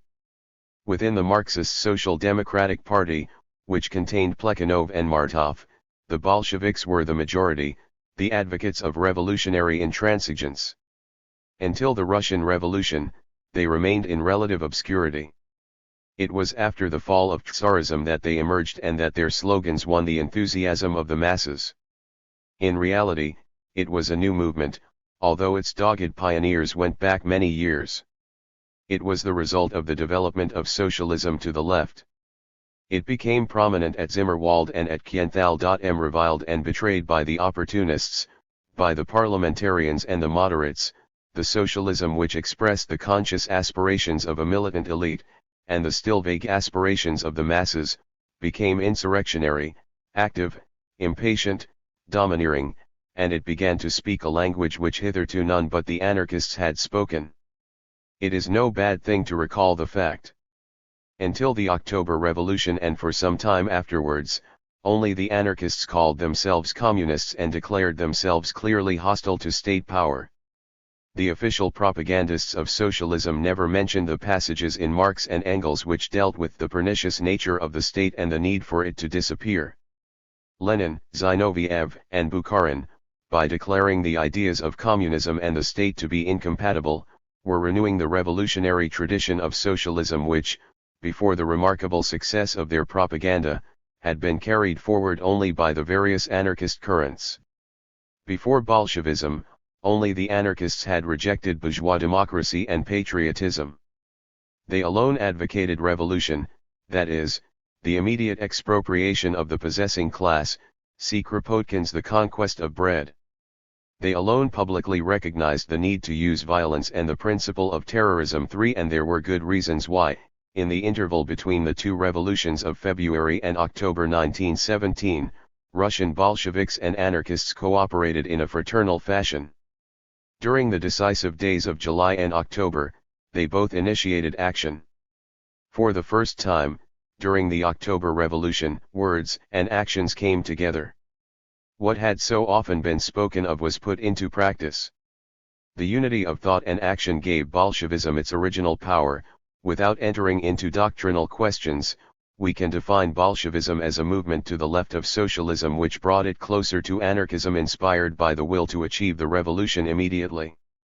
The will for revolution, the essence of Bolshevism, is summed up in these 4 words.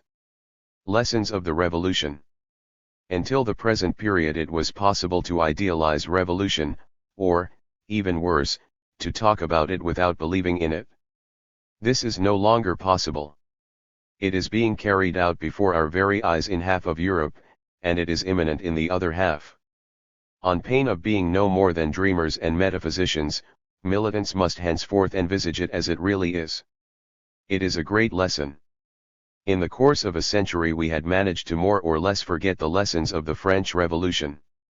The Russian Revolution brings them back to mind, and provides a vigorous fulfillment of them. So what is a revolution, and what new law does it bring us? First of all, it is never the epic festival promised us by historians, who in truth were poets rather than historians. It is a storm in which no one is spared, which uproots the strongest, and where the unforeseen triumphs. From the point of view of those who are making it, it is a rough and dangerous task, sometimes a dirty task for which you have to wear knee-length boots and roll up your sleeves, not fearing things that will make you sick. The earth has to be cleansed of the decay of the old world. Filth has to be carried away by the spadeful, and in that filth there is plenty of blood. All the selfishness, the slavishness, the cowardice, the stupidity which lies at the heart of the human beast will be laid bare at certain moments.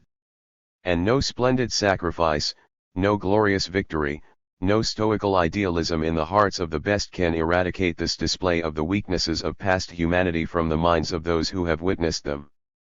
The revolution is relentless. Relentless in the deprivations and the trials which it imposes on everyone, which means in the first instance on the weakest. The first inevitable consequence of civil war is always the disruption of production. The labor force is diverted from its peaceful occupations and wasted on the fields of battle. In the workshops, building sites, and factories, where the old discipline of wage labor has disappeared and the new mentality has not yet been established, a profound moral disorder is bound to be rampant. To this are added the disorganization of transport, the damage caused by speculation, and the abuses committed by people fishing in troubled waters.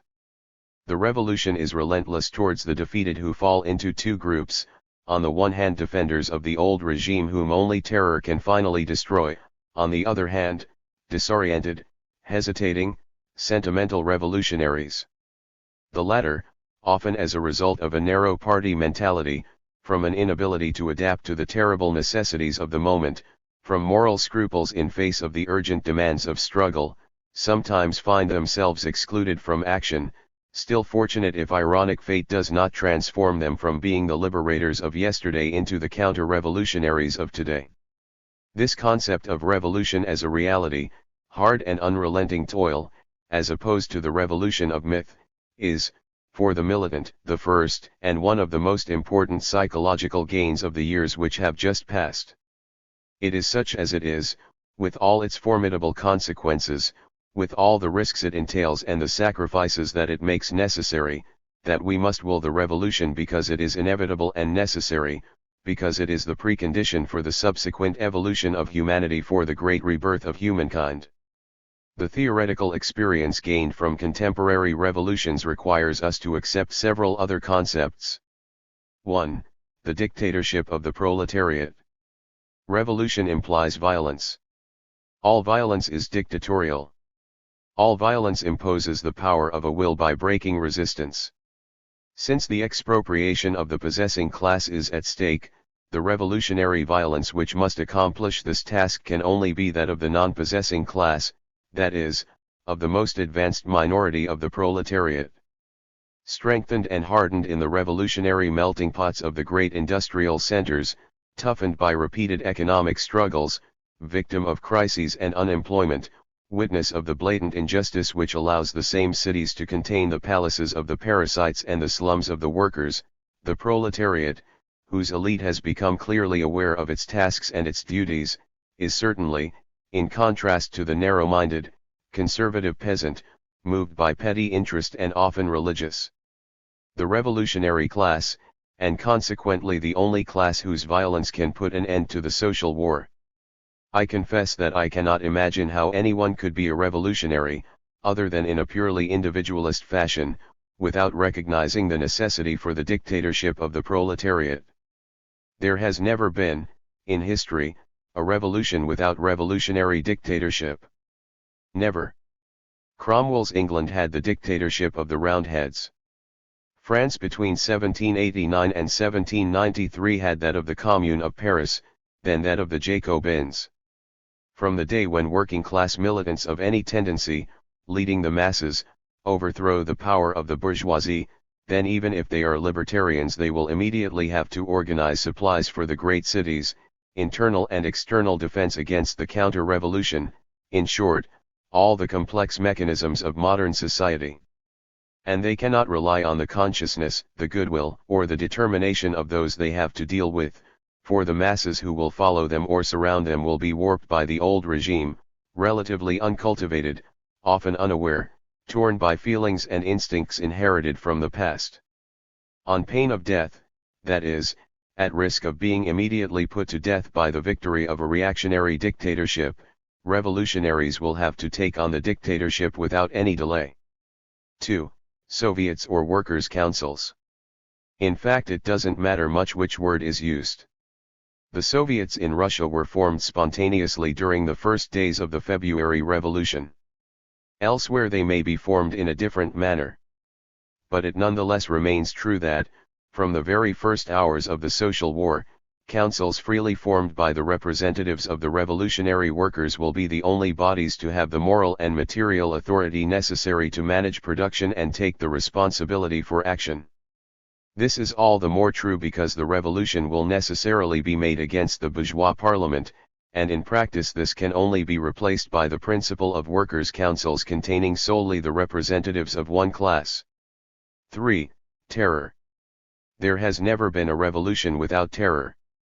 In the two great experiences that we know, we can see the very causes that make terror necessary being born and growing. In France from 1791 to 1792, it was the endless conspiring by the nobility, the priests, the speculators, and the swindlers within the country. It was the Vendée Rising, the revolts at Lyons, Toulon, Marseilles, Mende.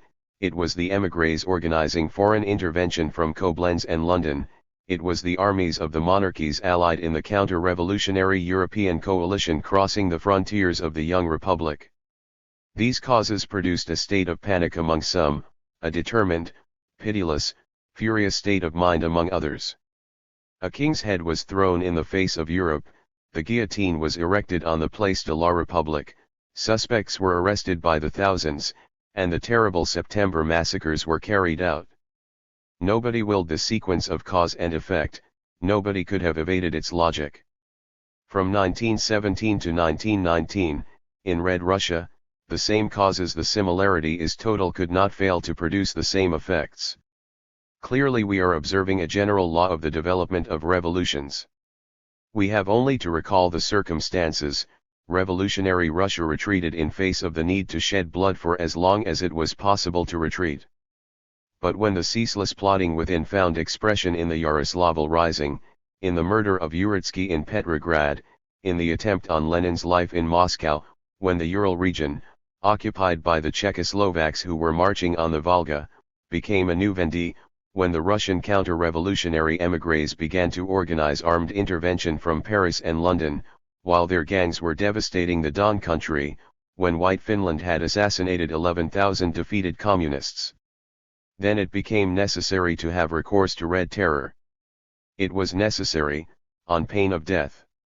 For any sign of weakness could have brought about defeat. And defeat meant White Terror, 100 times more terrible than Red Terror. In 1871 in Paris, in a fortnight, the Versailles forces killed 3 times as many people as were victims of the Red Terror throughout the whole vast territory of Russia in 3 years of revolution. In Finland, Bavaria, and Hungary, the forces of reaction have just shown that they will stop at nothing. 4. The inevitability of war of revolutionary defense. Differences in culture, economic development, financial situation, etc., make it very unlikely that revolution will happen completely simultaneously in several large neighboring countries. The revolution which breaks out and triumphs in one country thus finds itself immediately confronted by an alliance of all the neighboring states in which the old system still survives. Just as the Europe of the nobles and monarchs allied together against the French Republic, so now capitalist Europe, to which, a significant development, the United States and Japan have added their forces, has allied against communist Soviet Russia. Clemenceau has acted with verve the role once played by Pitt. It is vital to respond to this necessity for revolutionary defense, as to the necessity for terror and dictatorship, on pain of death. For the grim reality of revolutions is that half measures and half defeats are not possible, and that victory means life, defeat means death. 5. The necessity of powerful revolutionary organizations. It was thanks to the remarkable organization of the Jacobin clubs that revolutionary France successfully resisted the coalition of the European monarchies.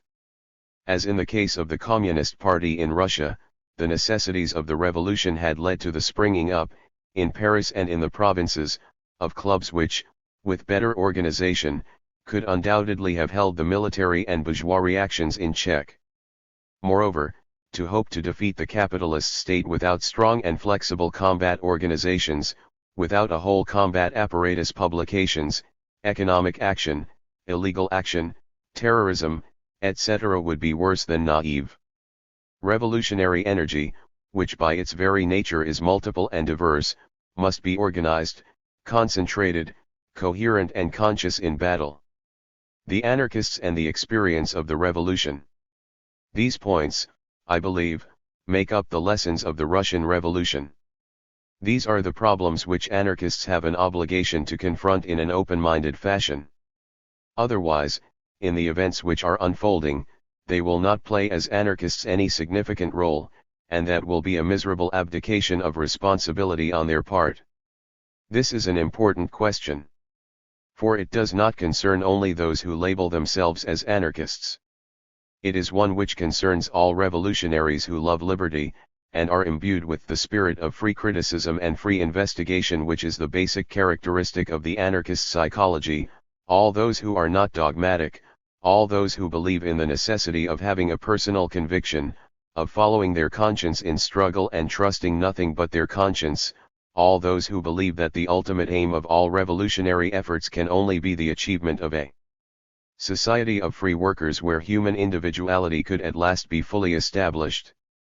For those who think and feel in this way, however vaguely, are, whatever label they adopt, anarchists without realizing it. Now, it seems to me that we anarchists must either accept or reject as a whole the set of conditions necessary for the social revolution, dictatorship of the proletariat, principle of Soviets, revolutionary terror, defense of the revolution, strong organizations. Nothing can be subtracted from this whole without the edifice collapsing. That is how the revolution is. It is a fact. It is not how we dreamed of it, nor what we wanted it to be. Here it is. Are you against it or with it? The question is posed in this brutal fashion. For those who put their entire trust in the achievements of education, in the evolution of the masses, and who believe that such education, such evolution can take a libertarian direction within the capitalist system, the question is settled. They expect nothing of violence, they are against the revolution. That means that it will sweep them away despite themselves, and without their trying to understand it. I know that arguments can be made for this point of view. But the error on which it is based seems to me too obvious for it to be worth the effort of refuting it, and this abstentionism in face of the greatest events of history will never appeal either to the masses or to energetic individuals. So, willy-nilly, most anarchists will be with the revolution. Indeed, everywhere they will be the first to face danger, as they were in Russia. But it is one thing to fight, another to think, to exercise an influence, to enlighten the minds of others. They will be found wanting in this latter task if they do not consciously accept all the necessities of the revolution, though without abandoning their own idealism. Having advocated for many years class warfare, direct action, the need to use violence, anarchists have no logical reason to reject the dictatorship of the proletariat, a decisive expression of the class struggle, of direct action, of the use of violence. On the contrary, their job is to breathe life into it by infusing it with their spirit, by preventing people misusing words to the prejudice of things, by insisting, for example, that there can be no proletarian dictatorship without the effective and permanent supervision of the masses over institutions and people. Doubtless all communists know this, but their sense of discipline and their habits of centralization make those of them who are not libertarians less fit to recommend or indeed exercise the supervision. I do not see how, even from the most intransigent anarchist standpoint, one can make any serious objection to the principle of Soviet power. It effectively achieves the minimum of delegation of powers, since members of the Soviet remain among their workmates, being elected only for a very short period and liable to be recalled at any moment. And in short, comrades, the Soviets will be what you make them. A number of Russian anarchists have severely criticized the terror, which, of course, nobody accepted lightheartedly. It nonetheless remains true that they have often resorted to individual terrorism. Can one accept individual terrorism in a time of relative, very relative, admittedly, social peace and yet repudiate the terrorism of the masses in times of civil war? However reluctant we may be to resort to it, can we avoid it being organized and systematically applied? Certainly not. Now let us pose the question of revolutionary defense. The Russian anarchists, in theory very divided on this question, in practice everywhere resolved it by taking up arms, first of all in the Red Guards, later in the Red Army. By forming bands of partisans, they fought against Denikin, they contributed to the defense of Petrograd against Yudenik, they shed their blood on all the fronts of the Soviet Republic. Yet in theory most of them accept only partisan warfare or a volunteer army. It is an ambiguous position. Anyone who agrees to fight may end up winning. Can we defeat the armies of modern imperialism with bands of armed partisans, bands of volunteers? Logic tells us the answer must be no. And experience is conclusive. The necessities of struggle have successively and victoriously transformed the Red Guards into a volunteer army, then into a Red Army, based on the principle of compulsory service. The anarchist bands of Makhno were able to do no more than survive in the Ukraine during all the invasions which they could not prevent, and even that was possible only because they too resorted to compulsion in order to recruit fighters. The question of revolutionary organization is probably the one which would offer anarchists the best reasons for differentiating themselves. Centralization or federalism. How is it possible to ensure cohesion in action and method, with everything in the perspective of an aim which is often quite remote, and at the same time stimulate the initiative of groups and individuals, and be on one's guard against bureaucracy, against those who claim infallibility, against the dictatorial zeal of committees, against careerism? How is it possible to create a discipline which is not based on passivity? These are questions to which no one as yet has produced satisfactory answers. Moreover, they are linked to important questions of tactics and principle. The Bolshevik formula of a highly centralized party is open to many criticisms. But if we see this also as merely the expression of an inevitable and necessary reality in the course of the revolution, then all the objections made to the theory will appear to be wholly futile. And such is the case. I shall return to this point a little later on. The attitude of the Russian anarchists. What was the attitude of the Russian anarchists in face of these facts? It varied from one extreme to the other, according to the different tendencies. There were in Russia anarchists who were mortal enemies of the Bolshevik party, but who acted honestly towards it, though with a hint of hostility, or allied with it, often to the extent of actually joining the party. During the struggle against the collapsing government of Kerensky, anarchists and Bolsheviks pursued parallel actions in a fraternal manner. Likewise the anarchists participated in the July days and in the decisive battles of October. After October, and for quite a long time, they maintained a formidable autonomy in the large cities.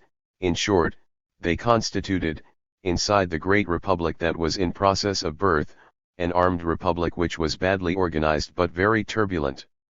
In Petrograd and in Moscow they had, in palaces which they had occupied, headquarters and actual fortresses bristling with machine guns. Their general staffs organized searches, arrests, requisitions, without any regulation and without it being possible to draw a clear line between revolutionary acts and banditry. Likewise the absence of formal organization made it impossible to distinguish genuine anarchists from those fishing in troubled waters who found it convenient to describe themselves as such. At this point the anarchist press was influential. It had daily papers in Petrograd, in Moscow, Burevestnik and Anarchiya, and elsewhere, for example Kronstadt, where for a time the anarchists controlled the Soviet whose publication was in fact their publication. Despite many mistakes, despite the absence of a clear program, a terrible lack at a time when action was necessary and decisions had to be taken every day, they encountered enormous sympathy in the working class population. They were incapable of taking advantage of this to establish a serious movement, the starting point for which would have had to be the elaboration of a practical program. And their widespread agitation faded out for want of a clear ideology, for want of organization, and as a result of the abuses which turned a great part of the population against the followers of the Black Flag. It all ended in armed conflict with the Bolsheviks, who resorted to force in order to disarm the anarchist strongholds. For all those who know what a wealth of energy is contained within the anarchist movement, this is a very bitter page of the history of the Russian Revolution. But I can't help wondering whether in the great cities of a revolution under attack from two imperialisms, the existence of an armed force which was not under any supervision or any discipline, even of a moral kind, which obeyed nothing but its own impulses and which necessarily attracted elements who were dubious in every respect, would not, if it had been allowed to continue, have represented a very great danger for the revolution itself. In such a situation, the anarchists themselves would have had to disarm if necessary, by force the other anarchists who were thus threatening their life and their achievements. This conflict struck a very serious blow against the movement. It discredited it, cut off its support and created a gulf between the majority of anarchists and the Communist Party. Since then, the movement has merely vegetated, except in the Ukraine, where its experience has been both epic and heart-rending. Point 4. At the present time the anarchists have neither press nor organization, even though there are anarchist militants in nearly every city and every military unit. The differences of opinion among them and the lack of a practical program for action have excluded them from activity more than any other political reason. For either they are against the Communist Party, and thus pushed towards the counter-revolutionaries and reduced to the same impotence, or they are with it, and since they have no solutions of their own to propose, they have to tail behind it or join it. However, it is possible to distinguish three tendencies among them. 1. The clandestine or underground anarchists, mortal enemies of the communist dictatorship, which they denounce for its abuses, for the excessive power of its officials, for its centralization and for the sufferings of the people consequent on the revolution. They have advocated armed struggle against the Soviet power and, responding in fact to measures of repression exercised in the Ukraine, they were responsible for the attack on the Central Committee of the Moscow Communist Party on September 25, 1919, which caused 26 injuries and 10 deaths, and which provoked unanimous disapproval among the vast majority of anarchists. The organization which committed this outrage seems to have been entirely destroyed in the struggle it subsequently undertook against the Special Commission for the Suppression of Counter-Revolution and Sabotage. 2. Those whom I shall call the center, because they occupy an intermediate position between the anti-communist anarchists and those who are communists, in the Bolshevik sense of the term. They are by far the majority. The dictatorship, the lack of freedom, abuses of every sort often distress and embitter them. In theory, they criticize the Communist Party for its authoritarian conduct, for its principles of absolute centralization, for its stress on state control, for its intolerance. At first sight their criticisms are very powerful, but as soon as they are examined in any depth, they become empty, since they are not backed up by any indication of a solution. For example, the Statement of Principles by the Moscow Union of Anarchists, December 1919, contains, as its entire political program, the few simple lines headed "In Politics." We fight for the total emancipation of mankind, not in order to replace the rule of one class by that of another, but in order to destroy all authority, all right of coercion, all laws based on constraint. We wish to replace them by the spontaneous order based on agreements freely entered into. The present state ruled by a class, the forced association of individuals and groupings, must be replaced by the free association of individual persons. We fight for the destruction of all state-imposed frontiers and boundaries. We declare that the whole earth must belong to all men and to all peoples. This is certainly a splendid statement which very clearly sums up the ideal of all communists, including those who have never borne any name other than that of Bolsheviks. But how can this ideal be achieved? How can we set to work on it straight away, in 1920, in the context of present events? Merely to invoke the ideal in this way means founding propaganda on utopianism.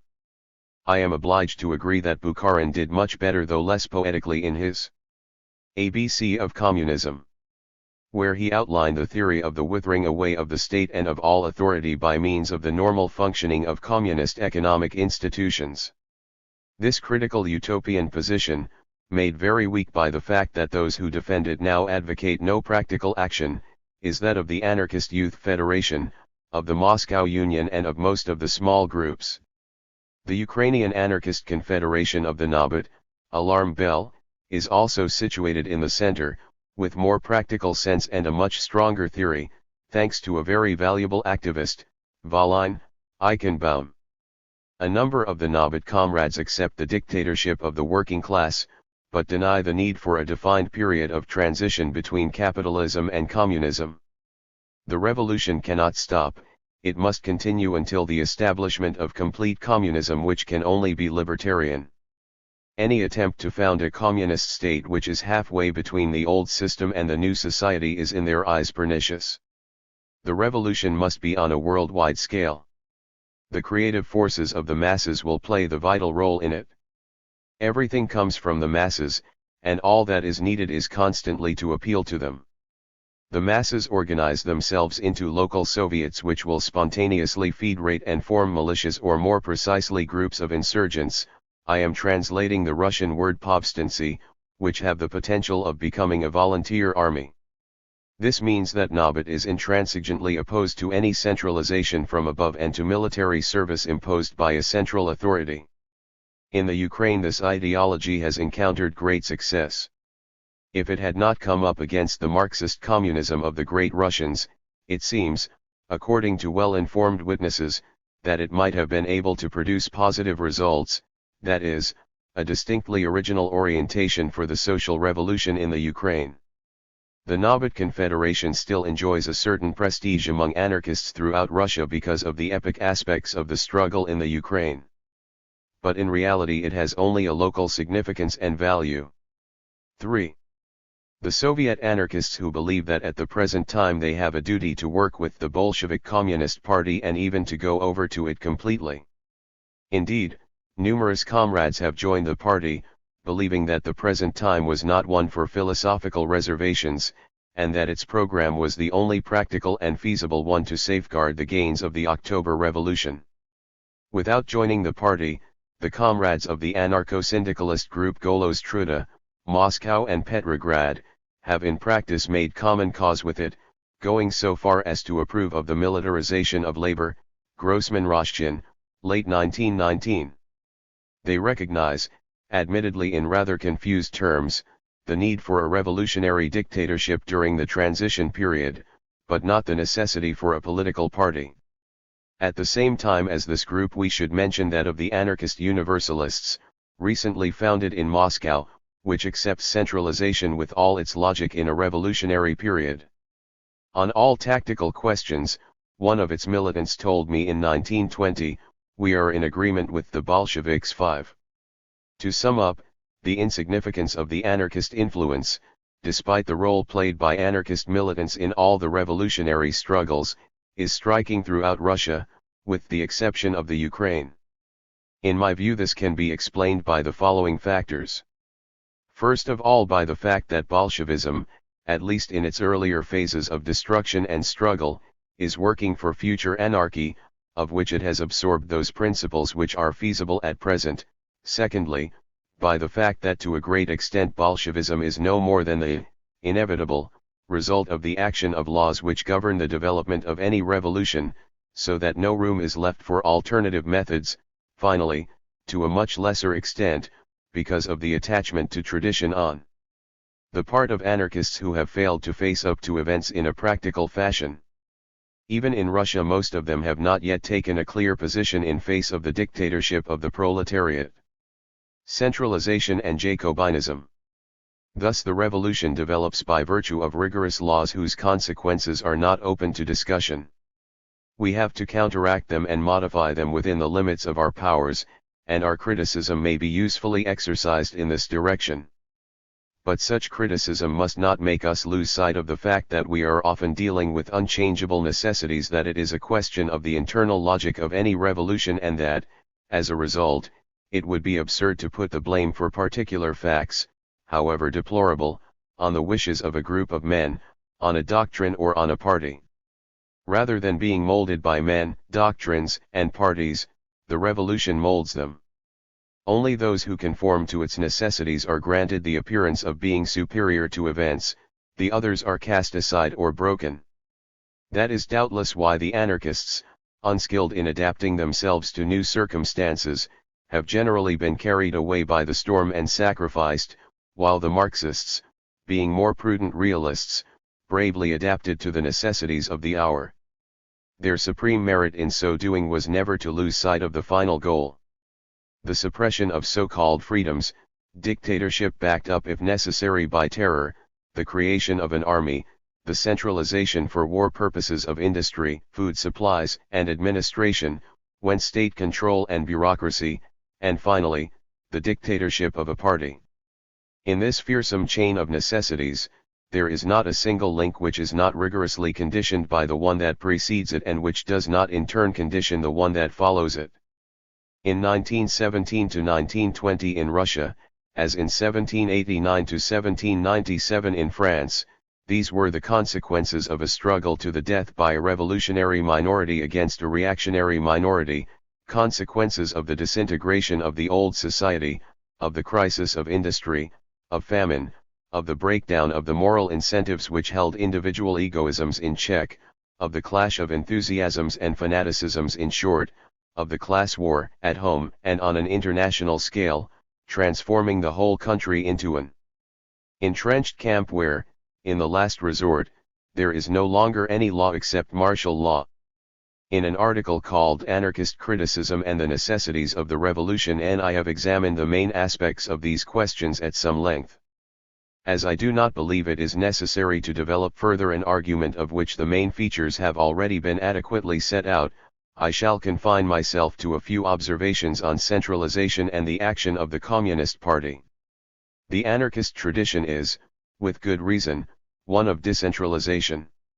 It fights centralization in the name of individual initiative. It presents federalism as an alternative. All well and good. But today, can we be satisfied with the traditions of the Jura Federation? Oh, should we not rather discriminate, probe more deeply, state more precisely? Indeed we should, and perhaps it is not very difficult. The pernicious form of centralization, that which kills initiative, is authoritarian centralization. For it is self-evident that even in the most libertarian communist society, at least certain industries, let us say by way of example, must be run on the basis of a single plan, according to an overall picture and on the basis of precise statistics, etc. It is even more accurate to say that industry as a whole will have to have, over and above the millions of brains which give it life, a single brain. But the function of the center will be to manage on the basis of science and not of authority. It will impose itself because it will be the beneficial result of the efforts of all the bodies involved in production, and not because it is feared.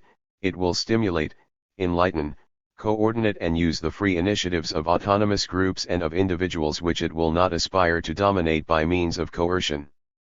In short, what is pernicious in the principle of centralization as it understood at the present time is the authoritarian spirit. If this spirit is set aside, all that remains is coordination. The future will doubtless eliminate, although not without great struggles, the authoritarian spirit, the last trace of the spirit of exploitation. To aspire towards this, in revolutionary periods, anarchists can no longer deny the need for a certain degree of centralization, and nonetheless they have a contribution to make, a contribution that they alone can make. What they must say is as follows. Centralization, agreed. but not of an authoritarian type. We may have recourse to the latter from necessity, but never from principle. The only revolutionary form of organization is free association, federation, coordination.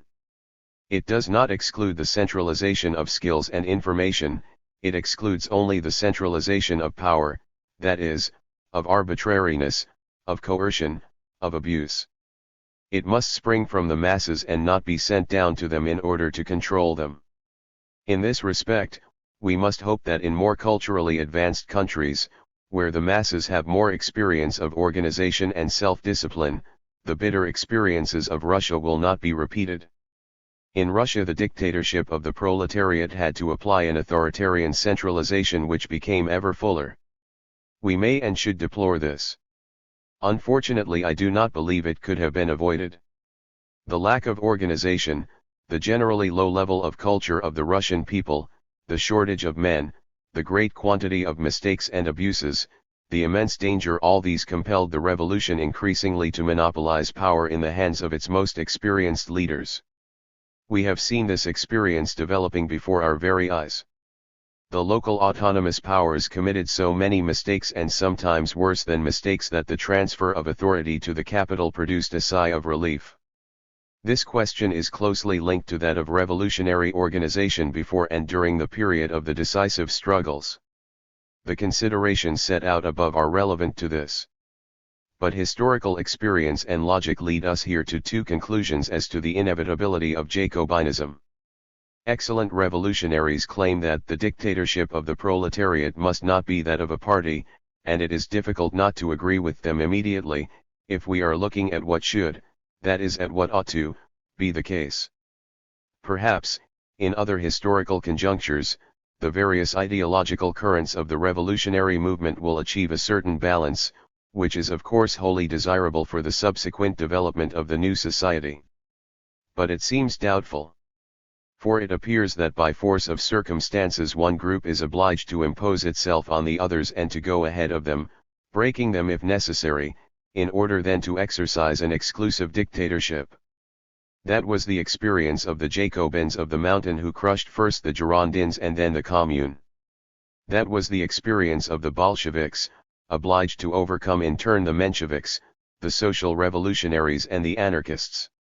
Any other organization, even if it had been libertarian, would have had to do the same in their situation. For at such moments, the opposition, whatever it may be, becomes in practice the ally of the external counter-revolution, for intolerance is raised to its highest pitch by the very development of revolutionary psychology. In certain countries, the trade unions and as a result the revolutionary syndicalist minority seem destined to play an absolutely decisive role in the coming revolutionary crises. If one day they lay hold of the means of production, they will have to break the resistance of the reformist elements, and the minority taking the initiative, the conscious minority leading the movement, will have to organize itself to exercise a moral control over the unions themselves, in order to purge them and to thwart any plots.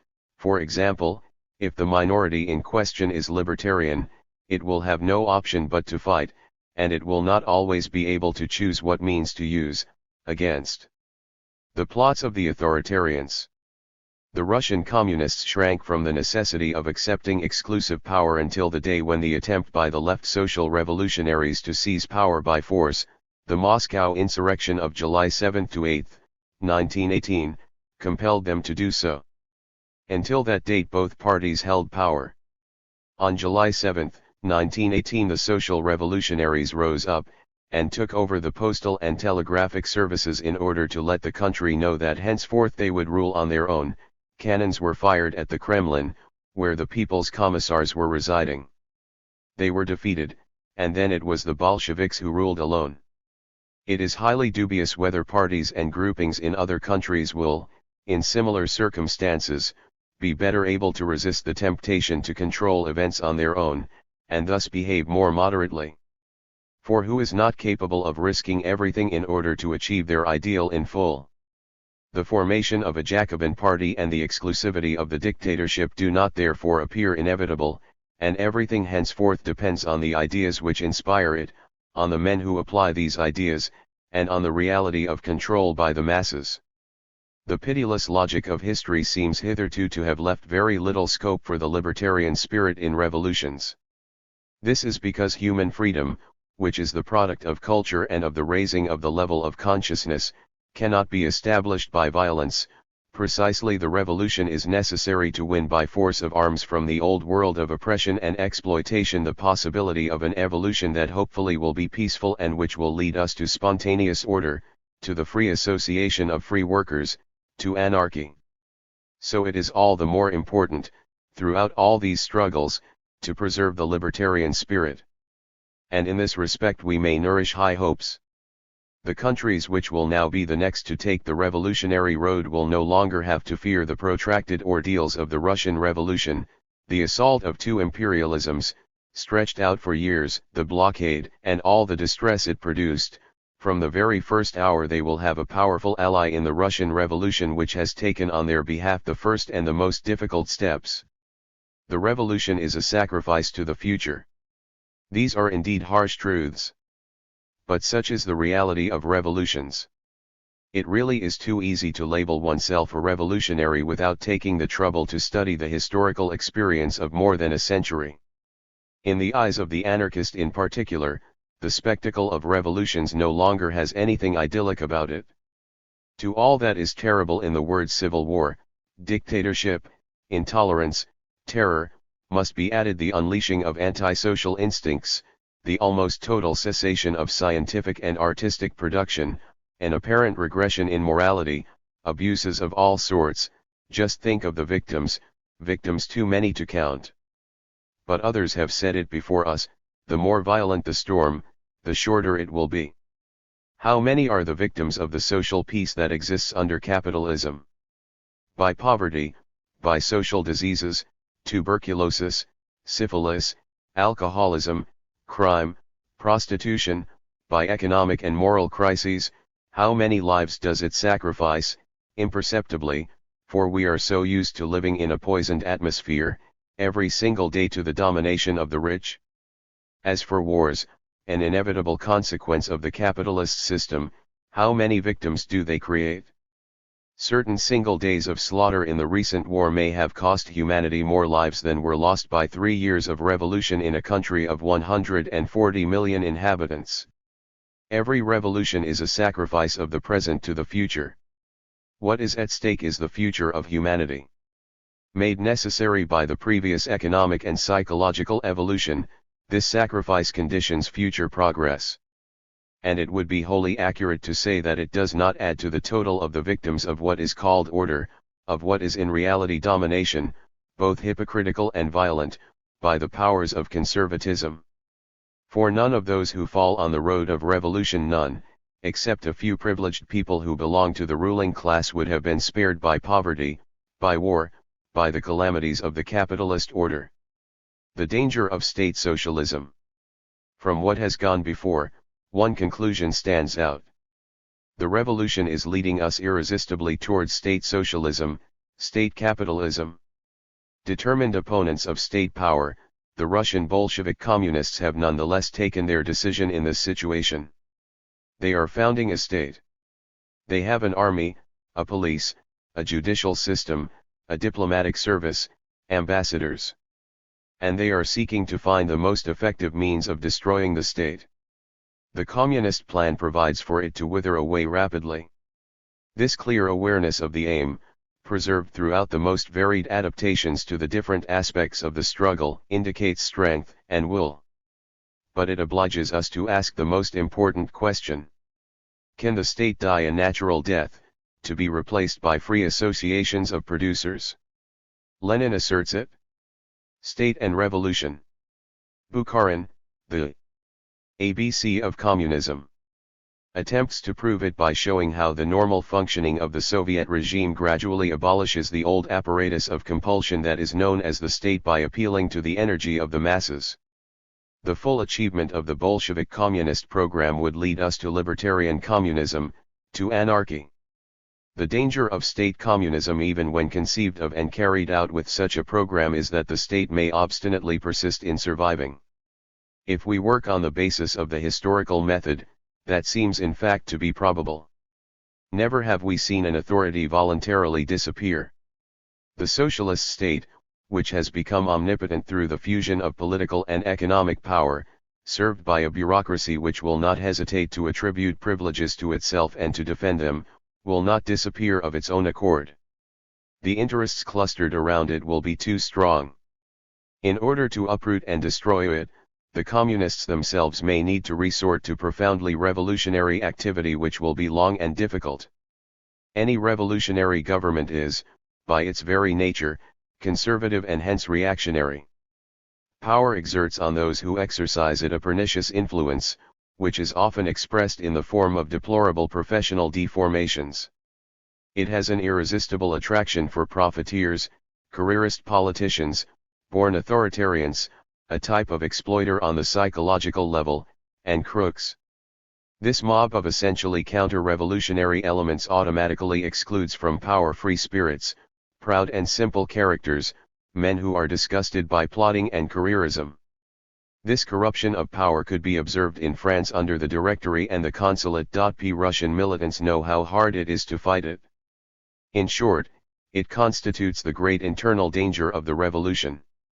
State communism, which has indisputable advantages over the chaos of capitalist production, would also run the risk of crystallizing in the same way, if the communists did not take precautions against it.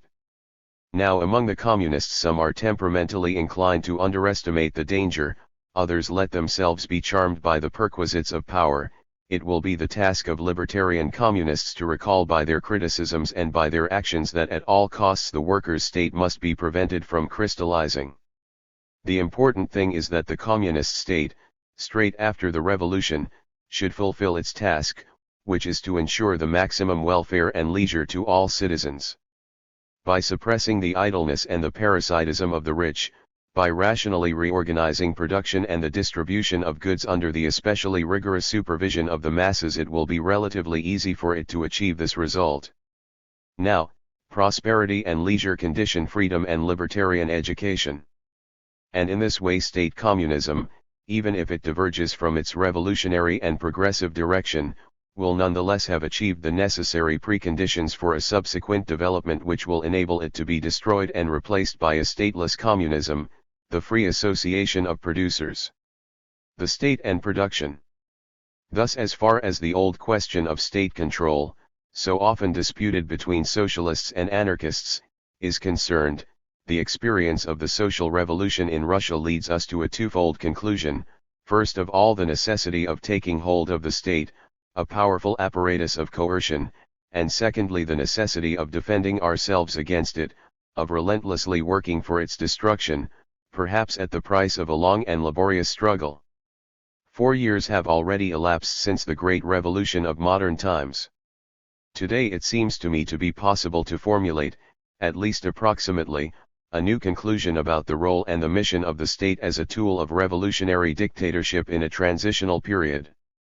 It would be a mistake to attribute the formation in Russia of a workers' and peasants' state to the conscious intentions of Marxist Jacobins, although Marxist notions of centralization and the Jacobin spirit formed in the struggle between parties are certainly not foreign to it.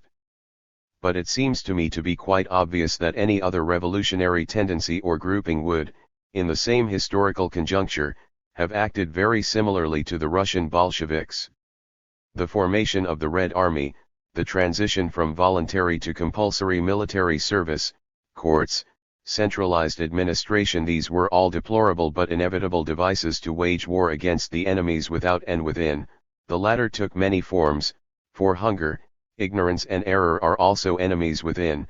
Even if one were a libertarian, one faced the task of fighting against modern armies without having a modern army of one's own. The function creates the organ, the army is the product of war. Discipline, centralized command, even a single command covering several fronts, centralization of the enormous apparatus of supplies, relief, and transport at the rear, then nationalization, militarization of war industries, which in modern warfare means virtually all industries. Everything is interconnected and rigorously necessary in this field. Moreover, against the enemy within, the apparatus of control, coercion, and terror, at the summit of which, whether we like it or not, is always the revolutionary tribunal and the Lord Low executioner of class justice. After all, our revolutionary justice is not more beautiful than theirs. Here we have the two faces of the revolutionary state, the instrument of domination of one class over another, in these circumstances turned against the bourgeois class in order to destroy it as a class. In all this the role of the state is very clear: to kill. Kill the enemy without, by making war. Kill the enemy within by repression, passing sentence, and instituting terror. The state is a weapon, an instrument of death, a killing machine. Hence its inability to manage production. To kill and to oblige men to get themselves killed, we need constraint, harshness, violence which crushes masses and individuals, violence which crushes consciousness. To produce, and above all to produce during great crises, during periods of moral confusion, of privation and danger, we need on the contrary interest, initiative, dedication, or at the very least goodwill, the willing self-discipline of the producer. The application of methods of constraint to production, the attempts at the militarization of labor in Russia, 1919 to 1920, have, I think, adequately demonstrated that they could only be used as an expedient in the most difficult times, but that under no circumstances can they contribute to a lasting restoration of production. One of the misfortunes of Red Russia has precisely been that it has been unable to avoid the almost total nationalization of production. The program of the Bolshevik Communist Party provides for the transfer of production to the trade unions. But at the time of the October Revolution, there were hardly any syndicalists in Russia, and there were no organizations of producers to take over production. Of necessity the state which was conducting the armed defense of the revolution had to take over industry, and not without invoking in its support a host of good reasons. A whole quite specific ideology was to flow from this circumstance, as a result of which production has greatly suffered. So it will easily be understood that, in the autumn and winter of 1920, the whole of Communist Russia took a passionate interest in the debate about the role of the trade unions in production. All the tendencies and all the leaders of the revolution were, in fact, agreed in desiring to see this role as essential, but the embryonic state of the unions, the scarcity of militants in a proletariat which was completely exhausted by the Civil War, and almost all of whose energies had been absorbed by the party, did not allow a conclusive answer to be given to the question. The confusion between the internal and external defense of the revolution and the organization of production, resulting from the subordination of the creative apparatus, industry, to the destructive and murderous apparatus, the state, seems to me today to be as serious in the field of ideas as in the field of facts. This is not wholly avoidable. In a period of revolution, it is sometimes much more important to kill than to produce. In all periods people produce in order to live. When a revolution is being made, they more or less stop producing in order to fight. So it is in the very logic of the facts that the revolutionary state should have a strong tendency to subordinate everything to itself. However, the ideal would be for the system of production to be taken out of the hands of the possessing classes and given to the producers, thus becoming the only center of gravity which would subordinate the defense apparatus to itself and require obedience from it. But reality will always be a compromise between the ideal and the necessary. In countries other than Russia, where there is already a well-established industrial base, together with a large skilled proletariat, powerfully organized and prepared by long years of industrial struggle for the expropriation of the wealthy classes, the organizations of producers, the trade unions, will doubtless have a key role to play in the revolution. Even if they fail to exercise this role in full, they will certainly participate for a long time in the dictatorship of the proletariat. The only theoretical conception which, in my view, needs to be formulated as of now is that it will be necessary, on pain of making the most painful and dangerous mistakes, to establish a very clear notion of the historical mission of the state, and not to confuse two things which are absolutely distinct, although closely interrelated at certain points in time, namely war and production. The producers can make war, and that is what happens in the social war, The army, the police, and the bureaucracies which they maintain can neither produce nor effectively ensure that production takes place.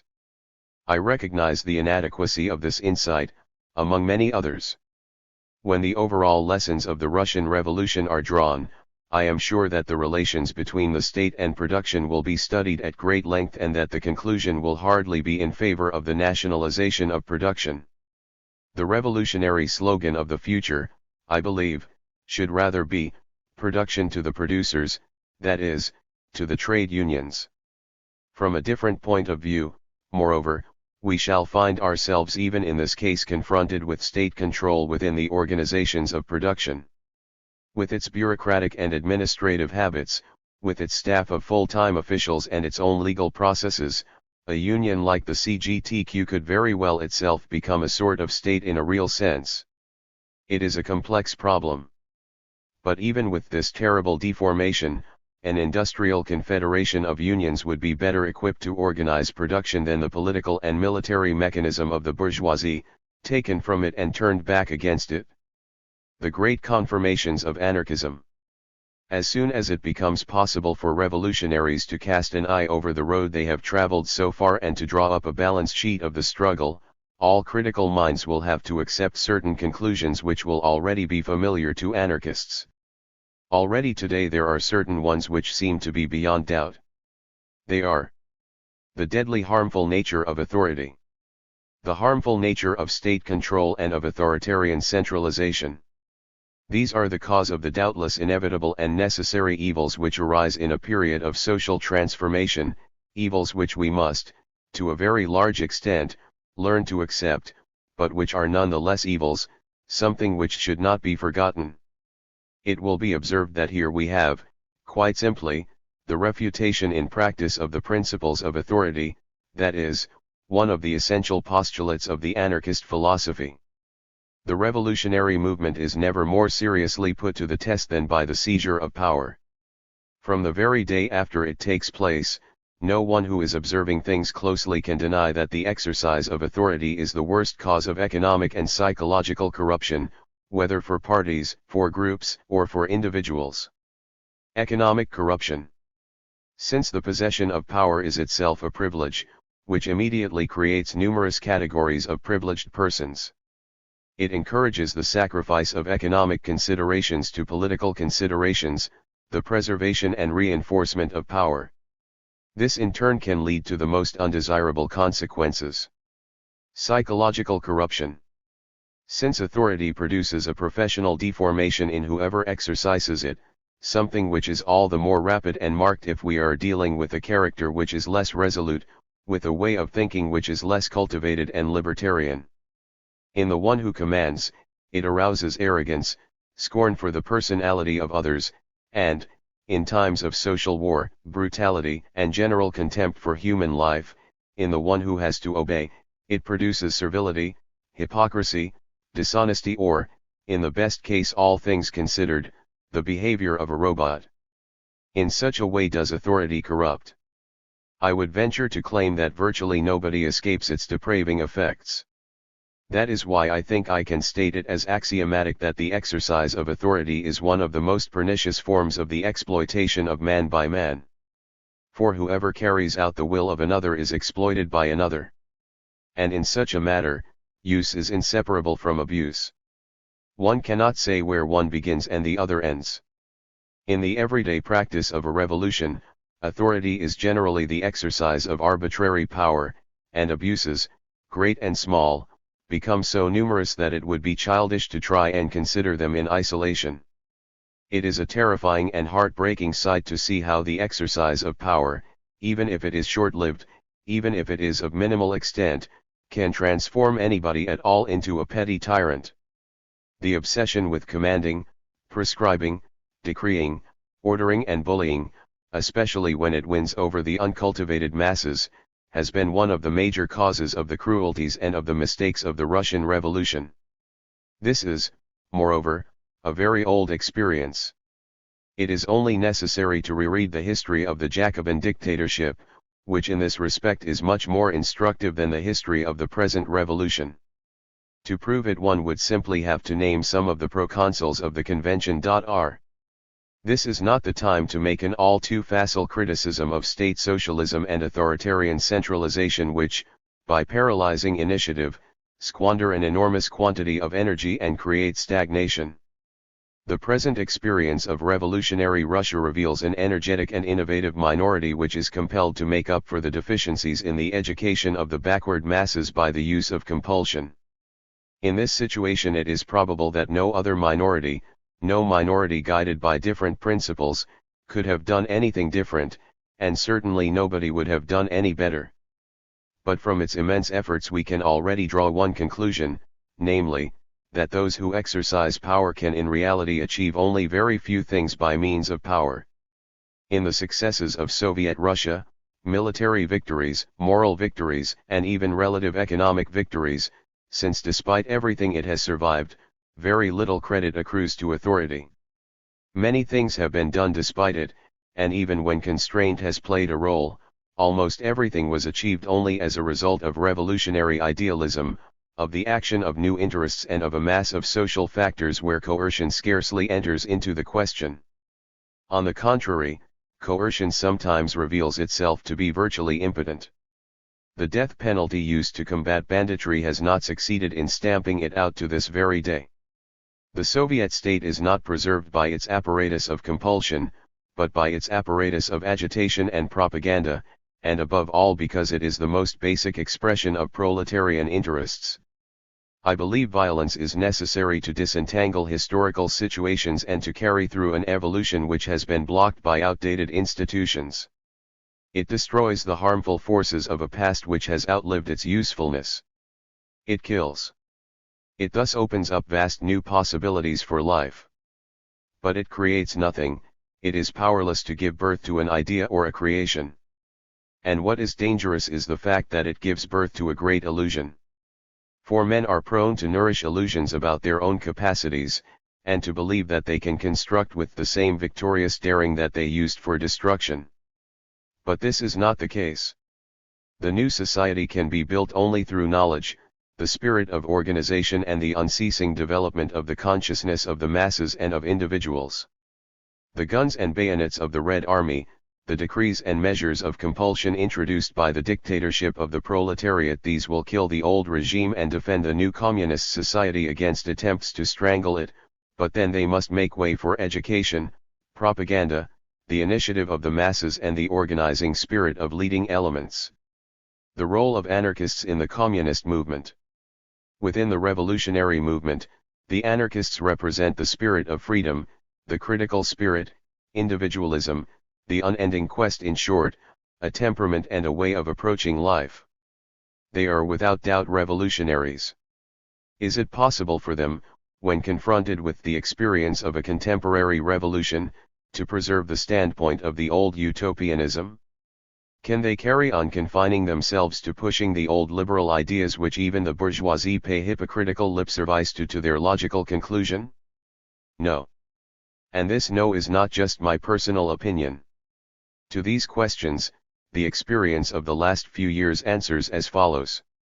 If the anarchists fail to adopt a clear and distinct position towards the revolution, and that means all the necessities of the revolution, if they do not unhesitatingly and everywhere align themselves with the revolution, whatever sacrifices it may impose on them, and I am well aware that concessions of principle made in the face of harsh reality are very great sacrifices, then they will be worthless.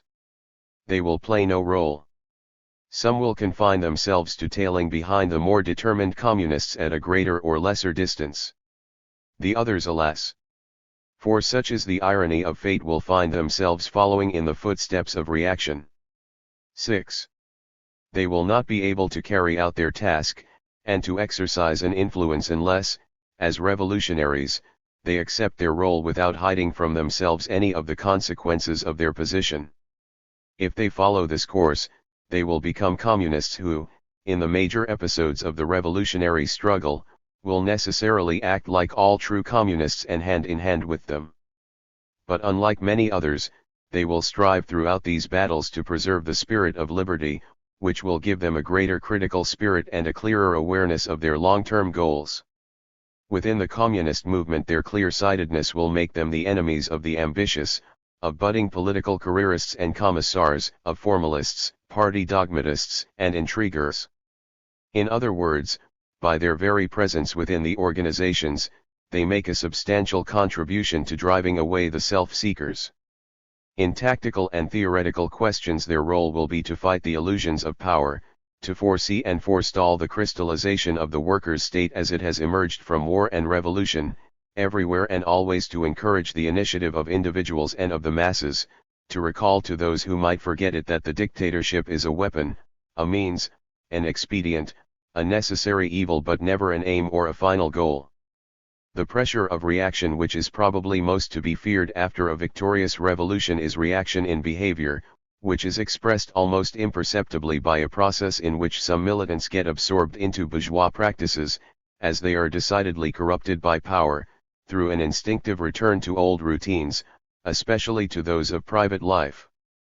Anarchist philosophy, which appeals to individuals, imposes on them attitudes in their private life and their inner life, proposes a morality, which is something that Marxism, a theory of class struggle, does not do to such a great extent.